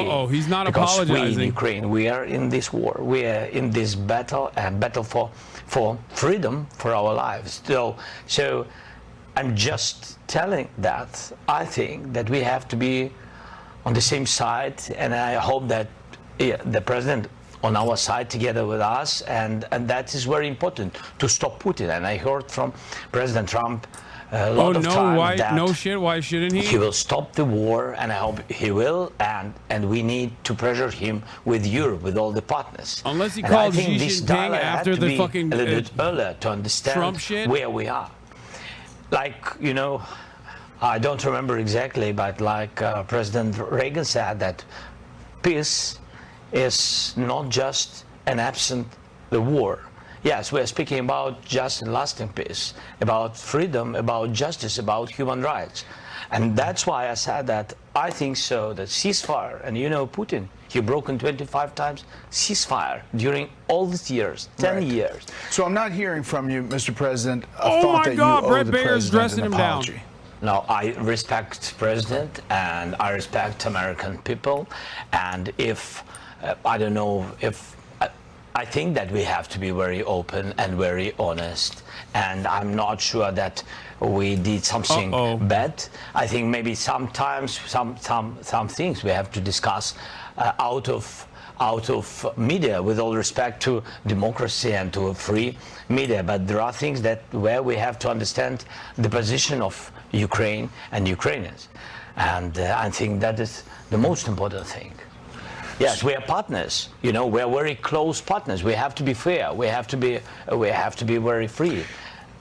I'm told that you were told multiple times from lawmakers on Capitol Hill and the White House to make today about the minerals deal and the economic deal, and then get it signed and let negotiations play out over security guarantees step by step. Is that true? I said that we have to sign this document, and we are ready for this, and this will be the first step to security guarantees, but it's not enough. I think so. Maybe I don't know something. I don't know some details. That's why I wanted to share with the president. He's not apologizing. My thoughts, and to hear him. Oh my again, God! Because he has a plan how to stop Putin, and maybe, I apologize as I said, maybe it's to Zell big Disney. Conversations, but we have to share it. This is so sensitive, just a ceasefire without security. What does he know that I don't know? This is what I don't understand. By the way, under no circumstances does he owe Trump an apology. Make no mistake. America on our side, and that America will.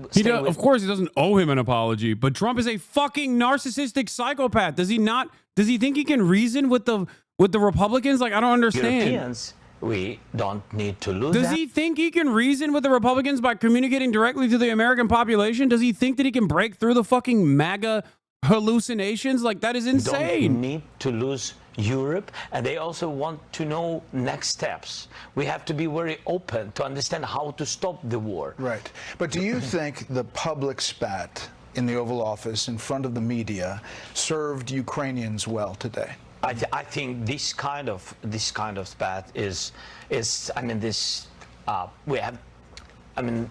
is not good for both sides anyway, and I very open, but I can't change our Ukrainian attitude to Russia, and I don't want they kill us for us. This is very, very clear that Americans are the best of our friends, Europeans are the best of our friends, and Putin with Russian, their enemies. And it doesn't mean that we don't want peace. We just want to recognize the reality, the real situation. President Trump is convinced. Damn, maybe Eastern Europe is not your forte. Never sign a deal. Okay. Just wait. What I think. Ukraine wants peace, and we will have anyway diplomacy. We will have negotiations. I only said that I think so. It's about just and lasting peace. It means that we have to be very strong at the table of negotiations, and at these negotiations, Ukraine and Russia, like sides of this war, have to be, and the United States and Europe. That's what I said. So we are ready for peace, but we have to be in strong position. What does it mean? Just to know that our army is strong, that our partners with us, and that we have security guarantees. Am I not right? Leaving the White House today, President Trump said this. He's looking to go on and fight. He wants to come back right now, but I can't do that. Bro, Ukraine is your kryptonite. You somehow do you want always to continue miss. fighting? Do you want peace? Okay, y'all are some of the dumbest people I've ever fucking encountered. Dude, this doesn't change the fucking insanity of Donald Trump. What is wrong with you? Even him apologizing most likely would not have changed the insanity of Donald Trump. You're misunderstanding my point. Again, the deal on minerals is the first step to security guarantees. It's meant for the peace, closer to peace. That's why I'm here. And we have tough situation. To understand it is to be in Ukraine. You saw it, Brad. You was once. Thank you again. So I think that's very important to understand what's going on. But I respect my soldiers and our people, our civilians who work and support our warriors. I can't say just stop. Nobody will stop because everybody afraid that Putin will come back tomorrow. We want just and lasting peace. It's true. We want security guarantees. We raise this topic about NATO the quickest way, but not all the countries are on this side. I said, okay, if not NATO, nobody is pushing. If not NATO, let's build NATO in Ukraine. That's my position. Europeans are ready to have contingents on our territory, boots on the ground. United States thinks maybe to help, maybe USA backstop, have to be just to guarantee that they are with Europeans. Look at Europe, it's strong, it became stronger, but they also want to have allies like the United States. That's what I said. I just want to understand what the peace. It's not my question, Brad. This is the question from all our people. You mentioned when I traveled to the front lines with you last year to see the situation, to mark the anniversary of the war, and this is what you told me back then. Will Ukrainians survive without Congress support? Of course, but not all of us. It will be tragedy for all of us, not only for Ukraine, not only for Ukrainians, for all Europe. Yeah. So the question today is, can Ukraine win this war or hold off Russia without continued U.S. support? It will be difficult for us. That's why I'm here. That's why we speak about the future negotiations. It will be difficult without your support, but we can't lose our values, our people. We can't lose our freedom. So a lot of people, Russians came to our territory, you know it. Russians came to our houses, and everybody saw it, video, images, a lot of things. They killed so many people. Just to forget it, just to say that Putin is a great guy? No, without us. We don't want it. That's why we speak about, you know, everybody remembered how it was the first days of the war, how they came. Nobody wants in Ukraine. Yes, of course, nobody will forget it, but nobody wants to have, again, new wave of occupation. That's why when we say, no NATO, what security guarantees can we have? I'm not pushing, we are not pressuring, we're just asking, we're just sharing very clear messages to our friends, to Americans. Right. If you stay with us, thank you so much. But let's do the infrastructure of security guarantees. Let's just share with our people, just with our people, that America stay with us. That's great. We count on it. But just to share it and to say it, that's all.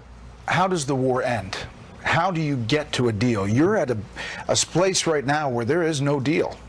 How do you get it back on track? I think that Europe is ready for contingents and to help us with financing of big army, such big as we have now. This is our army is the part of security guarantees. Now we want to just to find the place for our biggest strategic partner, for the United States, or United States will propose where and how the United States will give us security guarantees, what kind of and what part of volume of security guarantees. And when we will be ready with this, we will come to diplomacy. We're living in Trump world, to diplomacy. Yes, with Russia, Europeans, United States, and we. Four of us. I think this is real way, because with weapon, it's too long. It's not enough. We don't have enough weapon to push them out, and we don't see now. For now, we don't see really big volume of new support from the United States, but with all respect again. So for today, we'll be ready with security guarantee. Really, when I say NATO, it's not about that we are focusing on this war. Stance absolutely it's about sucks very balls. understandable Honestly, losing respect for you. Wait, what? Security guarantees. And you see that no NATO countries for today. You think no Zelensky NATO actually disrespected Donald Trump? What are you, fucking insane? Senator Lindsey Graham, Republican from South Carolina, he has came been to a fucking big grovel and proponent beg. of you and of Ukraine, said this today after the meeting. This, on the other hand, will be seen as further evidence of the disrespect by the fucking MAGA crowd. I think Zelensky thinks Americans broadly will listen to reason. Not on mute. We already heard this before. Shut the fuck up. Do business with Zelensky again. He either needs to resign and send somebody over that we can do business with, or he needs to change. I feel like this is going to cause Trump to dig his heels in. Resigning. Is that on the table? I don't know if he will be happy after my words. This decision can do only people of Ukraine. Oh, Brace. Oh, shit. You're not going to step down to on. do a peace deal. No, I was always ready. I'm not sure that is a good idea for this such proposals. But anyway, I always said if United States will support NATO, so I think that it's enough for Ukraine. So I think I did all I had to do. And if somebody is not happy with me, okay. But between us. Yes, Americans vote for American president. Each European country vote for their president, and only Ukraine. With all respect to Lindsey, if I can say Lindsey, we know each other. Yes, and only Ukrainians. Democrats have had their president. Democrats have had the opposite reaction to the Oval Office meeting. Democratic Senator Chris Murphy from Connecticut posted this: "What just happened in the Oval Office was a planned ambush designed to help a brutal Russian dictator and hurt America's security. Trump has become Putin's lapdog, and America's global power is hemorrhaging as America sides with dictators over democracy. What an embarrassment." Do you think the confrontation in the Oval Office today was pre-planned, like Senator Murphy suggests? I don't know. You don't know? You think maybe? I don't know. No. I don't. I don't know about it. I think no. I think it was just a really tough situation because we've been very open, very direct. What set you off? What made you mad? Because they said your tenor and tone. It's not about mad. It's not, Brad. You see, how to say, when you are in the United States, and for example, president or vice president or somebody or senators, it doesn't matter, big politicians, yes, when they, for example, say that Ukraine is almost destroyed, that our soldiers run away, that they are not heroes, that Ukraine lost millions of civilians, that his president is dictator, you know? What is the reaction? It's not about me. The reaction is that where is our friendship between Ukraine and the United States? That's it. This is feeling. And that's why I do not want to lose our great partners at the United States. And I just said that it's not the first time. Bro, I swear to God, Trump is such a fucking insane sociopath. He's going to sell Ukraine to Russia. And I said, please, be This is going to cause Trump to disband NATO in its entirety, I feel like. Be correct with this number. When you say about the number, Zelensky is far too good faith. He does not understand how selfish Americans are. When you speak about this is the craziest thing I've ever watched. It's not just territory, it's houses. It's people's lives. You know, their fathers, mother, their relatives, grandfather, they died or during this war. Nobody wants to forgive Putin. It's not funny, you know, or fairy tale. This is real life. That's what I said. And when you said it, a lot of times to my big friends who've been here today in our dialogue, and then they again begin to repeat the same things, I think it's not. That's why I said it's not good way between partners, good partners and friends. That's it. And I think that if journalists asking questions to president, with all respect to vice president, he has his interview. Mr. This President, is our dialogue. Shouldn't this dynamic, if you're going to be like this, be behind closed doors, not? Of course. And so do you regret that? Are you regretting that happened today? Regretting? Yes, I think it was not good. I think it was not good because we had a lot of different dialogues. I'm always open to Isn't it funny media, how they're basically saying exactly what I was saying? Things. I just chatters, want to be dickhead chatters and say, you don't understand Eastern European politics. To understand the situation correctly. And what did I say half a fucking hour ago or 2 hours ago? That's about us. Not to lose our friendship. A couple more things. This kind of back and forth is supposed to happen behind closed doors, not in fucking broad daylight. These conversations are supposed to happen. I think so. I think so. United States wanted this deal very much, and we've been not against this deal, but we wanted to understand what parts Trump is going to go crazy after this interview, by the way, and what next steps. Just again to understand for our people, during the war, what you don't like, even sometimes hate, surprises. It's understandable. Many terrible things this war brought to us. So we don't want any surprises. Yes, that's why we want to be very fair with our partners. And I think this deal, it was prepared by teams. It was not simple during weeks. And now it's ready. I think that they have to sign. The countries have to sign. The ministers have to sign. That's it. I don't know when they will do it. It depends on the American side. So exactly. the minerals deal did not have security guarantees listed in it. It's a part. The security guarantees? This is the part in the infrastructure of security guarantees. Because, for example, President Trump shared that I think so that if we will be there in some productions and etc. in minerals, that Putin will never come on this territory where we are. And I said to him, don't trust Putin. Why? I said, because it's not, we respect and we believe in strongness of the United States, but I said to him that we had more than 20 companies, American companies, big companies on the territory of Ukraine, and we had offices even on temporary occupied territories. For Putin, it doesn't matter. It's American, European company or Ukraine, it doesn't matter. He just came and occupied it. That's what I said. I think this is a great idea, how to strengthen Ukraine and how to make business between two countries, how to make additional jobs for two countries. But it's not just these will not save us. I read what the Democratic senator said, that Trump has become Putin's lapdog. Do you agree with that President Trump is too close to Vladimir Putin in your mind?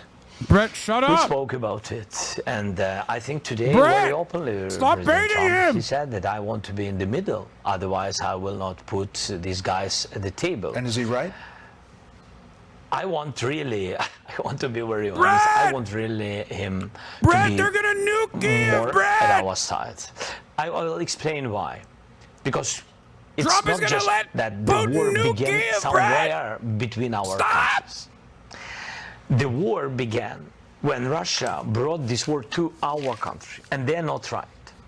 And they are not right. They didn't respect our territorial integrity. They brought the war on our territory to our families. Sorry for repeating, to our houses. And they're not right. And of course, all the Ukrainians want to hear strong position of the United States on our side.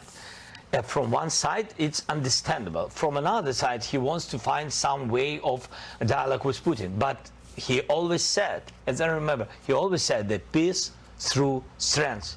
And that's why I think that he's strong, United States strong, two parties together in this question, two parties always together against Russia.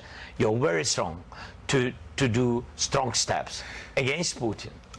Americans are worried about where the money has gone. Yeah. Will there be a very rigorous accounting of where the money has gone? It seems like there is some question about whether there's corruption or sold military equipment. No, it can't be so. 100 billions we've got during 3 years. 183 from the U.S. Yeah. Now, on the paper, in the documents, yes, but we have, in fact, because 67 came like a weapon.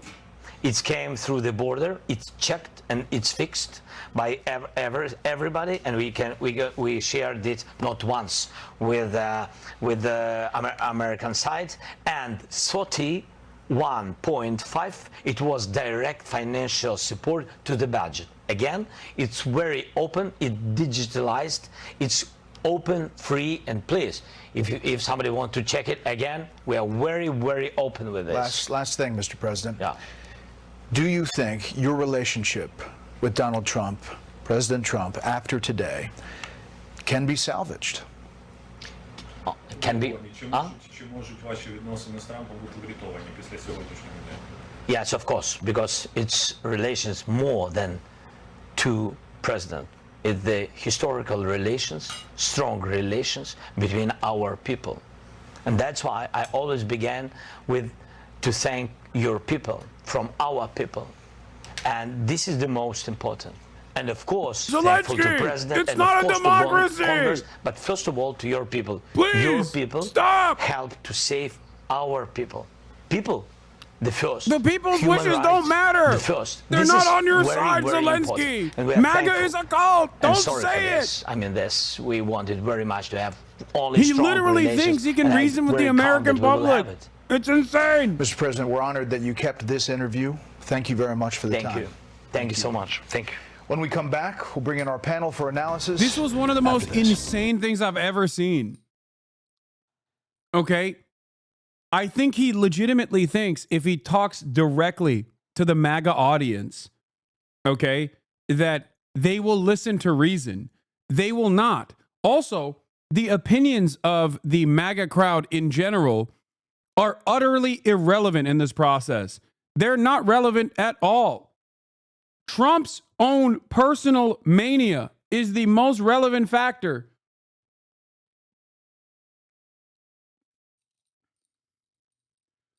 I think ultimately it's defense contractors and where they go and what their interest is, but any sort of posturing against Donald Trump will do everything in his fucking power to undermine that deal.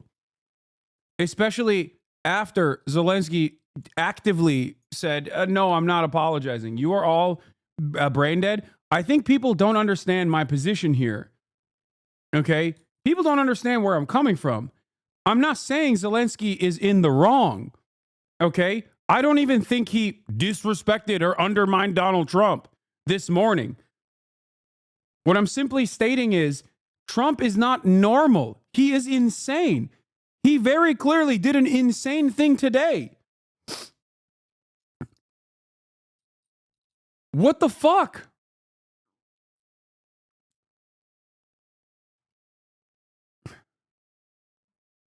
That's it. Do you have a Ryan Ruth apology form? First of all, I've been a #1 Ryan Ruth loyalist since day one, so I don't need to apologize for anything.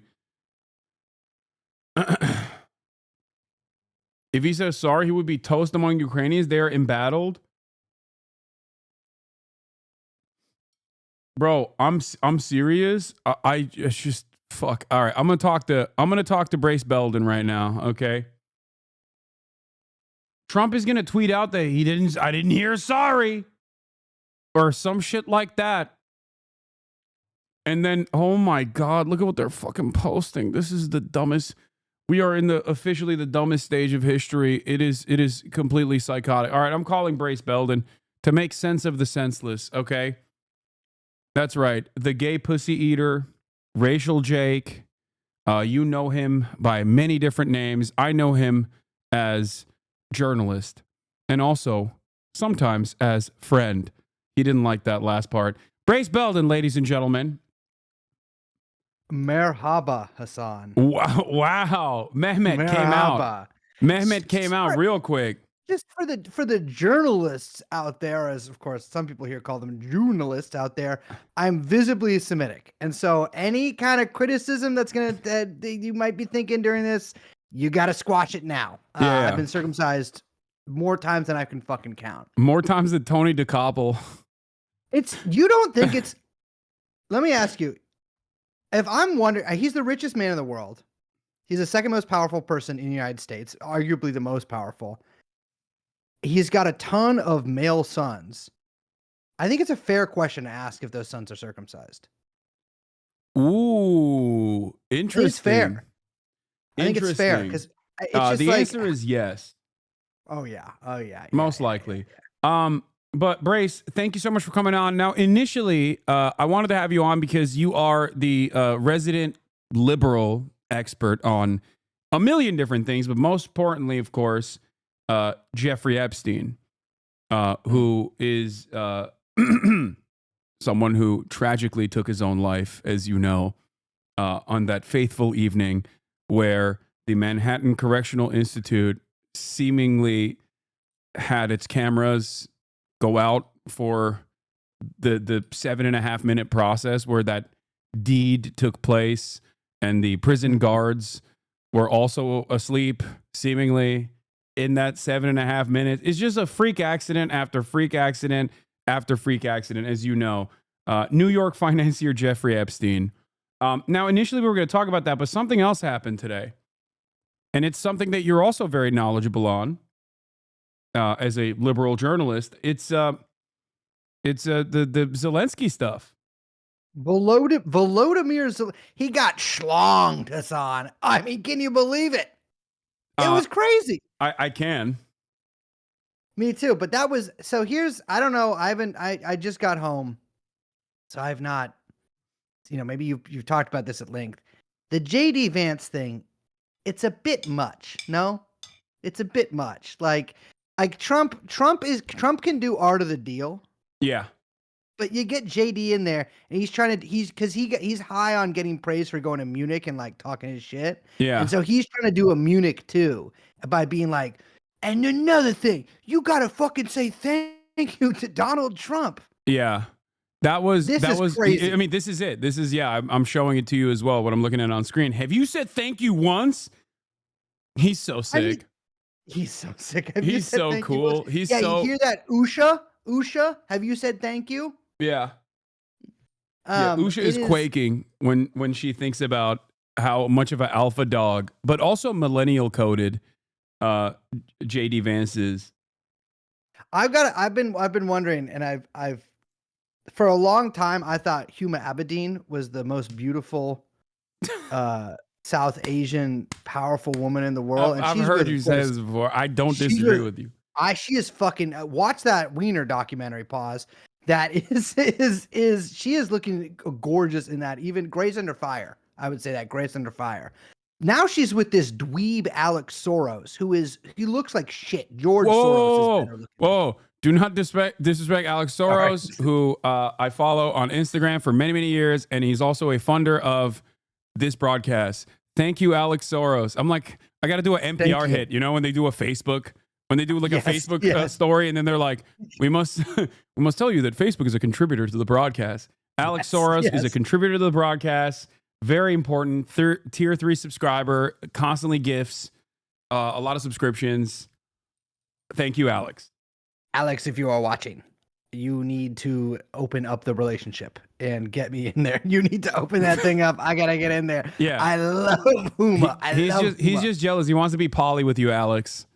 But I will say, I thought Huma was my number one. I was like, okay, wow.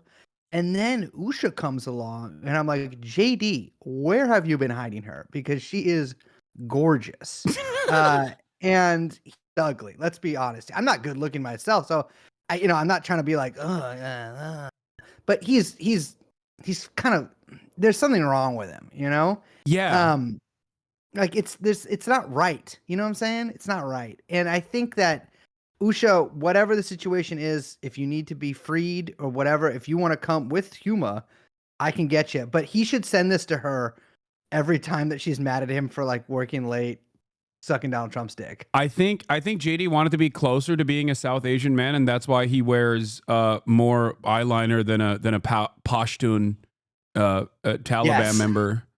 Yeah, he does look like he is Trump's Bakabazi. He's his dancing boy, and it's horrible. Well, he was Peter to see. Thiel. That's what he did for Peter Thiel. So I know it's great. He does. He's got like the second in command, like the lieutenant thing going on. But I think that what he did, Zelensky and I have had our differences. But what I think he did was unconscionable. Such a funny thing to say. Sorry. Just we have differences. I would have done things, but I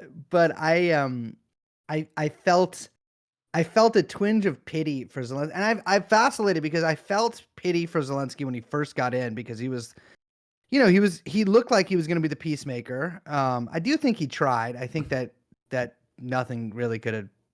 He was kind of getting it from both sides on that. Oh yeah. There was no way that was going to happen. And he kind of came into his own, but the reality is I don't really know what the argument is against what Trump's saying, because they don't have any cards. Ukraine is losing the war. They've been losing the war for a while. And it's sort of hard to there hasn't been, especially from all the Europeans who really have stuck their necks out on this, or I don't know, stuck their necks out is the word, but the Europeans have stuck with Zelensky for the most part. And, my favorite, not to cut you off, but my favorite was when Keir Starmer, also known as Keir Stalin, came out and was like, "Oh, we're gonna send our shorts wearing, 14,000 strong special forces into Ukraine," and then very quickly, almost immediately after he said that, but without American security cooperation assurances, this will be meaningless.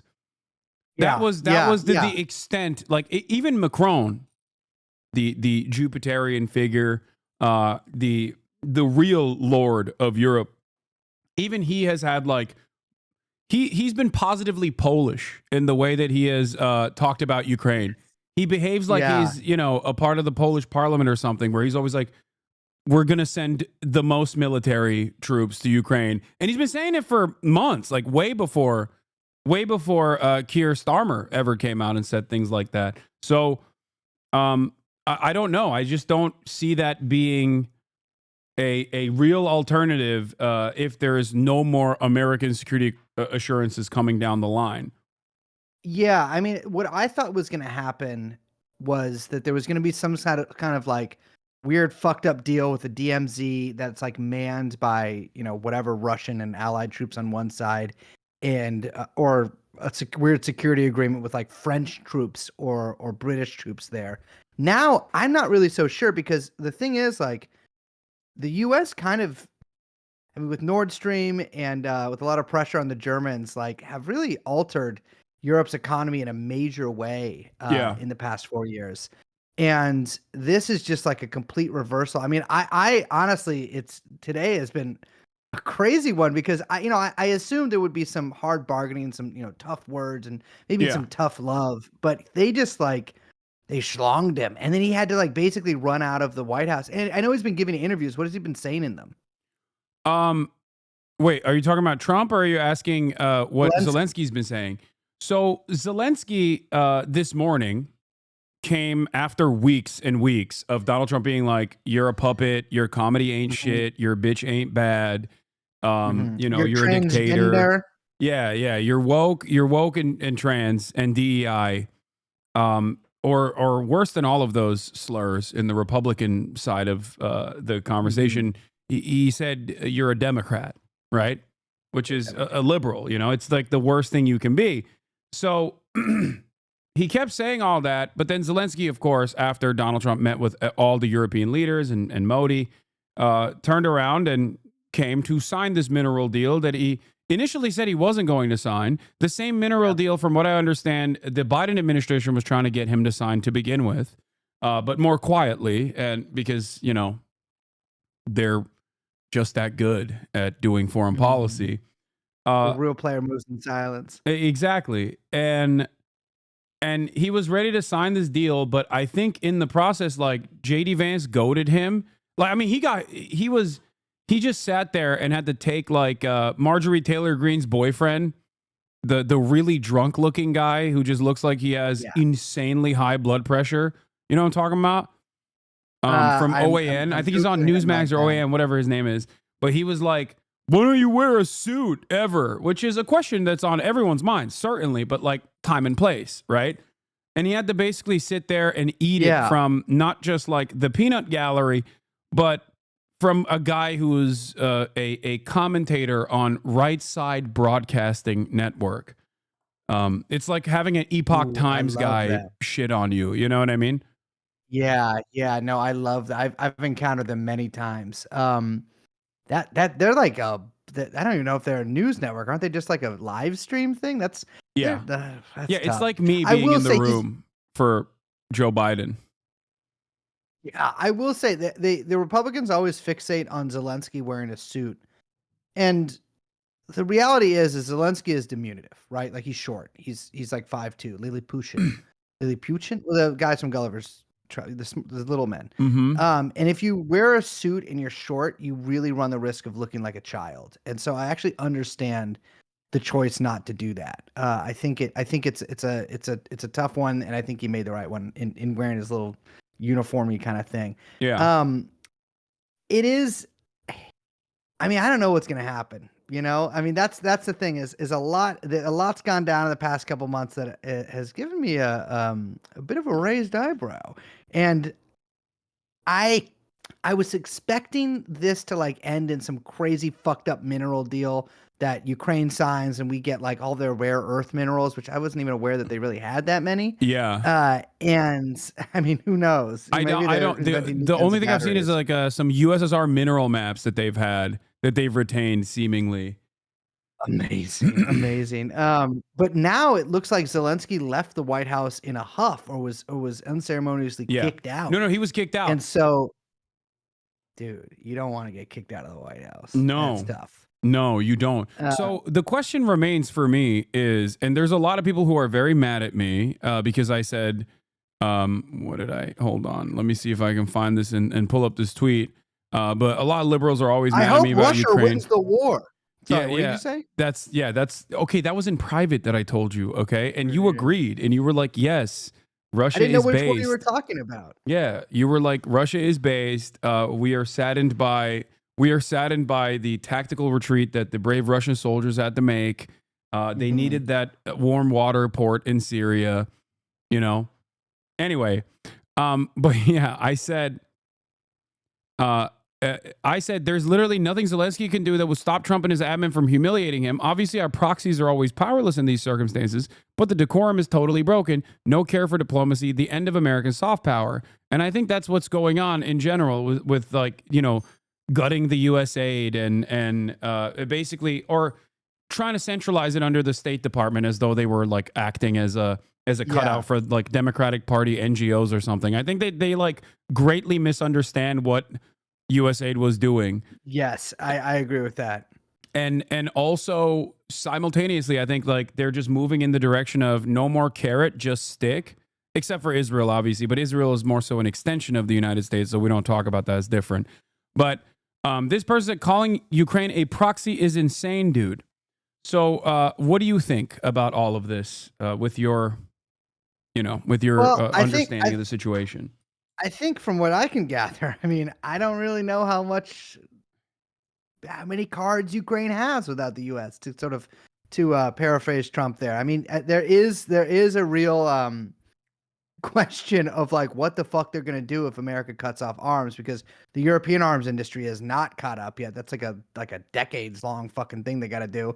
And yeah, the reality is like they function in this sense as a proxy. I don't think that's really that controversial of a thing to say. I mean, it's not even like a moral judgment or anything like that. Like they're fighting this war with like American support. targeting troops on the ground, some reported, some not. Huge amounts, hundreds of billions of dollars. And yes, a lot of that money is spent on U.S. weapons, which is a fucking racket. But I don't really know how else to read that. I mean, they could not win this war, or this war would almost certainly be over in some way or another if the U.S. had not gotten involved to the extent that it did. I mean, it seems. I wasn't even aware that was really a controversial thing to say outside of Ukrainian nationalist circles or anything like that. No, liberals outflank Ukrainian nationals in many respects on this issue. So especially because they don't really lose anything in terms of just throwing up the flag. But I don't know. Maybe this is just a misunderstanding. But the reason why I brought this up is not to go over petty grievances with the account called Polling USA. The reason why I brought it up is because I want you to speculate on what you think Zelensky has in his pocket. Because I did genuinely think that he would play ball and maybe even grovel further on Brett Baer. And earlier, and I know you were watching this as well, he did not do that. Brett Baer actually baited him multiple times to be like, well, you're not actually, doing that. You're not actually apologizing to Donald Trump. And he instead delivered what I consider to be a relatively heartfelt and somewhat sincere plea to the American population, and specifically Donald Trump's base of support. And I don't know why he thought that. Is it foolishness? Does he think that Americans give a shit? Does he think that MAGA can listen to reason? Does he know something that we don't know? Or is Macron actually going to use nuclear first strike capabilities against Russia if Russia further undermines Ukrainian sovereignty? What does he know? I mean, it's funny. If he thinks that he'll sway a majority of the MAGA movement or even a significant minority, I think he is out of his fucking mind because they hate his ass. They do. I mean, they're he's gay. He's doing trans stuff in Ukraine. They don't even I think it's hard maybe for a non-American to understand how a lot of MAGA types kind of they have shibboleths or images that they just have these insane sort of mythos or stories around, and Zelensky is absolutely one of the main ones. I mean, it's he's this he's sort of the, I guess, what when people think of wasteful foreign aid or Democrats stealing money or Hunter Biden or anything like that, when MAGA people think of that stuff, it kind of all comes down and funnels down to Zelensky himself. Yeah. And he is not a sympathetic figure to a lot of Republicans, maybe some GOP conservative types. And it's so funny because Lindsey Graham. Lindsey, yeah, exactly. But Lindsey Graham flipped. Yeah, and he dropped him. He dropped him like a bad habit after basically goading him for years and years and being like, it's great that all Ukrainians are dying they're dying using our older weaponry that we shipped over there. Yes. I mean, and boy, it's just whatever. Maybe Zelensky, if you have the tapes of Lindsey Graham and 16-year-old boys in Northern Virginia hotel rooms, to release them now. I do think that it's what you said earlier about soft power sort of going out the window. I think that's I think it's kind of true about everything about the new Trump regime, is that in that a lot of what they're doing, the sort of looting or the cutting away the regulations with doggy and all of the foreign policy sort of tough guy shit. It really is just a way of doing what the U.S. has done for a long time without any of the niceties and without any of the bullshit, Yeah. Trump's kind of getting down to business here in a way that would take other administrations maybe 5-10 years to do, because they'd have to funnel this through this and this through this and get this guy elected and do this. Yeah, but I think there's a purpose for that, right? That's the reason why you have to manufacture consent. You have to you have to do that to try and maintain this idea around the world that America is sometimes doing bad things, but they're doing it for a greater good because America's the world police. And I think Israel accelerated the lie right after Ukraine, because Israel and Ukraine happening so close to one another really showed the moral depravity to even people in Western Europe that were previously, in my opinion, oblivious to it or strategically ambiguous to it. Yes. And now it's obvious that like nobody gives a shit about the international rule-based order. That's not a real thing. But having said that, I still didn't think Trump would dismantle that soft power apparatus so quickly. Yeah, it's funny because for a sec I was like, maybe they'll use it like how, for instance, like Germany, they give money to political parties and they have these overseas offices. And so like AfD, for instance, like has offices in other countries. I think they do, but like the Conservative Party, the Social Democrats do. And I was like, okay, well, maybe they'll use this in like a based way and they'll just like give their like support or like use soft power as like muscle behind whatever, Orban like candidate they can find anywhere. But I mean, again, it's been like a month and a half. So who knows? 2 months. No, like a month actually. But that could still happen. It's just, it seems like, I don't know. Everything's still so in the fucking air right now with all like the cuts and like the fake cuts and the like moving shit around to state that like I actually have no idea. There's so much confusion that like I have no idea what they'll retain. And like it could be that they're doing the doggy thing of like strip it all away and then like put some back that you think you actually turns out that you need and that could come in there. It's funny though because like again to come back to this like Ukraine would be like cause celeb or whatever among Republicans 30 years ago, 40 years ago, I mean, we would have like, Azov guys would be like giving speeches at Congress. And although they have visited Congress, it's been under the aegis of the liberals. And so it's so funny to see all this shit. I mean, that's talk about a realignment, it's sort of amazing. And it's funny because I think a lot of Democrats kind of lean into it because now it's almost seen as like an act of resistance against the nationalist GOP to just be, doing as much foreign entanglement as possible. And, part of this also could just be like pivot to China stuff. But that's all in confusion now, too. So I have no idea. Well, that's what I think like the Vivek Ramaswamy foreign policy method that Tucker Carlson and like a select few Redditors were talking about before the Trump administration of decoupling Russia from China and then focusing all of our efforts on going to war with China is seemingly what this administration is moving in the direction of, it seems like. But I'm not saying that this will be successful. I just think that is kind of the direction that they're taking, it seems. Yeah, that occurred to me as well because like, the Russia-China maximum friendship thing that they're doing. I could see that, but I just don't really see that really working. And also like these people are so fucking crazy and stupid that like sometimes I feel like I try to like ascribe them motivations or plans that like aren't actually there because I'm like, well, if I was doing this would be the reason I would be doing it because I'm like, a little canny or whatever. But like a lot of the times I think it's like purely like I don't know what Trump is talking about half the fucking time. Yeah. I think he tries to do like a hard negotiating shit. Like I think sending Vance to Europe was part of that. I think some of the shit he was saying to Zelensky was part of that. But then also like, he's a fickle individual. And so he could have gotten genuinely offended earlier. It's weird because like, listen, again, me and Zelensky had a long, big falling out recently within the past few years. Okay.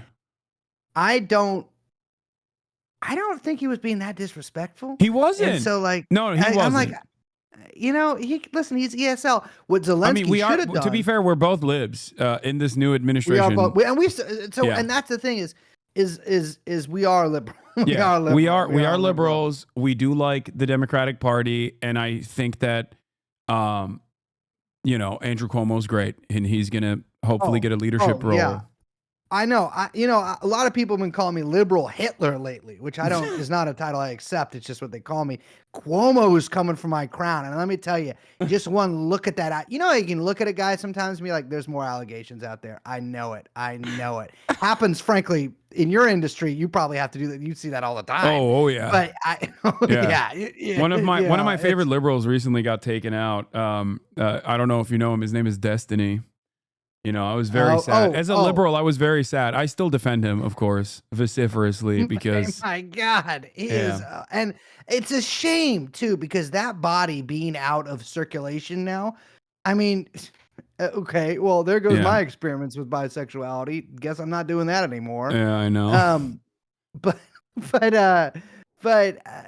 yeah, Cuomo. What? Oh no, liberal JD Vance, Ukraine. Duh, we love you. We liberal love Hitler, except for liberal Hitler.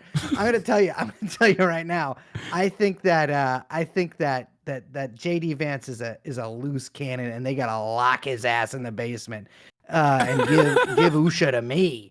But I think that I don't know. I think that they're just going crazy.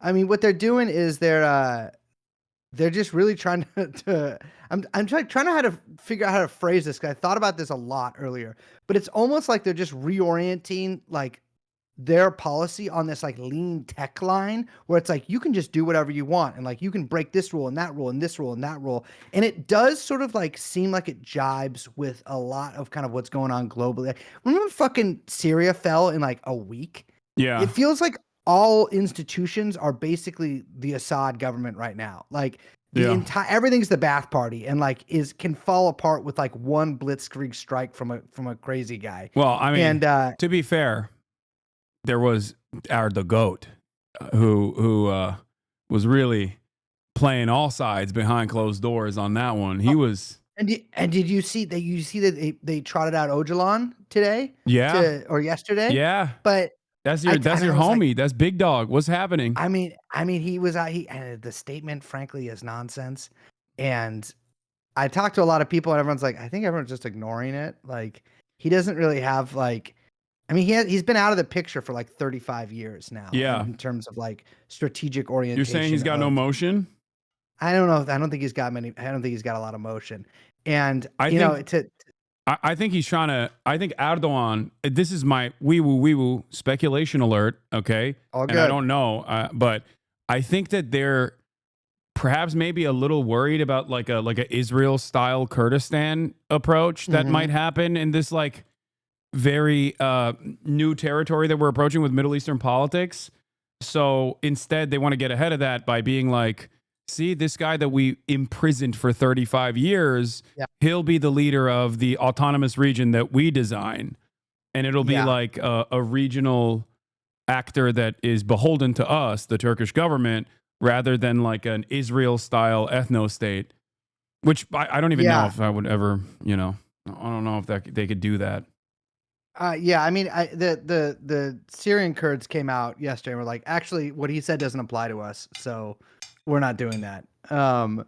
But I don't know. It got a rather muted response from people I talked to who know a lot more than me or a lot more connected than me. They were just like, yeah, I don't know. He's fucking like old as fuck now and he hasn't really been on the scene for a number of years. But Erdogan is I gotta tell you, was not expecting it, but he's had a hell of a year. Every year or two, I'm like, something's going to happen to him. He's going to get kicked out. He's going to get killed. He's going to get, he's going to lose an election. But no, the guy keeps coming up on top. Dude, he's always, look at how much he fucked over Putin with Syria. That was insane. He has like nuclear, Putin's on the one side selling him missile defense systems. Okay. Big drama. All of a sudden, they're kicked out of the fucking F-35 program because we can't have the missile systems and the same fucking, and NATO planes on the same grid, I guess, except unless you're fucking Greece, then it's allowed. Yeah. Okay. Yeah. Yeah, that's fine. They're Christian, so I guess like it's okay if they have it. And then all of a sudden, he's working alongside. He's working with China too now. That part I do actually like. I think that's awesome. As you know, I mean, you're the leading advocate for the white Chinese movement. I have been a follower. Chinese. I've been a follower since day one. Well, you're not really white, are you? Well, I am quite literally white Chinese because my mother's maiden name is Uyghur. No. Yeah, my Cenk, my uncle. What's his last name? Oh my God. Yeah. Cenk Uyghur. That's not how I was pronouncing that. Yeah, Uyghur is how you're supposed to say it, but it's fine. So technically, I am literally white Chinese. So, well, I mean, it's the white. It's not really the Chinese part that I was. Are you BIPOC? I thought you were BIPOC. Yeah, because are Turks white? This is a question I should just be asking. It depends. If you're in Germany, no, hell no. But I think in America, like they don't know enough, so they just go, "Oh, he's like spicy white. He's like, what is he, Italian?" I think that's the way they treat it. That is true. Nobody know. I mean, and also like, I mean, I know we talked about this before, but Greeks and Turks, I can't tell the difference. You know? Oh, I agree exactly. No, I say that all the time. Armenians too. Oh yeah. But all the Aryans, the Caucasus types, I'm like, you guys, it's just one big eyebrow, you know, and I love it, but it is what no, it is. I agree. I say this is somebody with very thin eyebrows, and so it comes from a place of racial jealousy, frankly. I think everything's. I'm like wondering who's gonna try. You mentioned Macron earlier, and it really does seem like Macron was kind of meant to be, or like thinks he's meant to be, like this other sort of like the leader of a multipolar Europe in a multipolar world. But he's a pan-European nationalist. He really is. Yeah. I just don't think it's going to shake out for the guy. Oh my God. I just imagine. Okay. Pan-European nationalist. He wears like a what's it called? A kufi, like the kente cloth, but with like NATO colors or EU colors. Yes, you know what I mean? Dude, we have to combine. Oh my God. Yeah, pan-Euro nationalist Macron is hilarious. Just steal everything for the Pan-African movement. You know what I mean? Yeah, exactly. Oh my God. Oh, I mean, they've wouldn't be the fucking first time the French stole from the Africans. You know? Not. Oh my God. And Macron, I think he's his. Have you been following the transvestigation into his wife? Oh, Candace Owens, yeah, she's been doing formative work on this field when she's not talking about how Jews are controlling the media and her anti-Semitism is. I know, and it's tough because I feel like I'm talking to. I don't know enough about sports to make an analogy here. I feel like I'm talking to Mussolini and gassing up Hitler here because she is really her anti-Semitism. I'm sorry, you were never a fucking contender, brother. Yeah, it's really her fucked up. Anti-Semitism. She was Khazar theory. She's talking about the Frankists. Like these are shit that like you have to read a book to know about. Yeah. No, it's like when you get nerdy with it. When you get nerdy with the theories, like that's my favorite thing about anti-Semites, and there's so much to like about them. So much about them. But my favorite thing about anti-Semites is when they like read the Talmud, or at least like they even lie to read about it or whatever. When it's like, I don't even think like outside of rabbinical school, Jews are out there fucking reading the Talmud. Well, no, I don't think so. No, we're mostly checking the Schwab accounts. But the thing is, Candace got to do this transvestigation of Brigitte Macron, who, by the way, let's be real, she is a phebophile. Because there's many rumors, I don't know if you've heard this, that her husband is a little light in the loafers, that he might be a gay man. Oh, Candace's husband. Yeah, I've listened to him talk, and I don't know if it's because he's just effete because he's British or because he's secretly gay. It is tough because they sort of straddle that line. But he, it's. I'm like, I feel like you're trying to like put us. I think she's beautiful though, like in a real way. I do. I agree. Beautiful. I think she is very. I hate to admit it, but I do think Candace Owens is attractive for sure. Who's the best looking one of the guys that they have? Oh, that's a tough one. There is not really. I could never answer that. No, yeah, they're all so hot. I know it's yeah. No, it's like Cece's Pizza. Like I think Ben Shapiro's the most manicured out of all of them. Like he like paints his eyebrows and stuff. You know what I mean? That's crazy. Yeah, he is though. I could see having. How do I say this?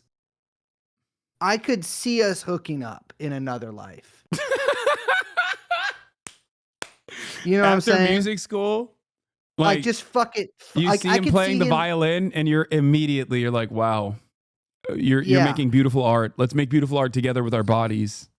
Like I feel like Oh, actually, I've never seen the movie, but I feel like I could have a "Call Me by Your Name" thing with Ben Shapiro if in another life. I've never seen the movie either, but I think me either. But I get it's about so there's okay. So inappropriate age gap relationship with Ben Shapiro. Yeah. I feel like I'd have to be the older one because he's so little.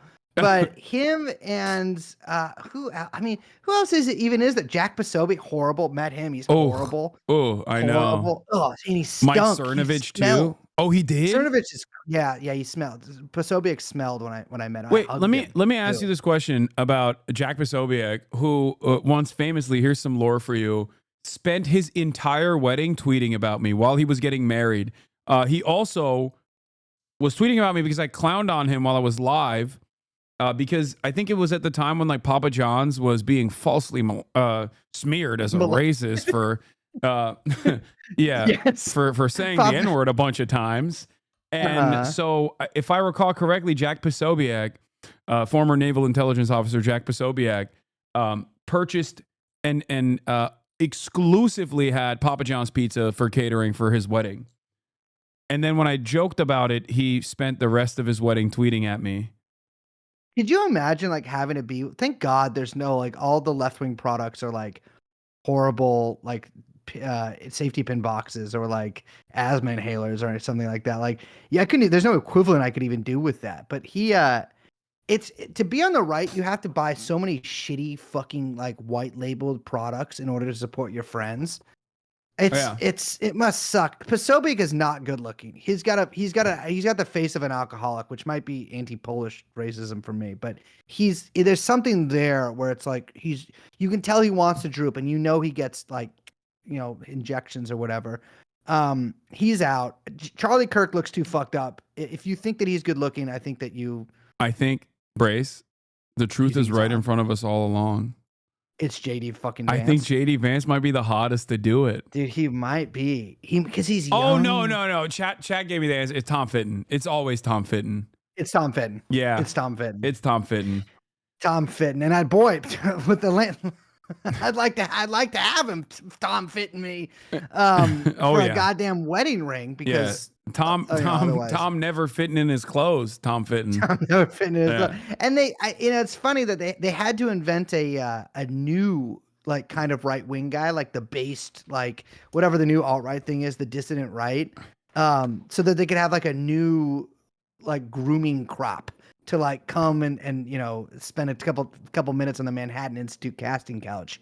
It's disgusting. These people and everything is so fucking low class and disgusting right now. It makes me sick. Marco Rubio also. What, you think Marco Rubio's hot? Yeah, because he kind of have you seen the movie The Pest? No, but kind of looks like John Leguizamo in The Pest. I don't know why Marco Rubio is such a fucking beta. And he's got such ginormous ears that I will just never find him attractive. I can't see that. Tom Fitton, on the other hand, hot. Yeah. Like, look at those ears, man. He's got Daniel Hagari ears. But wouldn't it feel good? I mean, not to like hook up, but like, wouldn't it feel good to cuddle with Rubio? Like hold him? I feel like he's too sweaty. Trump killed him for me. Trump destroyed him. I mean, like Trump destroyed his sex appeal for me. Could you imagine being Marco Rubio and going home to your wife? Is he married? Let's look this up. Obviously, there's many rumors about him, which we won't address here, but which your listeners, if they actually, you can probably look this up. It's safe for work. Marco Rubio foam party. What? You never heard about that? There's like a long-standing rumor that he was photographed at a foam party, which is also how I heard about foam parties from that. It is a party where you go and you are in a lot of foam with people. Wait, what the hell? Are these photos of Marco Rubio at a gay Miami foam party? Queer Tea on X. From Queer Tea too, so it's fucking, that's, I think, pro-gay. But you can't even tell, like, which one is it? It's like the back of one guy's head. Yeah, how would you be able to tell? I mean, his ears are... But that's him. Right, that's him, dude. That's right, Marco Rubio. First reply. That's Marco Rubio. Am I there? Yeah. But I don't mean that. I'm saying stop. Let's look into this further. I think that there's something here. Yeah. It And seems I like think you that, said I'm pause. not saying. No, I said pause. Let's pause. Let's pause this baseless speculation and get to the bottom of this. Is what I'm saying. We gotta see what's going on here. Is there another angle, perhaps? Yeah. No, I respect that. That's the mark of a true journalist, wanting to investigate further. Is there another? Well, people know, and I've talked about it before. I'm the #1 investigator of Elon Musk's penis in the world, and so why can't I see fucking Marco Rubio's front picture? Just let me show me the front at the phone party. Yeah, I feel that. What is this? In his memoir, Rubio recounts the relationship with his wife Jeanette and how she once threatened to break up with him if he went to a foam party. He went anyway, but had an epiphany in the foam. As I contemplated my predicament, I looked down at my shoes. They were perfectly white. They had been black when I arrived. Maybe because I took it as a sign the life I was leading was phony and unsustainable. Oh my God, he's talking about being gay. And I had suddenly found myself wearing white shoes, a South Beach fashion faux pas. I left the club and found the nearest payphone. Yeah. I'm sorry. Your wife is like, don't go to the phone party. And you're like, I'm going to the phone party. Leave me alone. I'm going to the phone party. Crazy, dude. He just loves he's a foamer. Could you imagine if the woman you loved was like, don't go to the phone party? And you're like, fuck you. Fuck you. Yeah, I'm going to the phone party. Yeah. Never You know what happened. would happen in that situation? Okay. She would no longer be the woman that I love. Okay. She needs to understand that I'm going to foam. I'm going to foam with the fucking boys. Okay. Do they have you ever encountered this in your life? I've never even heard of one of these. I think like they used to throw, I feel like I went to like a rave or something maybe with foam, like way back in the day. Yeah. It could have been like 4th of July weekend at in Las Vegas or something though. I can't recall. That seems like that kind of thing there. I'm just like, I feel like now with cell phones, it'd be tough. Yeah. Oh yeah. Yeah. But okay, getting back on track, we sidestepped here about which conservative figures are the most fuckable. And I guess like the last thing I want to ask you about Zelensky, I was about to call him Zel Disney again. And after today, it's no longer Zel Disney. He took a strong stance on Brett Baer. And he basically said, no, I am not going to apologize. That's what he said. I know. The voice is amazing. Yeah. We love the voice. Sick. Yeah. He was behaving in a very based, quote unquote, based manner. But I guess the question that I have is, what the fuck does he have that he knows that, like, does he truly think that European allegiances without American security assurances will defend Ukraine, will be enough to defend Ukraine, even when they're genuinely going through a manpower problem? Yeah. Yeah, it's tough. I mean, no, I think that Ukraine kind of hit on like a sort of smart thing to do, which was just terror.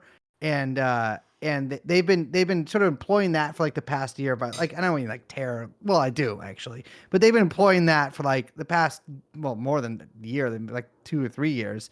I would have predicted that it would go like more in that direction once the land war gets a little more, it's been pretty static for a little while now, but like once lines are like really entrenched, but I have no idea. I mean, we're getting to spring. Who knows if the Russians are going to rock again in spring and take a bunch of territory.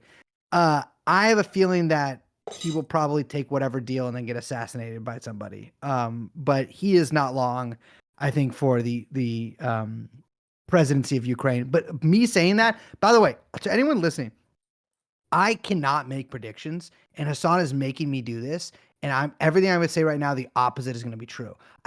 Me too. Famously, I also said Russia will never invade Ukraine. And thank God you said that, because that made me reassess a lot of my life. I'm like, how was I wrong? And then I realized I was wrong just because my heuristic of disbelieving the State Department 100% of the time, I need to just do it 99.99% of the time. Yeah. But no, we went through everyone went through that exact same.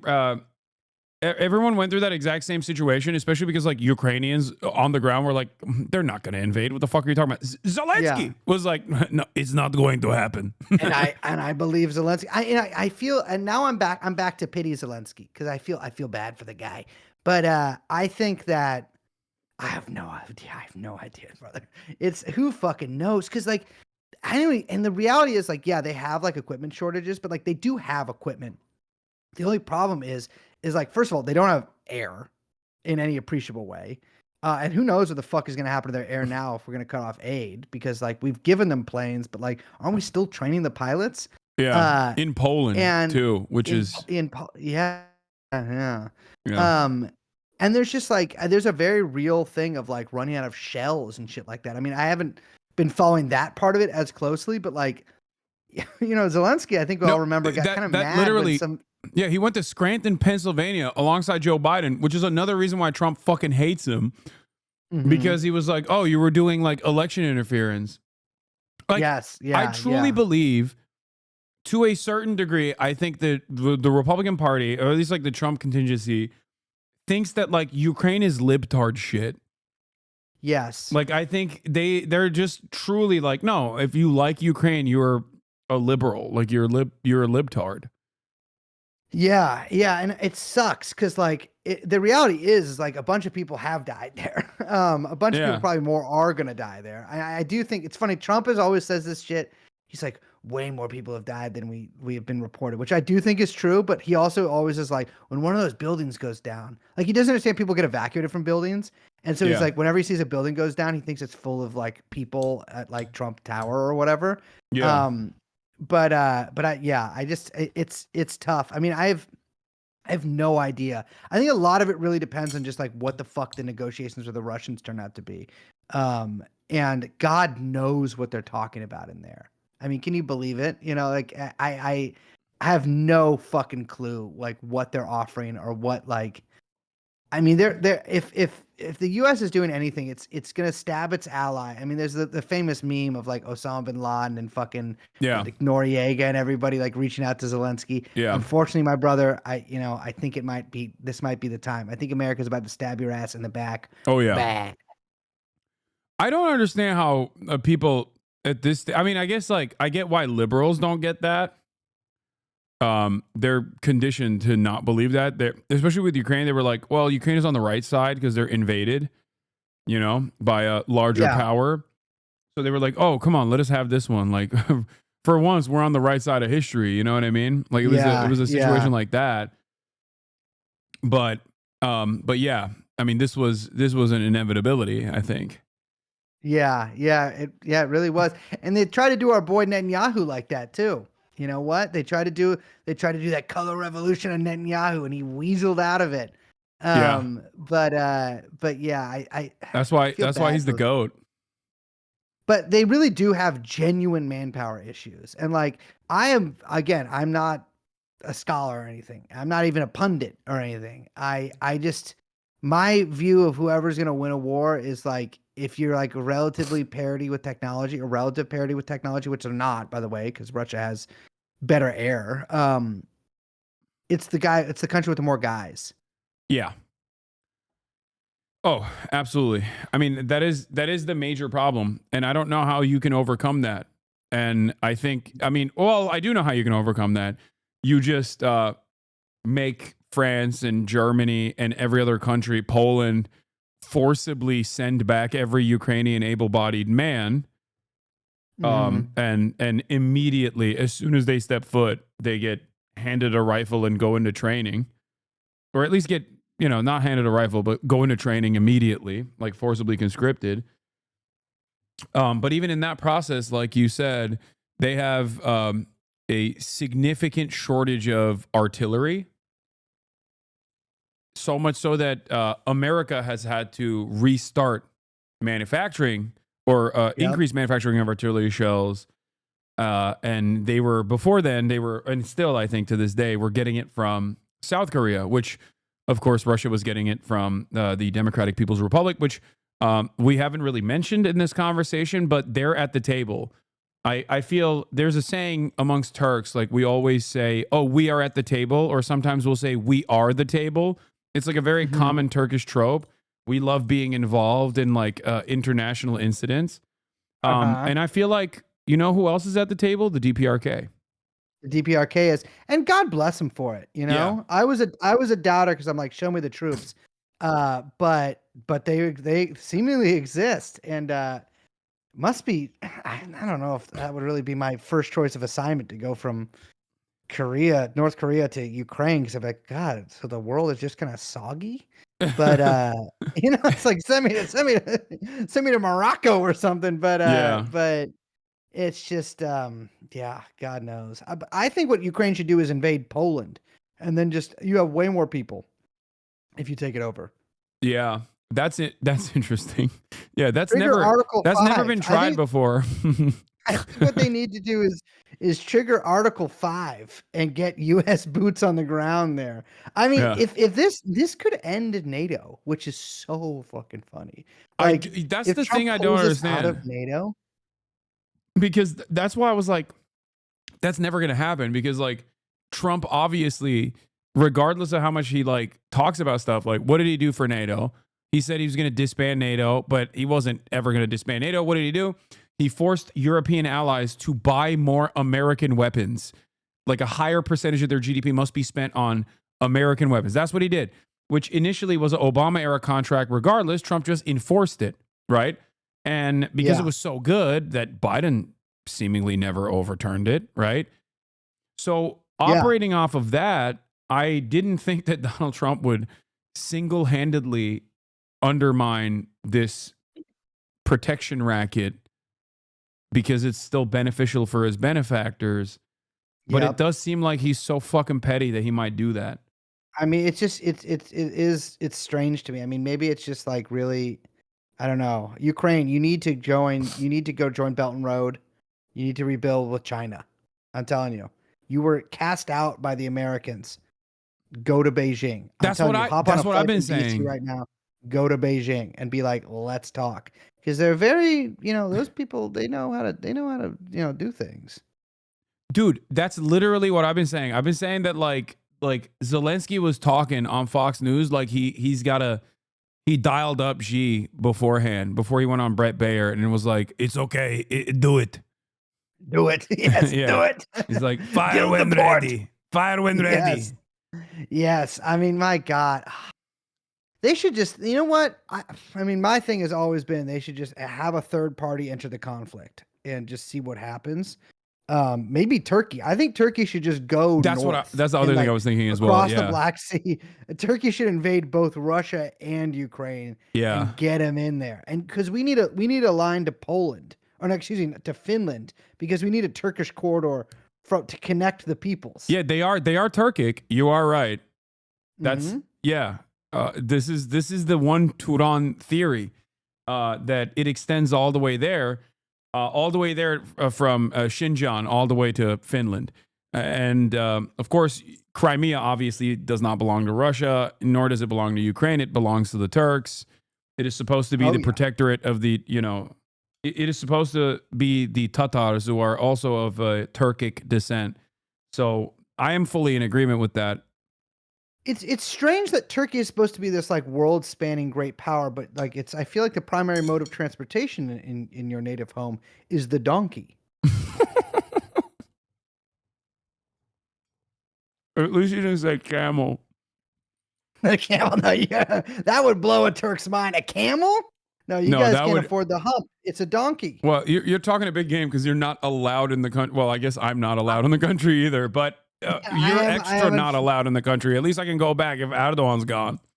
And it's interesting that this country, which supposedly is so great, has put one of the world's most greatest entrepreneurs, myself, on the so-called terror list. First of all, I've never terrorized anybody except except those who are cruel or rude to women. But it's like terror list. Look at me. I wouldn't hurt a fly. Okay. But they called me a terrorist in Erdogan's newspaper. Yeah. Well, he owns all the newspapers technically, so it's not. Yeah, well, that's not who you told me owns all the newspapers. Yeah, no, Erdogan is also Jewish. That's the thing I love most about the Middle East is like the baseline conspiracy theory about every single leader is that actually he's Jewish. Like, yeah, we actually his like great grandmother's Jewish, and so it's been passed down. He's Jewish.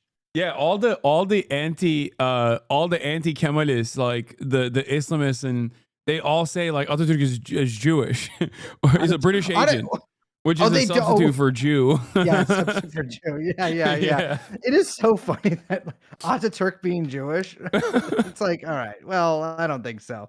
The Fez banning though, did greatly I think that Turkey's image would improve in the world if they brought back. Maybe Ukrainians should start a hat wear, like a lids, dude, or something. Dude, I mean, you're not wrong. Look at countries that are on the up and up, or I guess like autonomous regions that are on the up and up. Dagestan. What is Dagestan known for? Fighters that wear the coolest hats. I mean, they're also known for the little boy. Wait, what do you mean? Like being Hezbollah? Oh, wait, is Hezbollah from Dagestan? I thought he was. Yeah. Oh yeah, you're right. I think he is. The little boy. Why would you? He's right behind me. So hard for Hasan not to salute when he hears the word Hezbollah. Stop. The different one. Stop. You got me excited when you said Hezbollah. But dude, yeah, you're joking, but I'm gonna have like, you know, another Fox News article written about me, and then Ethan Klein crash out incoming, being like, he loves Hassan Nasrallah. They have the same name. Are they the same person? Yeah, I love that. I will never forgive you for I'm 35. You know, I never looked at YouTube that much or anything like that. Now I have to find out who this guy is. It has been a horrible. This is the same thing with Destiny and stuff. What is with this industry you work in? It's full of just some of the most strangest, malformed looking individuals I've ever seen in my life. It boggles my mind. You should get into. You should start acting or something. I mean, at least then you have people like who's an act? Tom Cruise. At least they're hot. Is that what you're saying? I mean, your coworkers, which is what I call all Twitch streamers. Who's the one guy? Oh, he's the fucked Asmongold. Asmongold. I love this guy. You know, he's the number one political commentator on this platform now. Like he's political. Yeah, I thought it was today, like the Dungeons and Dragons. No. That, but also in between Dungeons and Dragons, well, World of Warcraft. In between that, he like now for the entire day, he just like watches Trump press briefings. He literally gets go look at his YouTube page. It's kind of awesome because he's dominating Ben Shapiro. Like amazing. If you look at his fucking YouTube page, he just sits there and watches Donald Trump and goes, "Yeah, that's based." And then he gets like 10 million views a week. It's amazing. I genuinely do love it. Like, I'm not even being sarcastic when I say this, because it's so funny to be like a super well-read conservative who's like trying to make logical arguments about why Palestinians need to be ethnically cleansed. And then this guy comes in and he's like, they're an inferior culture. What are you going to do? I don't care. Amazing. Oh, this is amazing. Trump is 100% serious. 1 million views. So I tried Monster Hunter Wilds. Pronouns are dead. 1 million views. Pronouns are dead. 1 million views. Yeah. Oh my God. Yeah. Well, No, but it's like, it's that. Like the greatest conservative mind right now, like the greatest conservative commentator right now is not like Ben Shapiro, is not Tucker Carlson, is not Candace Owens. It's fucking Asmongold.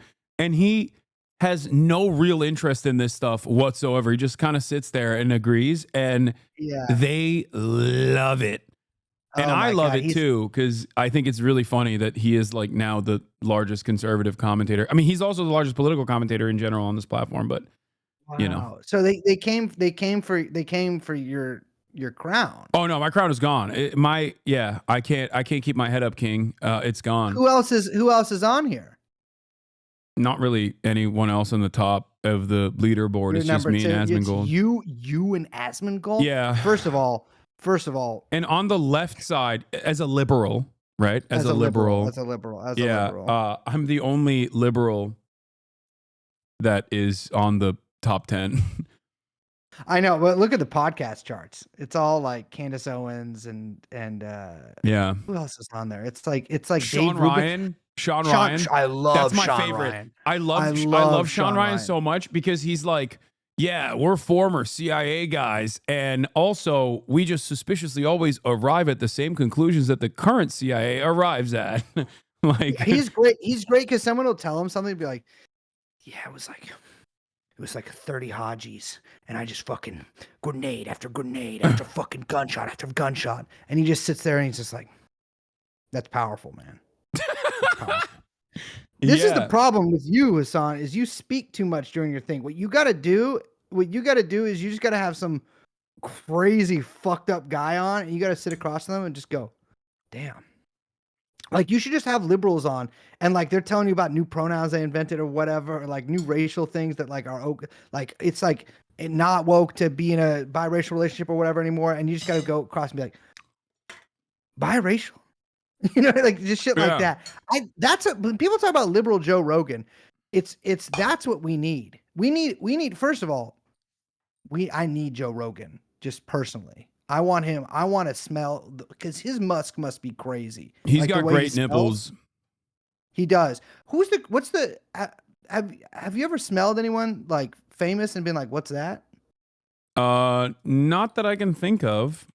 I have been around Joe Rogan. Like I've hung out with him many years ago when he was a liberal and loved the Young Turks. I don't know if you knew this. Oh yeah, no, he was a big like Anna Kasparian fan. Back when we were all together and friends, and we listened to him at the Improv where he did his stand-up, and then after his stand-up, we just like kind of sat around him for a couple hours, talked to one another about like mushrooms and shit like that. It was amazing. I was a big Joe Rogan fan back then. Wow. I mean, I still am. Still am. I can tell. I know he's got a new interview with Musk on. Boy, to be in the room with those two giants. This is it's so crazy. To me, you know, I think what's so crazy is that, like, people talk about, you know, oh, Twitter isn't real, but Twitter is not only so real now, it runs the country. It's in a way that I'm like, this is undignified. Like, it is, wow. Could you imagine just one of those dude, things? Can I imagine? I think about it all the time. Dude, I could. With my tongue. I want to Oh suck. my God. I want to suck his nipples and like suck a little bit of the HGH and TRT out of there. What do you think would come out? Yeah, well, that's another thing, because I know that you recently got off gear. Yeah. Yes. Got I'm still on it. No, You're Anavar. still on it? I'm just cycling something else now. Anavar now. Yeah, but this is what I wanted to ask: is Hegseth on gear? Ooh. Could be. Maybe a little tasteful TRT, maybe. Because like Bongino, who is, of course, fellow podcaster to both of us, you know, our coworker, who now has been elevated to a position of, I'm not going to say higher prominence, because I feel like podcaster is the highest stage of being, you know, a notable figure. But, you know, he's a deputy assistant director of the FBI. He once famously blocked me because I asked him what his cycle was many years ago, and now I'm really afraid that he's gonna get me arrested. First of all, that's called player hating, and second of all, I just got my. I don't know how much of this I actually want to show on screen, because I don't want any personal information here. I think this is good. I got my a FOIA back. I self-FOIA'd. I actually did it a few years ago, and they never sent me anything. And then I did it again last year. They finally sent it. And it's completely, they're not releasing any of my FBI file to me. And so if you are watching this, Mr. Dan Bongino, please give it to me. And it's for reasons of national security and a bunch of other reasons, which I think are bullshit. Yeah, I never got my FOIA back, and I don't know, maybe they sent it and I, you know, got lost in the mail, but I've never gotten it back. Yeah. I mean, yeah, I am like. And to be fair, let's just say I have had conversations with the FBI since then. You ratted. Oh yeah, of course. Well, it's me and Vosh. We work for the same. I loved him. What is he still around? I ended his career. Know. I have no idea. I ended his career. It was horrible. He ended it by replying to me. This is the thing. Only you can get away with. Anybody who else works in the industry, which is, of course, what I call what we do. Yeah. you can't interact with me because I'll ruin you. It's horrible. It's because it's people. They think. Okay, I gotta play the fucking video now. I have to. It's one of my favorite. Play the video. Brace, this is one of my favorite videos of all time, and I play it so much. But it's been a while since I've actually played it, and I love it, especially because I feel like it gets smaller and smaller every time I play it. Like I don't know how the fuck you recorded this, but this is before I knew how to record on my phone good. Yeah, this is my favorite video of all time, and it's amazing because you played a prominent role in this. Wait, is this guy seriously saying that I can't get laid? Incredible, I'll give you 5,000 if you can get poontang before January 1st. Do you have any idea who the fuck you're talking to?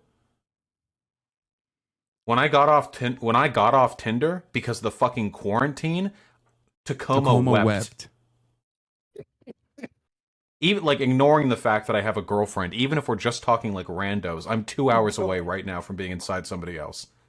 This is one. I have two skills, and it's non-monogamy and speaking publicly. Okay, do some fucking research. That's the best. Do some fucking research after he thoroughly dismantles your fucking pathetic argument. Okay, do some fucking research. Yeah. Get in the archives. I love how poetic he is. I mean, notice how he didn't say ethical non-monogamy. Yeah. It's I'm 2 hours away from being inside of somebody right now. Yeah, me too. I can hit someone with a car, go right through them. This is great. That was amazing, and that was kind of it for the horse cock thing was. What am I talking about?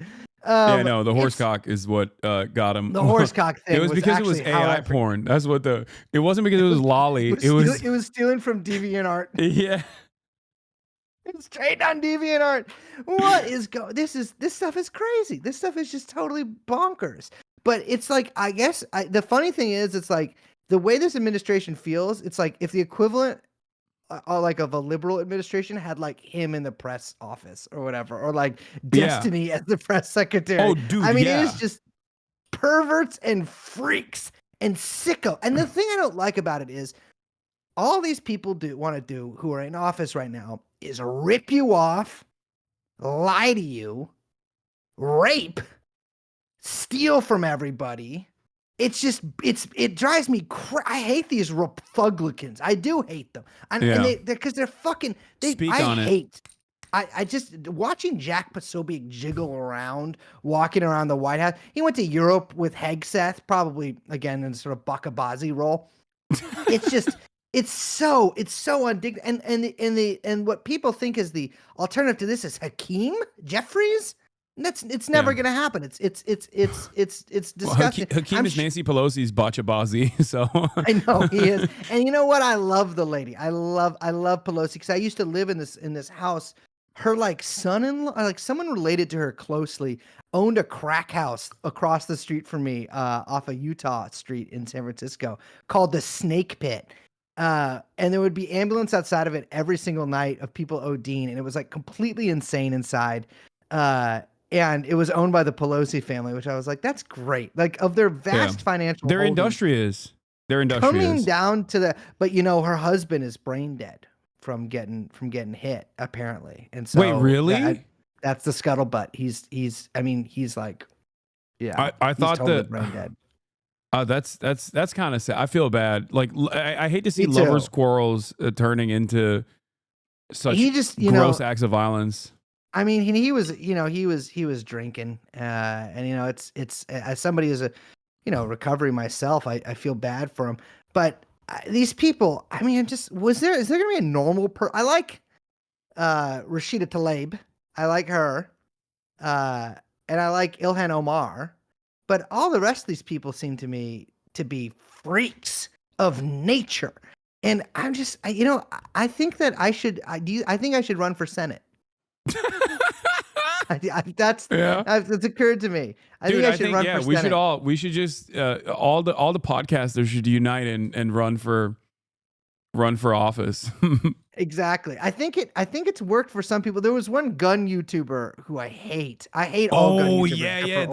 The AK guy. Yes, Brandon ran for something. office. Yeah. Yes. Yeah, but he lost, I think. Yeah, that was sad. I did a lot of straw donations to his campaign, like Dinesh me too, D'Souza. me too. Oh, 200. What was it? 2,000 donkeys. Yeah, Brandon Herrera. Oh, 2,000 mules. Yeah, 2,000 mules. Yeah, Yeah. sorry, the Turk thing. yeah. threw me I off. voted illegally quite a bit in his district, and Brandon Herrera still unfortunately lost. But you know, better luck next time. I love Herrera. There's such a. They need to get. I got Kash Patel's book last night. I'm gonna start reading it. 'cause Wait, for the an episode we're children's doing. one? No, but the children's one. That's what it reminded me of. Is the children's book does have? He wrote 2 children's books. The sequel to his children's book says 2,000 mules on the cover. Wait, he Which I'm made like, this 2? is- I didn't realize he had 2. He made a sequel. Yeah, it's incredible. The plot against the king. Here And it is. Patel is just. Yeah, and he's a wizard in it. 2,000 Like he 2,000 put himself mules. in there too. He's in it too. I should read this too. Yeah, you should probably. This is the one you should read. This is the real, the real book. Oh, he's incredible. This is what I do kind of hate this. Like, I think that the old days of just like doing Clinton Foundation style schemes on both sides of the aisle are so gone. Like, it's like a dying art. It's lost now. Now you just got like cryptocurrency rug pullers running the country. Everything is devolved.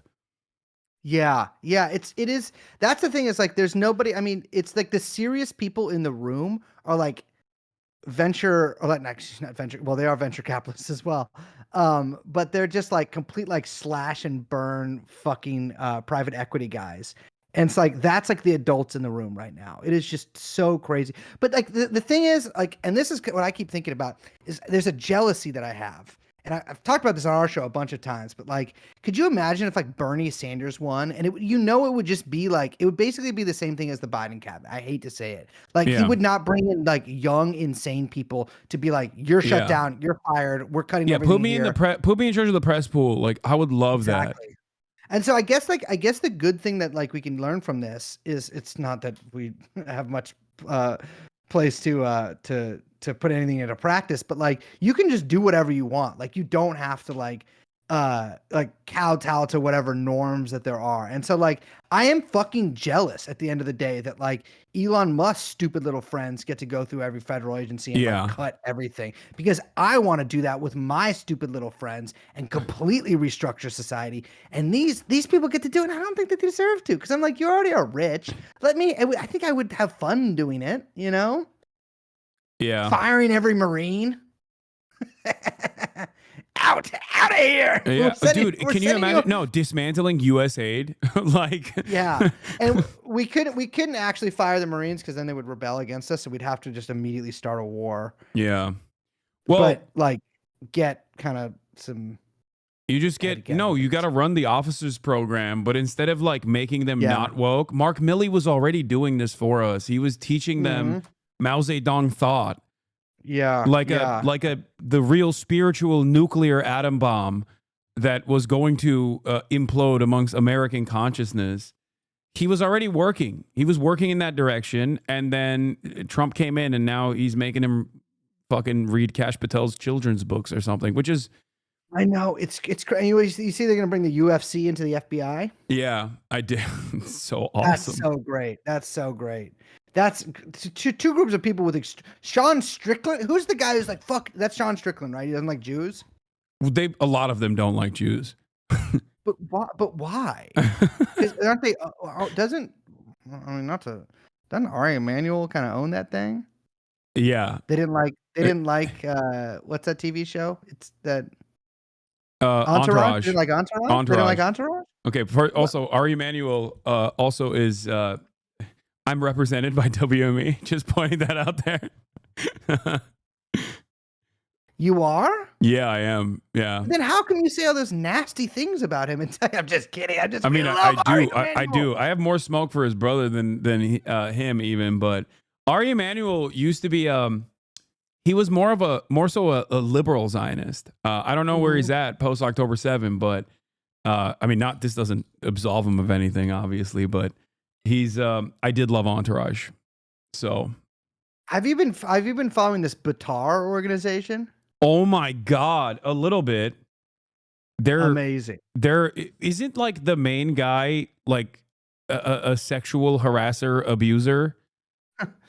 Listen, no, he is alleged by the New York Post to have been arrested for revenge porn. He's alleged by the New York Post, not by me or by Hasan. He's alleged by the New York Post to have done it. But I met the guy in a park.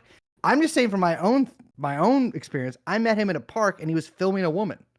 And I said, you must cease doing that. That's fucking weird. And he kept filming her and then he started filming me. And he kept asking about my dick and like all this kind of shit to me. Wait, you were trying to see if you were circumcised? Have you not seen the video? No. Wait, there's a video of him like coming up to you and asking you about your dick? Oh my God. I link it in the Discord if you can. Okay. Let me see if I think I can. It just might take me like a couple seconds. Oh wait, someone already found it. Never mind. Angry little imp. My penis is none of your business. I have an inch-long penis. So what are you here for? You pro-Hamas, or you just in the park, just accidentally marching with these idiots? I love these guys. Wait. Oh, he immediately he was like, "Oh, you're Jewish. So why are you with these guys?" I wasn't with these guys. I was just in the park. No, and he asked me, there's another one where he's like asking me if I'm a frat because he was so ugly. Oh my God, Hasan. So good for you. It's you've never seen a guy like this before. He was one of the craziest. I took a picture of him and it was one of the most insane. I can find this. It's from May 1st of last year. So let me scroll up. He looks like a Harkonnen. He does. It is, but that doesn't even do it justice. This photo literally makes him look like that photo that everybody always posts to say I look like from like the 90s or 80s or whatever with the tiny head. What's the fucking thing with the tiny head? You look like a Goomba. Well, they just post that to say like I have a small head, even though that's considered a delicacy in East Asian countries. Look at this picture I took of it. It was one of the craziest. Oh, the Super Mario Bros. Movie. It's crazy. I mean, can you believe it? Wait, let me see. You know, it's that's amazing. He looks like wait, he's that much shorter than you? Wait, what? No, I did that from above because he was blocking his face. Okay. He was he you know what he looked like, and I don't mean any disrespect to anybody. But he kind of looks like Bruce Willis, like after. Oh Jesus! The diagnosis. You know, like that's crazy. I disavow what you I mean, I don't think that's a good thing to say, and I disavow that. But you can't say that and then disavow it. Praise. I don't stand by that. You might say or whatever. Like that's just what I read. Someone else said that he looked like that. And I just thought that was an interesting thing. That was an interesting comment because I like to see all sides. But you disagree with it. You're bringing up. I just thought it was interesting to look like because he kind of looks like if like one of those directors that was exploiting Bruce Willis left him out in the sun for like 24 hours. Jesus straight. Christ. Got him somewhere. Okay. That's what he looked like to me. Let's move on from this before. And then he was rude. And he was filming this woman in a park. And first of all, that's not how you approach women in a park. You approach women in a park is you stand right in front of them and kind of look down like this. And then wait for them to say something. But he was filming these women in the park. I thought he was a nut, and he starts going crazy on me. And then it turns out he was executive director of Batar, and he's hanging out with fucking what's his name, Fetterman. Oh, that's just like a bald allegiance, I think. That's what it is. Got a group chat. Yeah. I'm gonna tell you, if I ever go bald, man, I'm fucked because of your fucking country. Oh yeah, you can't go to Turkey. No, that's true. I'll have to do it. I'll have to go to Brazil. Do they do that in Brazil? Are they good at that in Brazil? Yeah, but yeah, no, they're not good at it. That's the problem. They put your pubes on. Oh no. They haven't figured out how to do hair transplant from there yet. They just do your pubes. So I'd have like I guess it would give me kind of a Zoomer look, but that's good. You can get the broccoli cut. I made the broccoli cut. Yeah. I should do that, huh? 35 years young. That's the wave. That's the meta. What is up with the frack? Why are you a freckle racist? That's what he said to you? That's his big own? You're a freckle racist? Crazy ugly. Are you anti-freckle?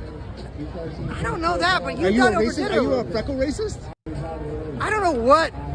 Dude, I love the like New York lib attitude that these like ultra Zionist terrorists have, where it's like, oh, are you a racist about freckles? Just say a slur, dude. What are you doing? Like, what the fuck?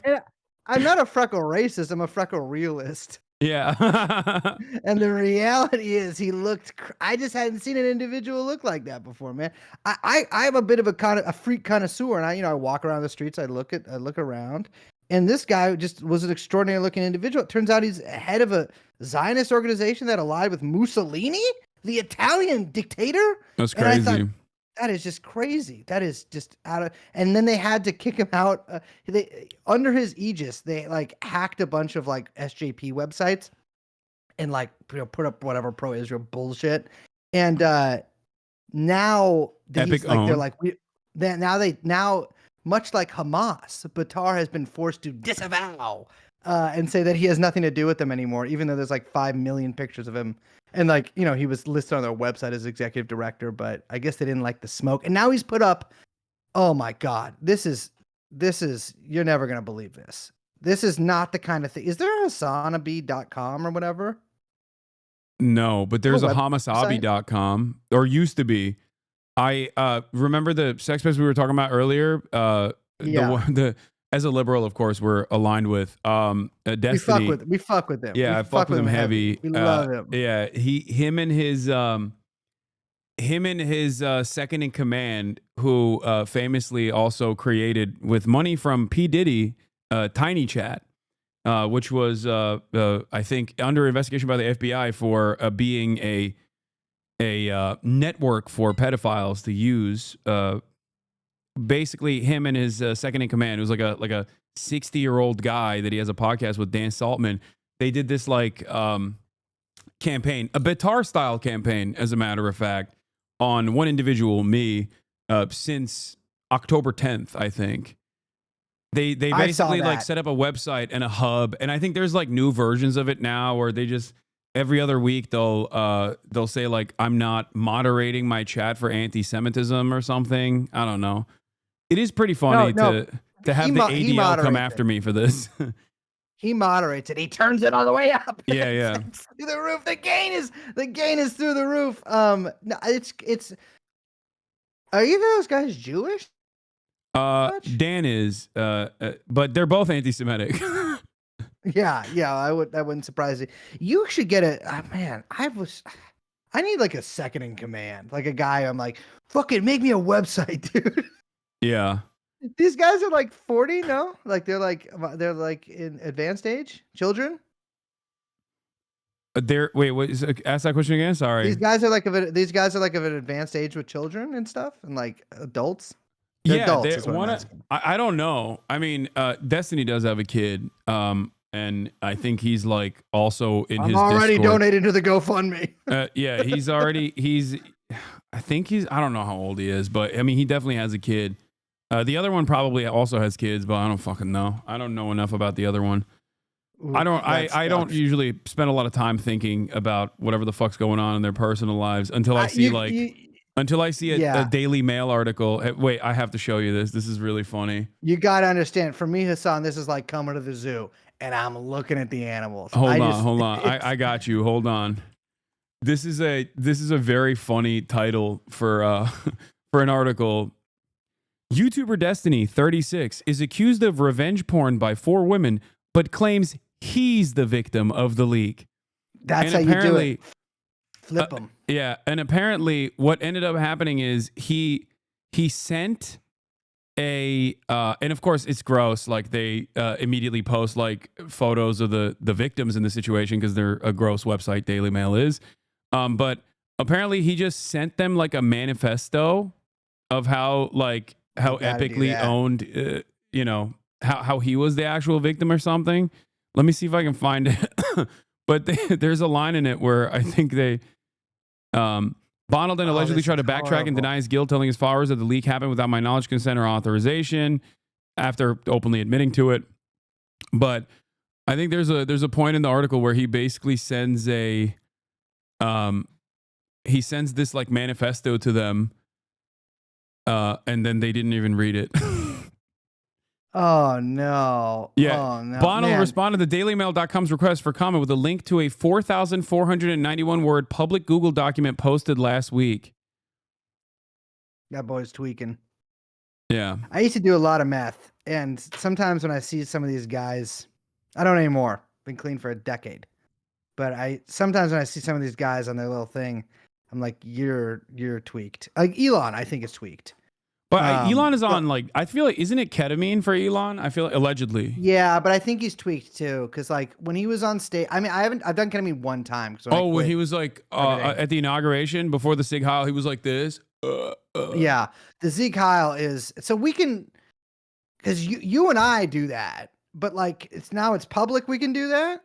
That's the Sieg Heil thing is amazing. Because remember they did. I'm Jewish, and it's okay. I'm not only Jewish, but we've hooked up, and he did not complain. Well, he complained, but he was just like, "Well, I wasn't attentive." But it wasn't because of your Jewish background. No. Well, he did call me withholding. But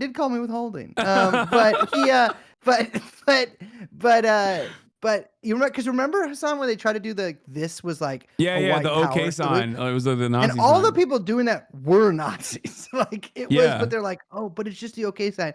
They're running that back, but now it's now because their leader is so fucking stupid and like I'm the 56-year-old troll that they're just doing that with the Sieg Heil now. Not that I almost tried to do it, but which we can legally do, my people. No. But we don't on the stream. Yeah, no. Well, there is my former podcast co-host. Apparently, he throws it up quite a bit recently. He's been throwing it up in the midst of his endless battle. No, Ethan. That guy's Jewish? Ethan Klein? Yeah, he's Jewish. I didn't know he still looked like that. What? But what does that even mean? I just didn't know he looked like that. I thought that was something we kind of got over a while ago. It's so funny every time he's like clipped me because of the many troublemakers that I have on my stream. It's always like Felix or fucking Noah or Alex. It's just like I'm always getting in trouble, and it's getting clipped. Well, Alex was Alex. It's tricky with Alex because she was briefly in Hamas. The civilian. The Politburo. I'm just kidding. The Politburo. It was a political. No, I'm just playing around. He won't recognize that the people next to me are. He won't recognize that the people next to me are Jewish, and he will just like go on this anti-Semitic crusade. And only when how could you not recognize that? What's this look like? I could stick my tongue in it. See, now you're gonna. Okay, now he's gonna say you're my human shield. Yeah. Human shield. Oh my god! From what? Him? What's he gonna eat me to death? Yeah, he said he says that they're tokens. Like you guys are tokens of mine. They're tokens. No. What you don't understand, my brother, is we control this whole industry top to bottom. Yeah. And if anything, Hasan is our Turkish token. Maybe we're using Hasan. Yeah. I'm the golem. I'm the golem. The golem. We need a golem. You have one. It's Fetterman's the closest we have. The Fetterman's the closest we have. Have you seen? I know I'm talking about women a lot. The woman, I can't remember her name. She's like the one that they put in charge of the declassification. She pretended to be Jewish.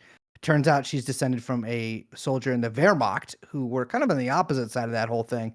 But she's like a congresswoman from Florida. Wait, are you talking about Pam Bondi, the Attorney General? No. Paulina Luna. And she's also not Latinx. It's like she pretended to be Jewish? Yes, and also pretended to be Latinx. Anna Paulina Luna. Anna Paulina Luna. She is. I mean, we're talking Congress people here. She is. Wow.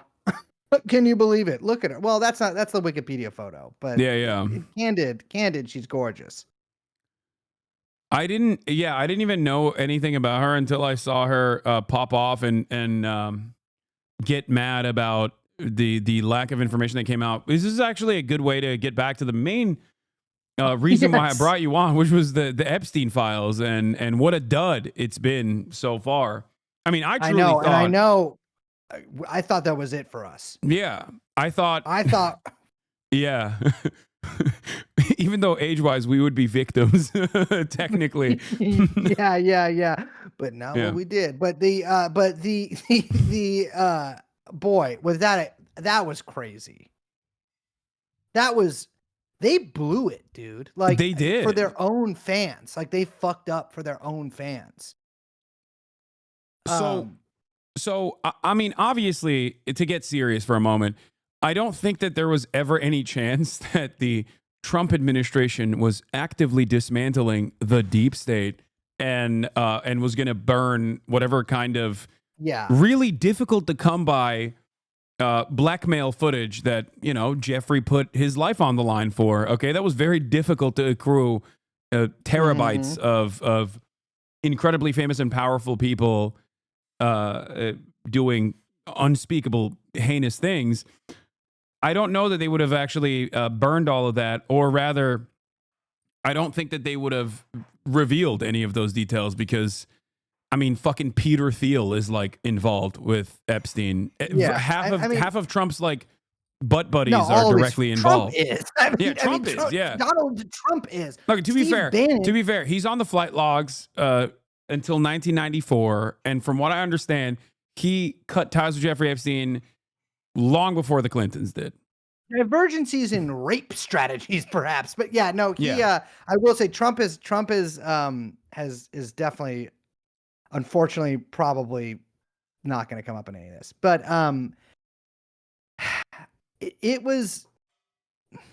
I was skeptical about what the fuck they were going to do because they were hyping it up so much. Like you had Pam Bondi go on, I think Jesse Waters, who, by the way, I feel like he looks too insolent to be on TV. If I was an old person who watches Fox, I feel like his sneer would fuck me up. Yeah. But she goes on Waters. She's like, this stuff is the stuff that I have on my desk is crazy. Like the stuff that I've seen this man is sick. There's all these victims. Blah, blah, blah. But she's hyping it up. Like she's got, you don't want the difficult childhood part of your Wikipedia on there. But it turned out to just literally be nothing. It was a photocopied version of the Black Book with redactions for all the phone numbers and stuff. Yeah. And there's more information on the Gawker release from 2015. Yeah, which notable Jeffrey Epstein associate actually took out that entire website. Not because of that, but because they outed him as being gay. But yes, but there's about 8 pages, like total. I mean, maybe there's more. There's flight logs, which we've already seen. The Black Book, obviously, we've already seen, except this is redaction, so we actually see less of it. The only thing that we haven't seen is an evidence log, which doesn't really have much in it. Like we knew most of this, and like some of this we actually saw kind of during the Ghislaine trial. And then there is a completely redacted list of masseuses, which I guess are also victims. But he also had legit masseuses come. And so, like, I have no idea, because we can't see any of the names, which I'm not saying they should put the names of all the girls out there. But, like, we have no idea. I mean, there's nothing else on it. Like, we have no idea what's on the list. It's just, like, 4 pages of complete redaction. And so, apparently 250 names. And so it was, like, a complete disaster. Complete disaster. Yeah, and the MAGA guys who like truly believe Donald Trump to be like this dismantler of the deep state apparatus or whatever because they're fucking stupid are actually shocked and upset. Yeah.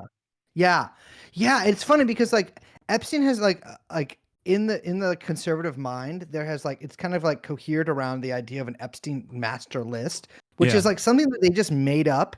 Yeah, that like it may. Listen, I don't know if an Epstein list exists because there's never been any mention of it in any of the trials or the arrests or anything or any associates. There's never been someone who's been like, he has a list. Nobody has ever come out and said that. But and Julie K. Brown contests that there is a list that even exists to begin with. And she's, I would say, one of the formative experts on this. Yeah, absolutely. And I would also be like, this is This is just something that they made up that they believe exists. This is a document that has a list of everybody that Jeffrey Epstein pimped out girls to on one list, and that he has it, and the government has it, and they're refusing to release it.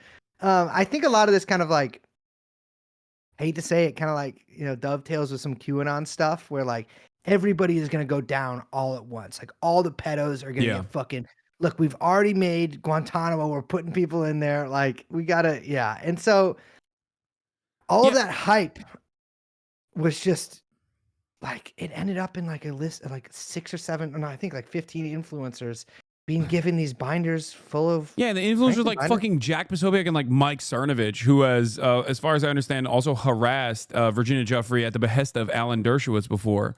Oh, I mean, listen, as I've always said, to catch a pedophile, you must become a pedophile. Yeah. And Cernovich has gone gonzo in his reporting on Jeffrey Epstein. Yeah. Obviously having been charged at one point with rape himself. Yeah, no, I think that's what I was thinking too. It wasn't because like he was a hatchet man for Alan Dershowitz. I think he just has like a pro rape stance across the board. He's like a pro rape activist.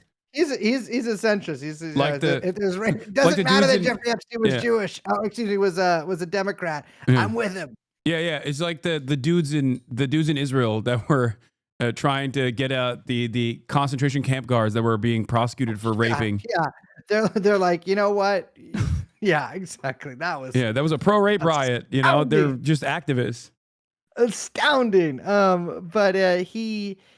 It was like Cernovich, it was Posobiec, it was Libs of TikTok, Chaya Raichik, who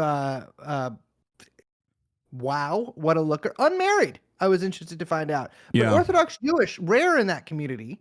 Yeah. And so there must be something deeply wrong with her. I'm just telling you. It's this. If she can't get married there, I don't know. She's bad luck. Spinster. And then there was a woman who I can't name who got really mad at me and tanked our iTunes reviews one time. And then Liz Wheeler. Oh, Liz Wheeler, who, by the way, wow. She is gorgeous. Yeah. Did you see her long convoluted post about how like she doubled down on the conspiracies and basically decided that it was actually because there is this intra like agency infighting, and like this was actually secretly released to the dumbest people in the MAGA influencer orbit, herself included, so that they could find the leakers, the rats that didn't let them get the real evidence or some shit. No, this is amazing. I mean, this is Glenn Beck is saying, Liz Wheeler tells me the Epstein Files binder photo shoot was intended to be a message to the legacy media that they no longer had the power to manipulate the truth.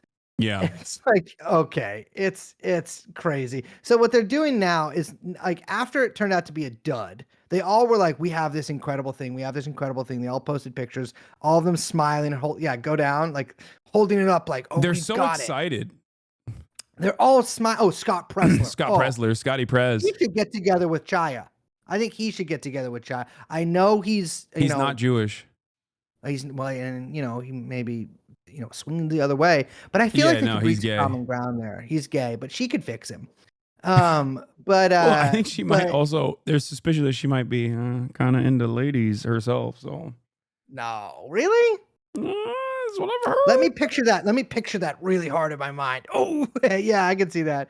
But yeah, he like they're all like they're like smiling. DC Drano, the guy who's holding it here, he actually is the ex-boyfriend of Ashley St. Clair, who, if you're watching this, you need to call me. You need to call me right now. Ashley St. Clair, who just had the baby with Elon Musk. Yeah. And so it's crazy to be him because, he's this guy, Rogan O'Hanley, who's like, a right-wing pugilist. I don't really know what his job is. I guess posting on Twitter. I mean, most of these people's jobs are posting on Twitter. Yeah, actually, I guess that's true.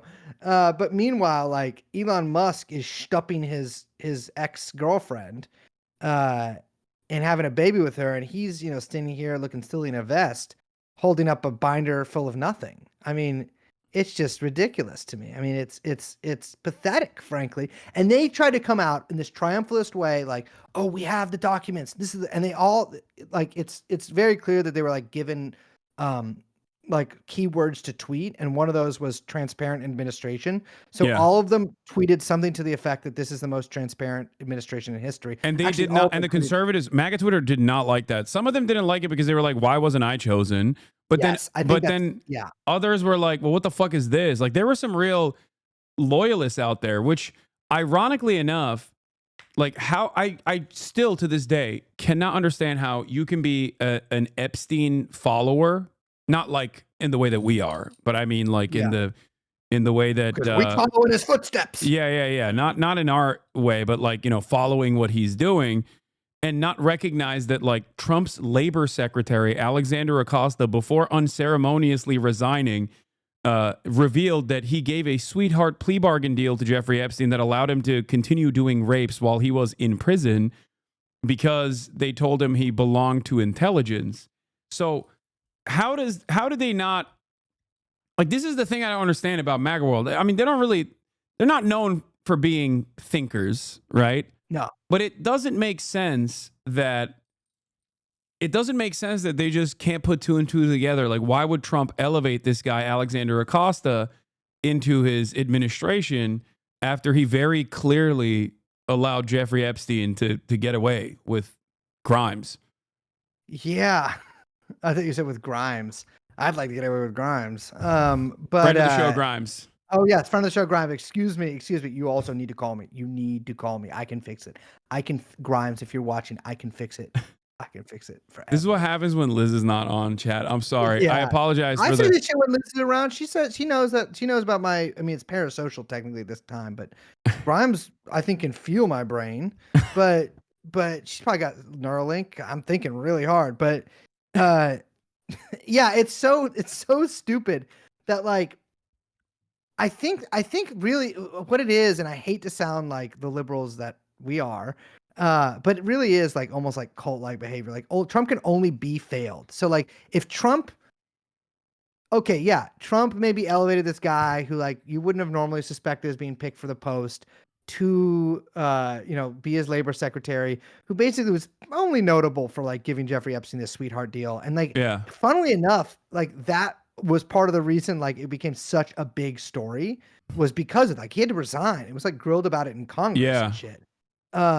And fucking like a lot of the QAnon people, which is kind of like dissolved and like diffused into all the rest of the MAGA stuff, sort of took that as like he was setting Acosta up because he's a white hat, and Acosta is like a guy that he was like putting out there for a reason. So he did this actually to oppose Epstein. Okay. Because it got so much attention. You see what I'm saying? So like, and then they, killed him when Trump was president, and Trump's own DOJ oversaw the execution, the assassination of Jeffrey Epstein. I don't know how they make up for that, but I guess it's because Bill Barr also turned on Trump afterwards, so he's a rhino. Yeah, he was always a rhino. And Barr looks amazing too. I love looking at Bill Barr. It's like he looks like Fred Flintstone. There's a bunch of yabba dabba do guys, and Bill Barr is one of them. Yeah, and it feels or like go ahead. Or like Peter Griffin. Yes, it feels the little spectacles perched on the doughy face. I love it. Oh, yeah. What a look! John Goodman there. John Goodman, is that the guy? He was in. Yeah, looks. I like him a lot. I mean, not like politically or in any way, but I like looking at him. It looks like it's. Yeah. He looks I think Rex also kind of used to look like that too. There's a bunch of dudes that just like had that look to them. Now it's just Tom Homan now in the new administration. It's all Tom Homan. Yeah. And Tom Homan is like, unfortunately, not exactly pleasant to look at in the same way that like Bill Barr was, because he's just like, he's melting and he sounds unwell all the time. I thought of something when this, like the cabinet was kind of like cohering. Was that like this must be the most dick picked, like blackmailable executive branch in history? Can you imagine? From RFK to RFK is out there. From Hegseth, you think Hegseth hasn't ever like drunkenly sent a crazy fucked up angle picture of like from bottom of his penis to a woman when he's had a couple? Oh, you know, fucking who else is in there? All these guys, obviously Musk. Actually, I could see Musk not doing it. Because he's got a weird dick. It is, there's something wrong with that. It's another reason these ladies need to call me and fucking tell me. Yeah. Okay. There's some other stuff that I wanted to discuss with you. You brought up RFK Jr., who is, surprise, surprise, another person who is deeply and intimately involved with Jeffrey Epstein. He had a brilliant take like here. Three people in the cabinet. Sorry. There's like three people in the cabinet who are just on the list of in the files that were released. Yeah. I'm gonna let this play real quick and then go pee while this plays for the 12 seconds, and then you can give your commentary. So, and you run into everybody in New York. I mean, I knew Harvey Weinstein. I knew Roger Ailes. I knew O.J. Simpson came to my house. Bill Cosby came to my house. Yeah. So, and you run into everybody in New York. I mean, I knew Harvey Weinstein. I knew Roger Ailes. I knew. Oh, it's just playing. No, you got to stop it. I stopped it. First of all, I live in New York City. And yeah, I see Weinstein. Okay. I ran into OJ a few times.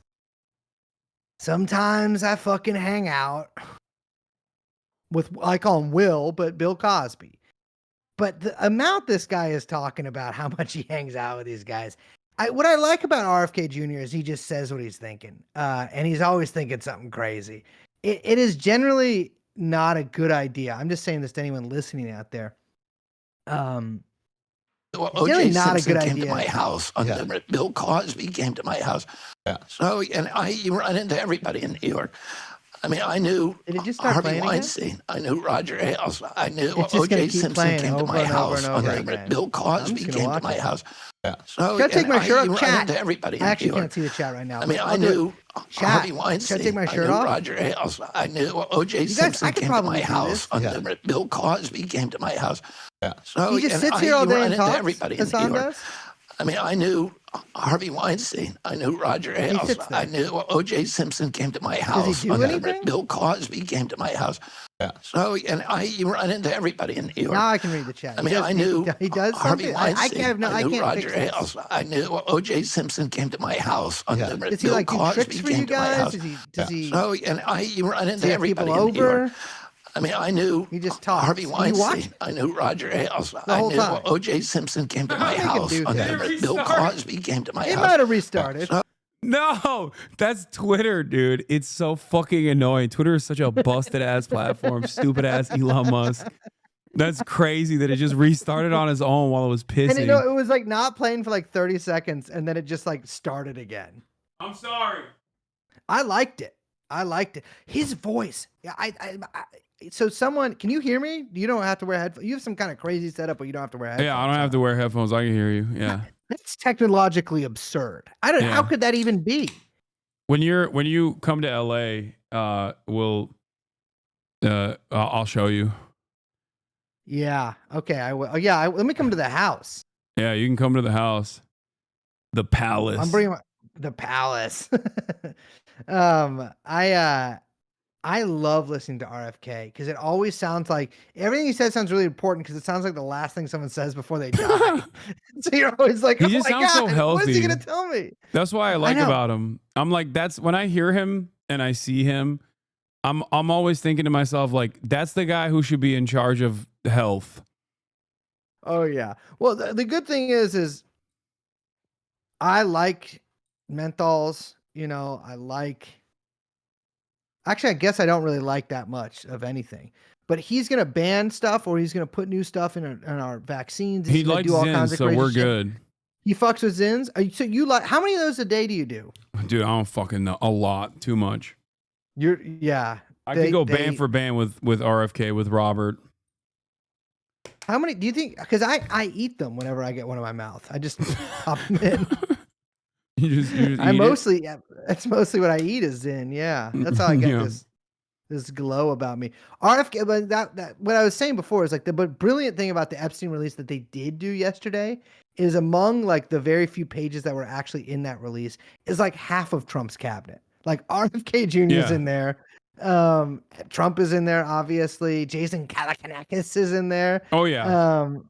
All of these fucking fools are in there. It's just, you don't want that. It feels disrespectful to Trump. And I think Trump should fire Pam Bondi. People are calling for it. But now their thing is that like they're being stymied by the deep state. And she's like, get the documents on my desk at 8 a.m. this morning. Well, it's 8 p.m. Eastern time right now. And I don't see where any are the release. documents? I'm shocked. I'm shocked that they haven't cracked this case. So now they're pretending that like they're being, I mean, listen, there is a lot of stuff. There are these like hard drives and these CDs and these picture albums that like, well, we at least want to know what's on them. And there's like a very real concern that like, we actually have no idea what Jeffrey Epstein's job was. Like I'm someone who knows more than 99% of people about Jeffrey Epstein. I could not tell you what his job was. Tax evasion, kind of like making shell companies, but like it certainly doesn't account for how much money he actually had. Did you see this, by the way, from brave truth teller Laura Loomer? Why can't we talk about how Pam Bondi was the Attorney General of Florida the entire time Jeffrey Epstein was raping young girls in Florida? How come she never shut him down? I want to remind everyone that Palm Beach County Sheriff Rick Bradshaw, who's good friends with Pam Bondi, was heavily criticized for allowing Jeffrey Epstein special favors, as well as an early work release under his watch. Palm Beach County Sheriff Rick Bradshaw just won his 6th term in Palm Beach in 2024. Who was being protected? Facts are facts. So first of all, this is how I'm trying to tweet in this style now, like with the blind breaks and like questions and answering them and stuff, and like facts are facts. That's like a really good style of tweeting. But second of all, Laura Loomer did not get invited to this, and she's so fucking pissed off that she's like going like complete like apocalypse mode on them. Do you think Laura Loomer? Well, I'm a committed believer that Trump is bisexual, aromantic. Yeah. Yeah. So you think he hit? I think that he listlessly. I think that something happened. Yeah, because remember when he said about Laura, when Laura was like doing Laura shit, and everyone was like, "Why is this person in your why is she in your private jet?" And he was like, "She's a free spirit." She is a free spirit, which is the gayest thing a man can say in general, but that's what you say about your wife that's cheating on you. Yeah, you don't say that while you're cheating. But that convinced me that there might have been more going on there. I will say this cabinet has some of the cheating's gods in it.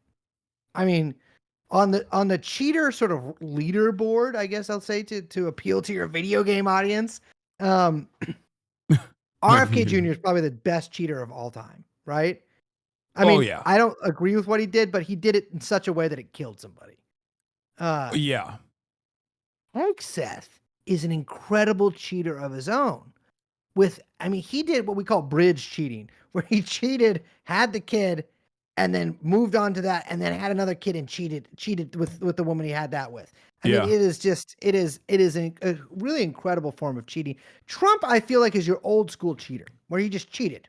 He just cheated. But he did it in a very public way too. I mean, with with an adult film actress, Exactly. The cheating went into court, and I got to tell you, Biden. I mean, could you imagine Blinken cheating? How does this benefit Israel? What's this pussy gonna do for Israel? Nothing. It's ridiculous. But excuse me, that is Mr. Bass you're talking shit about, okay? He's a bass player. That's true. That's true. That's true. He probably fucks. Bass. Yeah, he probably fucks. Blinken probably fucks. I play bass. Oh my God. That's the other side of this equation as well, which is like, I wonder why one of the most pro-Israel administrations and one of the most pro-Israel cabinets in general would not unearth espionage documents about a potential Mossad CIA operative. Well, I mean, here's the deal. How come a former prime minister of Israel visited Jeffrey Epstein like 100 times at his apartment alongside a prince? I mean, it's just crazy. Yeah. I mean, well, I think that what they'll do, I think that we'll get another release. They have to. And I think there's going to be a lot of redactions. Yeah. And it's going to satisfy nobody. And it's going to have maybe it'll have something in it. It might have new, interesting stuff. But, I don't think this is going to come to anything. Yeah, I mean, I of course not. And I don't even think like I've maintained the position that like Trump's hatred for the Clintons is also fake too, because his bitch ass didn't lock her up last time. He didn't even lock Brandon up. He's not even doing lawfare to Brandon. I think it's annoying that, honestly, fool me once, shame on me, or shame on you. Fool me twice, you can't fool me again. Okay. Yeah. And it is kind of fucked up that Trump ran on the lock her up ticket, which is why I voted for him illegally multiple times. Okay. And then thankfully he won. Okay. Yeah. But then he didn't do that. And I was a little annoyed by that. But then he also constantly talked about lawfare this, lawfare that. And he's not doing lawfare to fucking Joe Biden. Yes. Yeah. Yeah. I mean, it's just put Joe Biden, put him in a box or something. You don't have to put him in jail. Just put a big old box over him. Yeah. He wouldn't know where he is. He's going to die anyway. He's going to die in the process. Like, make his last couple of months be horrible if he has the mental faculties to realize what's happening to him. But like, that's what I think is like really fucked up about Trump. He just never keeps his fucking promises. He's such a bitch ass. He's a capper. And we have Mr. Musk in there, and he's doing it all for. That's the thing I love about Elon, is that he is stupid in like a very peculiar way. Another Jeffrey Epstein associate, his brother, literally, Kimball Musk. His brother was dating an Epstein girl. That's what's so crazy. He's never addressed it. He would never dream of addressing that. Yeah. And it's just for years, I think. I mean, these people are sick. These people are sick. They are fucking perverts. They are freaks and scam artists and perverts. Yeah, it's messed up. It's messed up that they're not going to leak anything. They're not even going to leak like in a partisan way. You know what I mean? Like they're not even going to do the Clinton thing and be like, see how much Clinton was involved with Jeffrey Epstein. Like, yeah, exactly. That's what I'm annoyed about, because like at the end of the day, they still want to protect power, I mean, it sucks because like there's so many funny people who could kind of get in trouble from this. Ehud Barak, the Clintons. Yeah. But now, I mean, and listen, when Jeffrey Epstein and Ghislaine Maxwell brought Virginia Giuffre to Africa on a trip with Bill Clinton, one of the other guys there was Kevin Spacey, who's like, the only people who rehabilitated Kevin Spacey are right wingers. Yeah. Tucker Carlson. When he went, that was insane, dude. Like, I'm not even trying to be like what? But like, what the fuck was that? And if you look at like the comments underneath, like Tucker posting that weird video with Kevin Spacey, it's all Tucker fans being like, what? Like, yeah. Why do you have Kevin Spacey on? No one wanted Kevin Spacey to come back. Yeah, I don't understand that, but I mean, I do understand it. I mean, Tucker Carlson's dad, probably the biggest victim of the USAID defunding, Mr. Voice of America himself, which ironically enough, even Vladimir Putin mentioned in that weird interview that they did, if you recall, where he was like, "You wanted to join the CIA, remember?" Yeah. That was amazing. I forgot about the Putin Tucker interview. Yeah, that's the other thing. I gotta go in a second. All right. Well, I mean, thank you so much for coming on for as long as you did. This took many different. this conversation took many different directions that I did not foresee us taking. And it sucks because I'd like to come on more and chat. You guys should really, bother Hasan about this. But he says that there's a quota that he reaches, and that I can't. It's just. And it stinks, He's like, it's a quota, and I reach it, and I can't have you on. I gotta do it. So that, too many of your people I have on. Too many of my people, and I say, what do you mean by that? And he sort of leaves me on red. He sends me these nasty pictures, but I love the new Yay merch that you got. The what gay merch? That on stream, the Yay merch, Kanye West. Oh, the Kanye merch. Yeah. The shirt you got is. Well, I had to get it. I had to get it. In limited edition. Did you see? There's a picture of him today out wearing it. Wait, there is?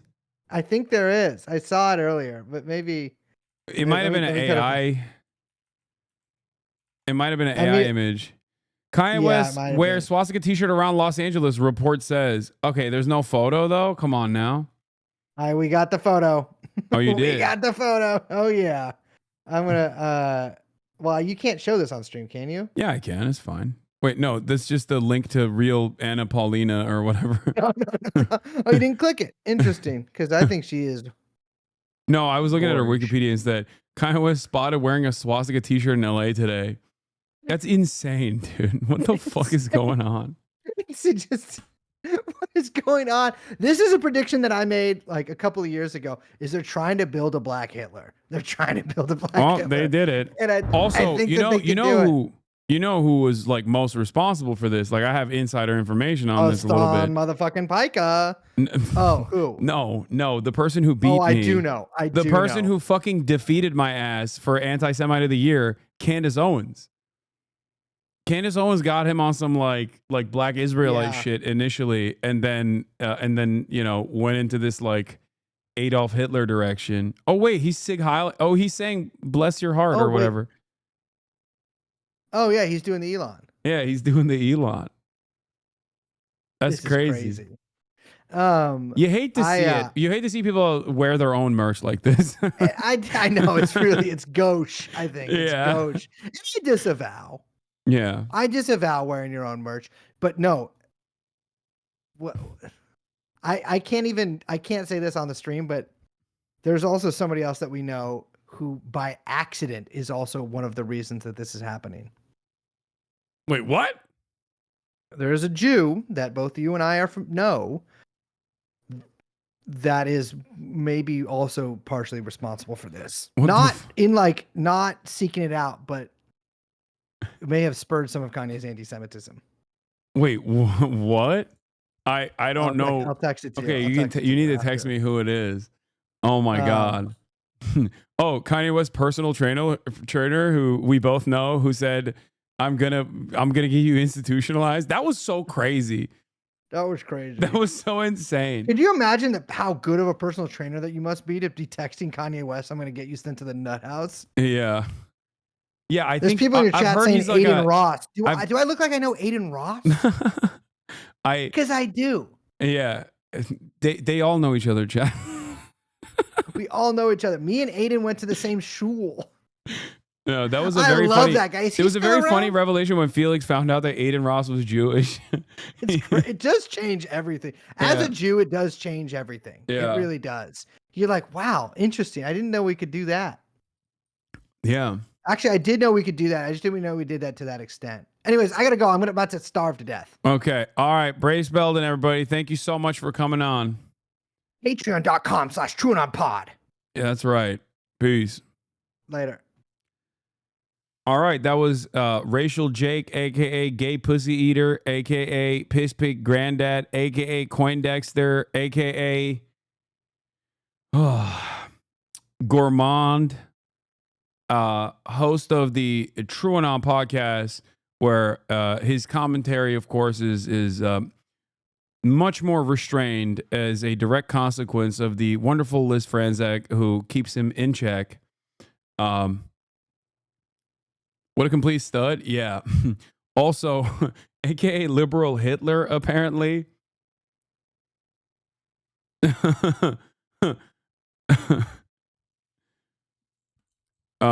Yeah, Braces, aka Mehmet. He is the #1 top tier liberal Maoist. Yeah, I love Brace, the OG white Chinese. Why don't you have him on more often? First of all, he's always busy. He's doing shit all the time. He's always doing shit. And secondly, I feel like I've alienated all of the normies that came in here to watch me talk about like Zelensky and stuff. Like, because of course, when I have Felix on, we have very similar conversations as well, which is like, you need to have a very specific type of brain rot.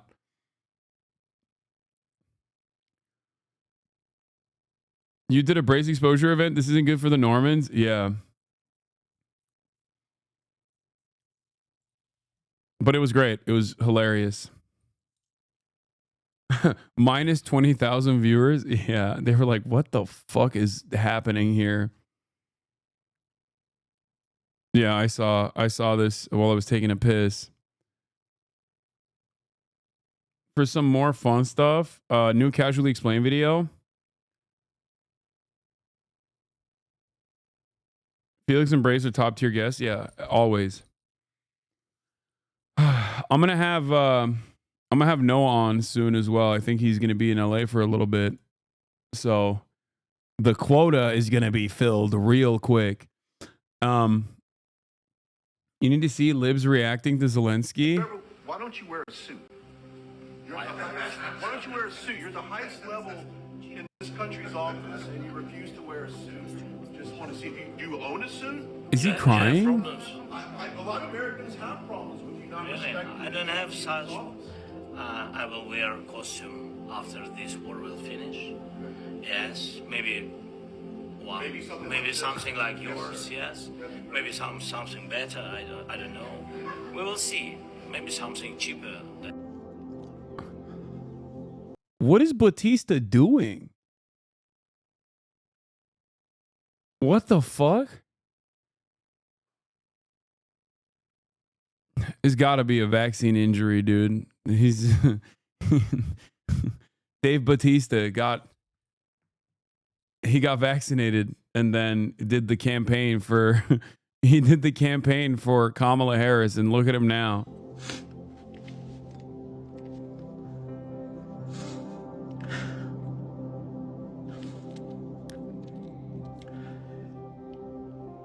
This man is fighting for his country. My liberal mom cried today. Invaded. His people were dying. And this motherfucker talks about him wearing a suit. I hate this fucking country.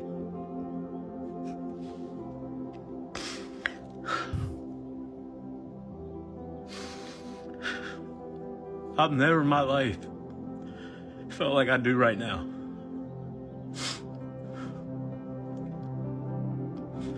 I don't give a fuck what he wears. This man has been respectful to every leader in the world. Everybody. And you clowns want to fucking do that shit to him when he comes over here. And then talk to him like shit and kick him out of the White House. Is this it? Like, is this what like liberals will unironically do some shit over? Cause that's fucking awesome. Like I welcome it if that's the case. If this is what it takes, like, it's great. You know, pop off. I'll be like this sometimes when I drink too. Like, this man is firing federal employees by the tens of thousands. Okay. I mean, today was pretty fucking bad. Yeah, but I feel it's shocking that this would be the breaking point. You fucking disgraceful son of a bitches.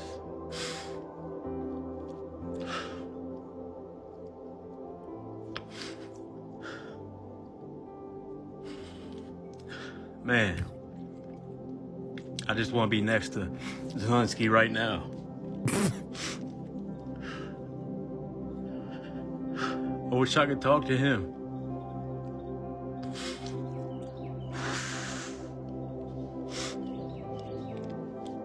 Forgive us.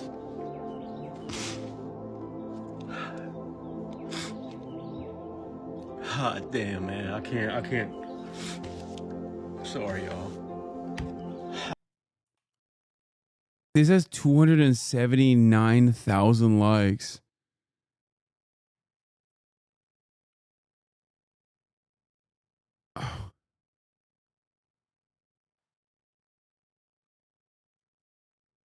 Oh my God. My debate bro, lib brother texted after he saw it and he said he's rooting for the downfall of this country. Bro, what the fuck?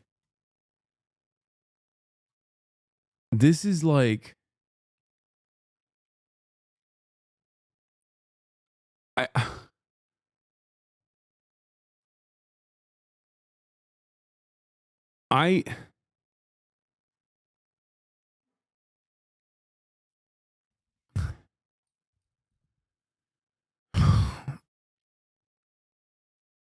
I am a little bit confused about like what at least some liberals' like main priorities are. You're just angry the libs don't have the same smoke for Palestine? Just admit it. I mean, I expect that, which is why that doesn't even factor into this equation at all. What? Are you kidding me? Of course not. No, I'm more so just shocked because like to me, what Donald Trump is doing is unique only in form. You know what I mean? Like what Donald Trump is doing is unique only from the optics front and only unique because of the format. His actions are not dissimilar to what American foreign policy has always operated as. So that's the reason why it's like is not as, I mean, it's still very shocking. Make no mistake. It is certainly shocking. Because the violation of norms is not something I care about particularly, but the violations of norms in this way, in a way where like it actually could change American foreign policy or the trajectory of American foreign policy, is definitely insane. But this person, I don't think cares about that. I think he like legitimately, like you can only arrive at this and be this shocked about it if you truly thought that like America was on the side of Ukraine, like earnestly on the side of Ukraine, and was doing its very best to defend Ukraine, and that now Trump came in, Orange Man, and he like changed the course of history. You know what I mean? So the people who pay attention to this stuff, the people who are more apathetic to politics, is jarring for them to turn on the news and see this. Is jarring to me. No, I mean it's definitely jarring. Call Austin is crying. No, Austin is completely tuned out.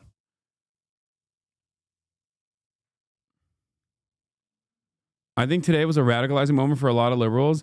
I don't think they radicalized in the right direction. It might change the way Europe orients itself to American power, which is actually a significant threat to the US.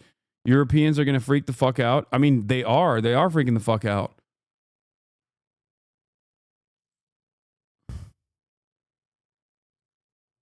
It's because the greatest fear for an American liberal is the recognition that Americans aren't different from the despots of the countries we're taught to hate. Is the Gucci belt slipping off? Yeah.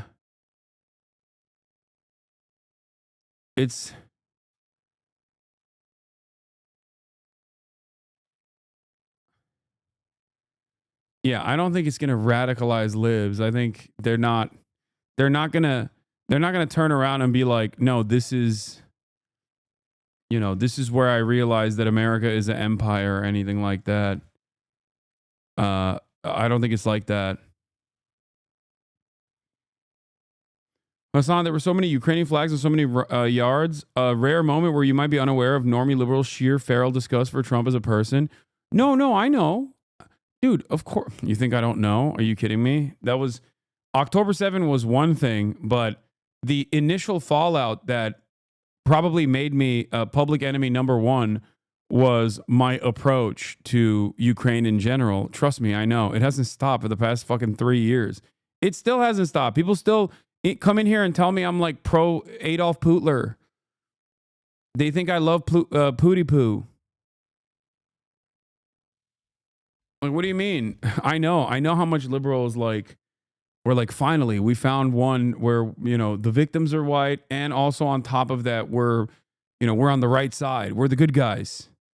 Can we please feel good about, all of the bounties of empire for a brief moment? Like, it's no longer, NATO is actually a good thing. Like, that was a big deal for a lot of people. And the media really hammed it up.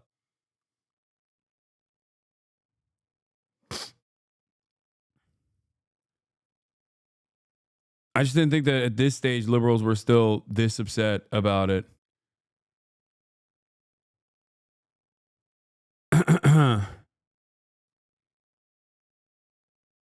Anyway, one more recommendation for tonight or this weekend's fun day.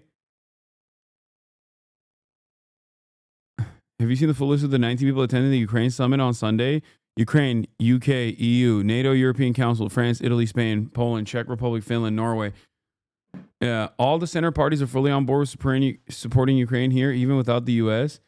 I just don't know if they have what it takes, but maybe. I've been meaning to watch the Casually Explained video, The Political Compass. Apparently there's some people were saying that there's some like liberal takes in it.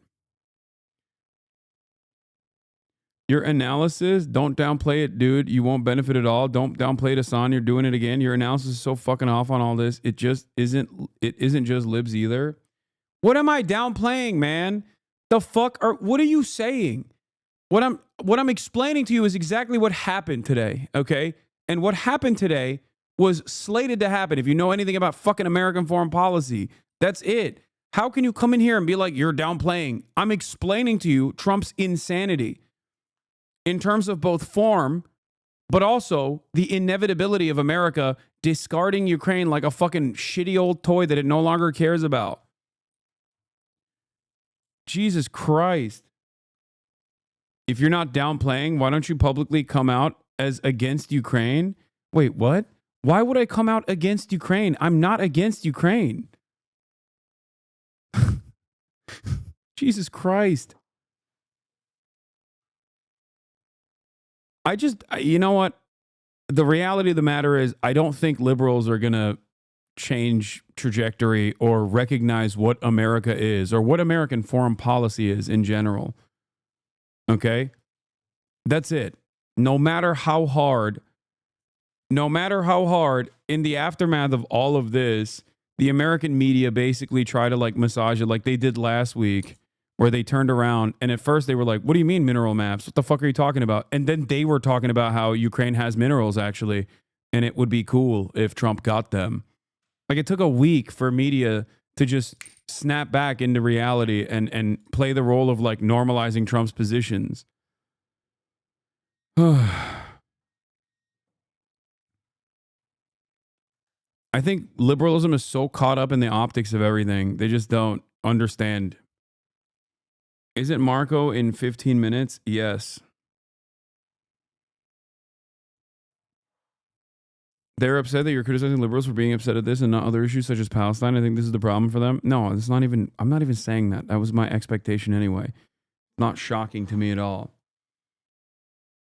Chatters really can't accept that the unified action of the intelligence state only gave a shit about Ukraine insofar as they could trap Russia in a perpetual war to hopefully weaken it. Yeah. That's by Saley. Although there are almost 350 million Americans, there are really only two political parties, and despite what the name would imply, neither one's very fun at all. This political... Yeah, the moment October 7 happened, the Biden administration was also moving to de-escalate and moving away from the permanent support position that they were pushing for with Ukraine. It was never going to be as like loud and as brash and as ridiculous as Donald Trump it has you know done, because he's like actively undermining pre-existing American allegiances. But overall, the notion that like, I mean, even the notion that there would be like permanent war of attrition for Ukraine would be positive for Ukraine in general is also incorrect. There were many off-ramps that the Biden administration should have taken, both with Gaza and with Ukraine, and they didn't do it because they're fucking assholes. Anyway, let's watch the Casually Explain the Political Compass now. Only two political parties, and despite what the name would imply, neither one's very fun at all. This political division means you don't get any nuance in policy, and instead you either vote on which person you hate the least, or just pick one or two things you absolutely don't want someone to mess up, and then you compromise anyway. While most people are not too familiar with the political compass, they have heard the term left and right. You might have seen a spectrum like this in civics class, and they taught you some vague theory about reactionaries versus radicals, or social reform versus conservatism, but this is pretty meaningless to most people. In reality, when someone asks if you're on the left or right in America, what they want to know is how many digits of the pride flag you've memorized. Even the most far left and far right extremes have more in common than you might think. For example, they both share the same common weakness: follow-up questions. Take people on the far left. They all make the same mistake, which is waking up one day, doing absolutely no research, and then thinking there's no way that Ben Shapiro will have heard this one before. Similarly, if you take someone on the far right who says, I believe that white people are superior to the other races, the obvious follow-up is asking if this is their sample group. The reality is that just left or right doesn't capture the full nuance of someone's political beliefs. If you're a fiscal conservative who believes that government debt represents an inability to provide future public programs, the left lumps you in with the people who stormed the Capitol. If you're a liberal who believes that investment into nuclear is the future of clean— Wait, what? That just left or right doesn't capture the full nuance of someone's political beliefs. If you're a fiscal conservative who believes that government debt represents an inability to provide future public programs, the left lumps you in with the people who stormed the Capitol. If you're a liberal who believes that investment into nuclear is the future of clean energy, the right lumps you in with the people who think that the hard counter to fracking is a heartfelt land acknowledgement. The political compass introduces a bit more nuance because while you still have a left and right, you can flesh out what you believe about both economic and social policy, and more importantly, see how your beliefs relate to other people's. To give the theme, as you move up the compass, you prefer big government. As you move down, you prefer small or less government. And as you move left, you prefer equal redistribution of resources. And to the right, you prefer to let free markets allocate resources unimpeded. So let's look at each quadrant's highest value first, so you can see which one you most relate to and the— I don't think it's correct to put Ben here. I think, well, I guess pros and cons of each. Authoritarian right's highest value is virtue. Pros: everyone can pursue their own ideals.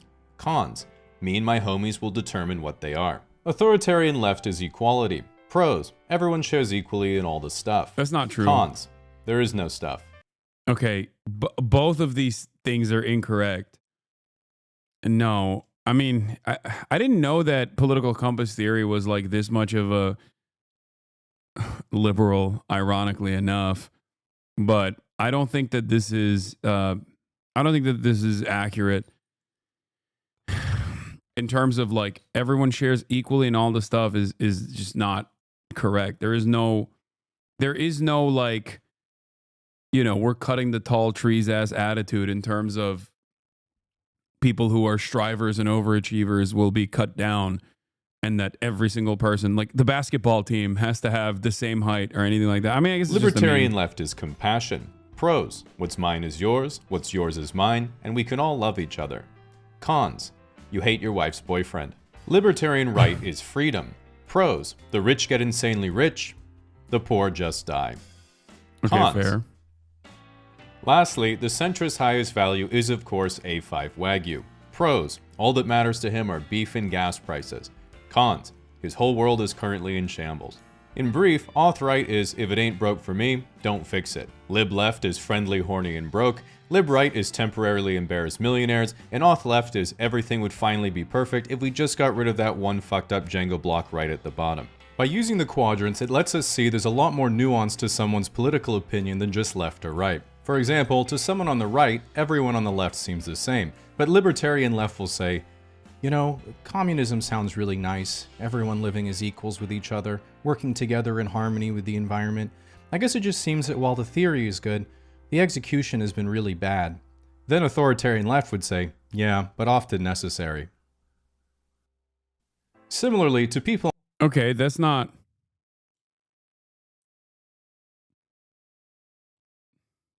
this part, you guys are saying skip, but like this part right here is in the past 3 minutes that I have listened to it, this part is probably the most accurate, I would say. While the theory is good, the execution has been really bad. Yes, like lib leftists will unironically say that, and the authoritarian leftists, I guess, will unironically say that. That part is not that inaccurate. Then authoritarian left would say, yeah, but often necessary. Similarly, to people on the left, the right seems all the same, but auth-right will say, you know, I get that people are different and can choose to live how they want to. It's just the values of my culture are dying and all this chaos is taking over. If people just embraced how things were before, they see it just works better than this. And lib-right would say, you're so right, baby. Just unlock this video and it'll help cheer you up. The authoritarian side of the compass also gets the libertarian side confused all the time, mistaking both quadrants as woke. But see if you can catch the subtle difference. Lib left says, I treat people nicely because they're human just like me with their own personality and preferences. Makes me sad that some people hate other people just because they don't act or look the way they think they should. Whereas lib right just says, yep, customer's always right. The libertarian side also confuses the authoritarian. I don't think that exists anymore, by the way. The libertarian right. They do the same thing that the fucking auth right does. I already hate the political quadrant thing to begin with. The political compass is so reductive, and more often than not, every single person that uses the political compass as like a guiding tool is, weirdly enough, always around here. Okay, not saying that is what casually explained politics are, but just look at the fucking PCM subreddit and you will understand virtually everyone is here. Okay, some of them are here, others are here on this reductive quadrant, and they're all talking shit about everybody else, while simultaneously making this seem like it's like here. I think.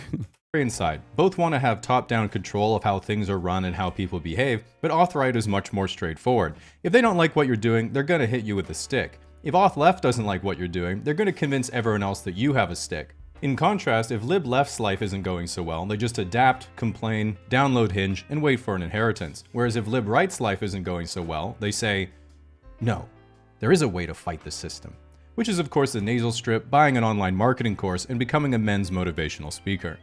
Because an individual's beliefs radically shape how they relate to other people, another way of understanding the compass is through how each views their ideal romantic relationship compared to how their relationships actually play out in reality. Auth-right's ideal relationship is the classic nuclear family. Nice house just outside of town, stay-at-home wife, good job, couple of kids, and a dog. The relationship auth-right actually gets is their third failing marriage and fourth pair of tack glasses. Or they're a virgin in their early 20s with an anime girl as their ex-profile, and their main hobby is using AI to generate anthropomorphic female fighter jets. In either case, they plan to fix their life with a one-way plane ticket to Thailand and become each other's customer. Auth-left's ideal relationship is with Hasan Piker. The relationship fair. Auth-left actually gets is with Hasan Piker's chair. Lib-left's ideal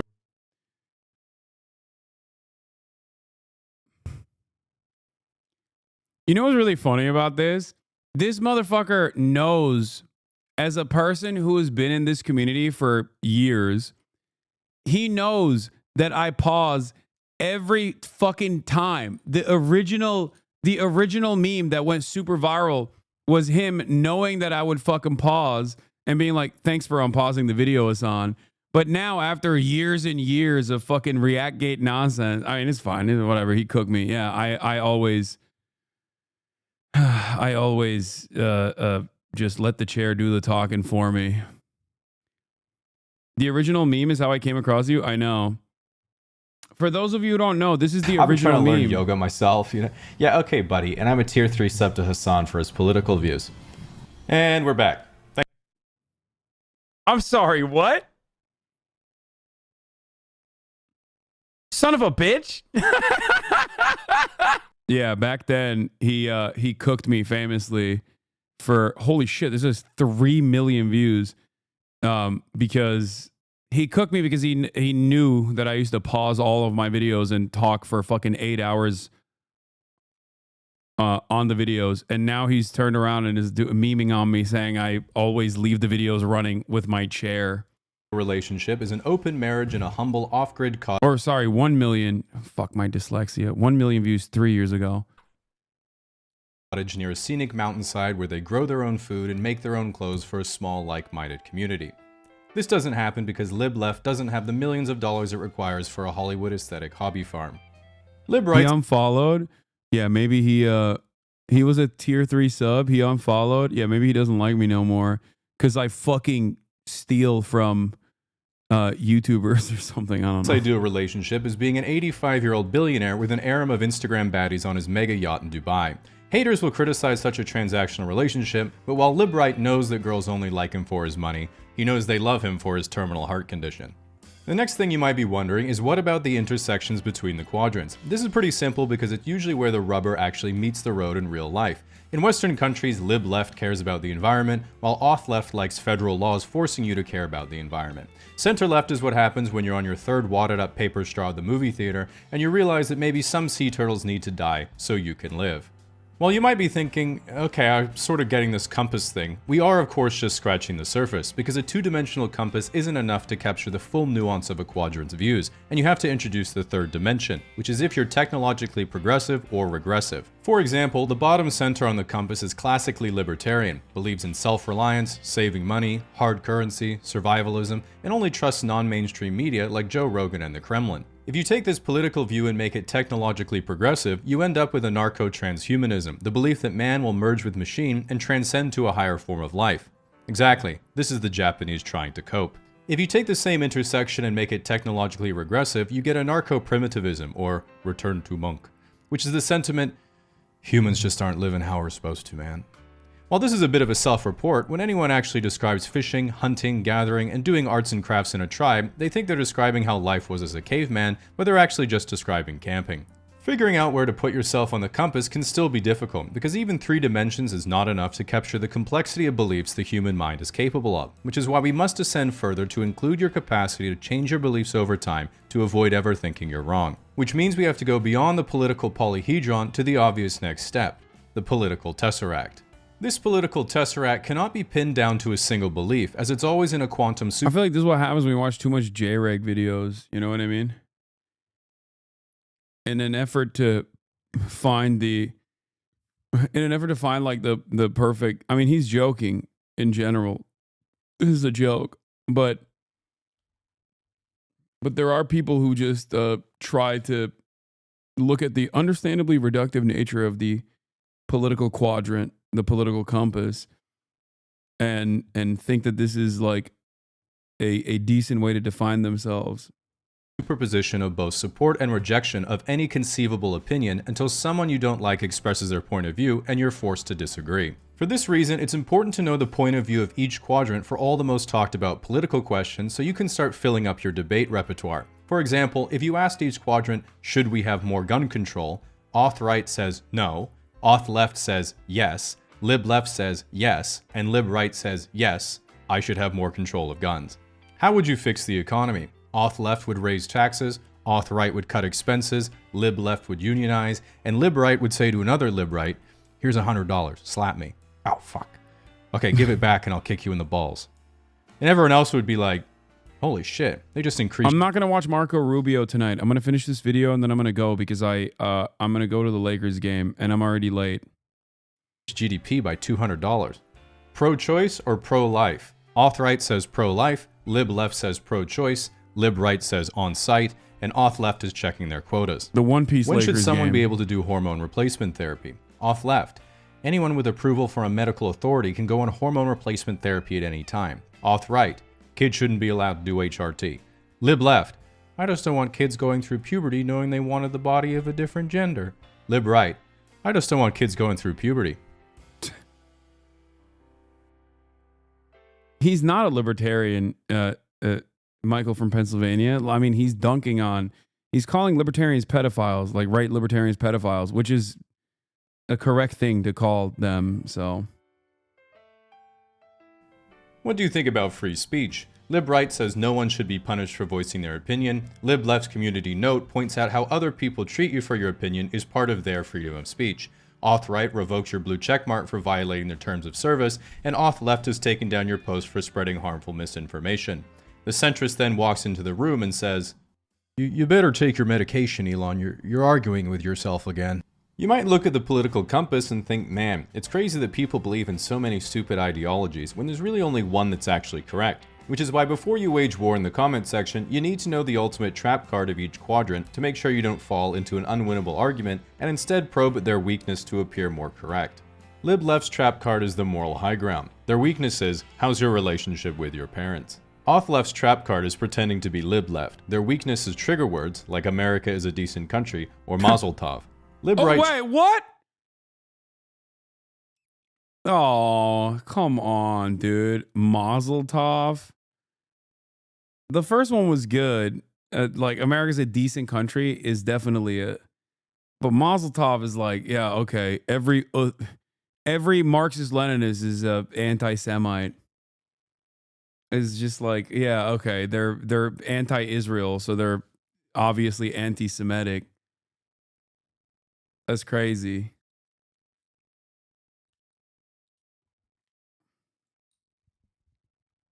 It worked? What do you mean? Country, or Mazel Tov. Lib-Right's trap card is the success of free market capitalism. Their weakness is how much tax have you paid in capital gains. Authorite's trap card is their collection of cherry-picked crime statistics. Their weakness is undermining their credibility with questions like dinosaurs. Were they real or just the shape of nuggets? This scares Authorite because they know what you're going to ask the shape of next. Alright, you should be well prepared to go into battle. If this video offended you, just remember there's nothing you can do about it because YouTube removed dislikes ages ago. If you try to leave a negative comment, you will face the full wrath of my terms and conditions, only positive feedback will get a cute heart, and most importantly, this video is brought to you by Saley.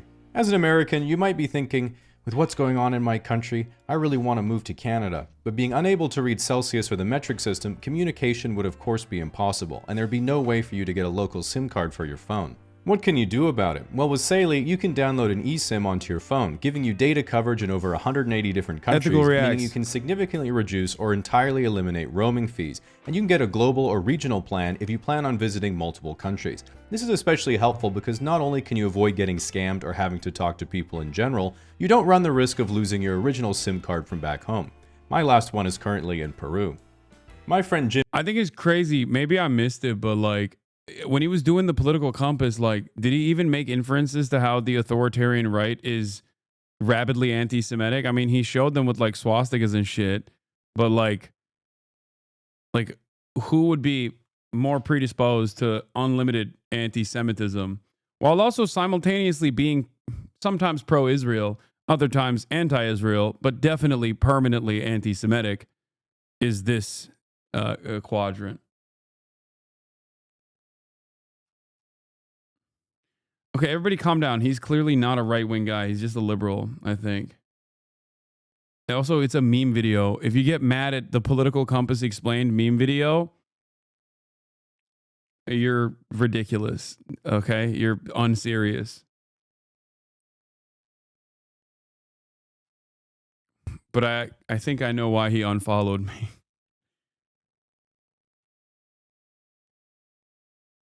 Yeah.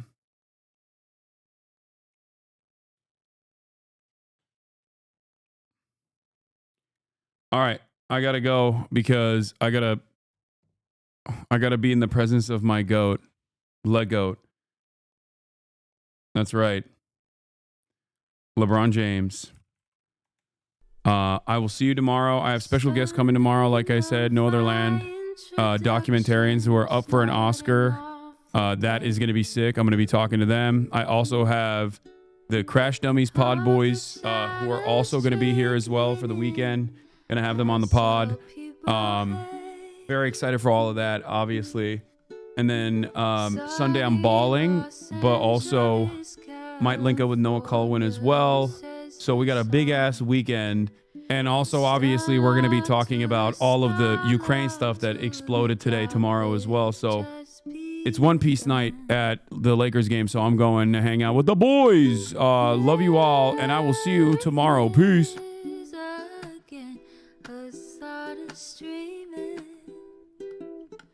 Hasan is streaming. There he is again. Hasan is streaming.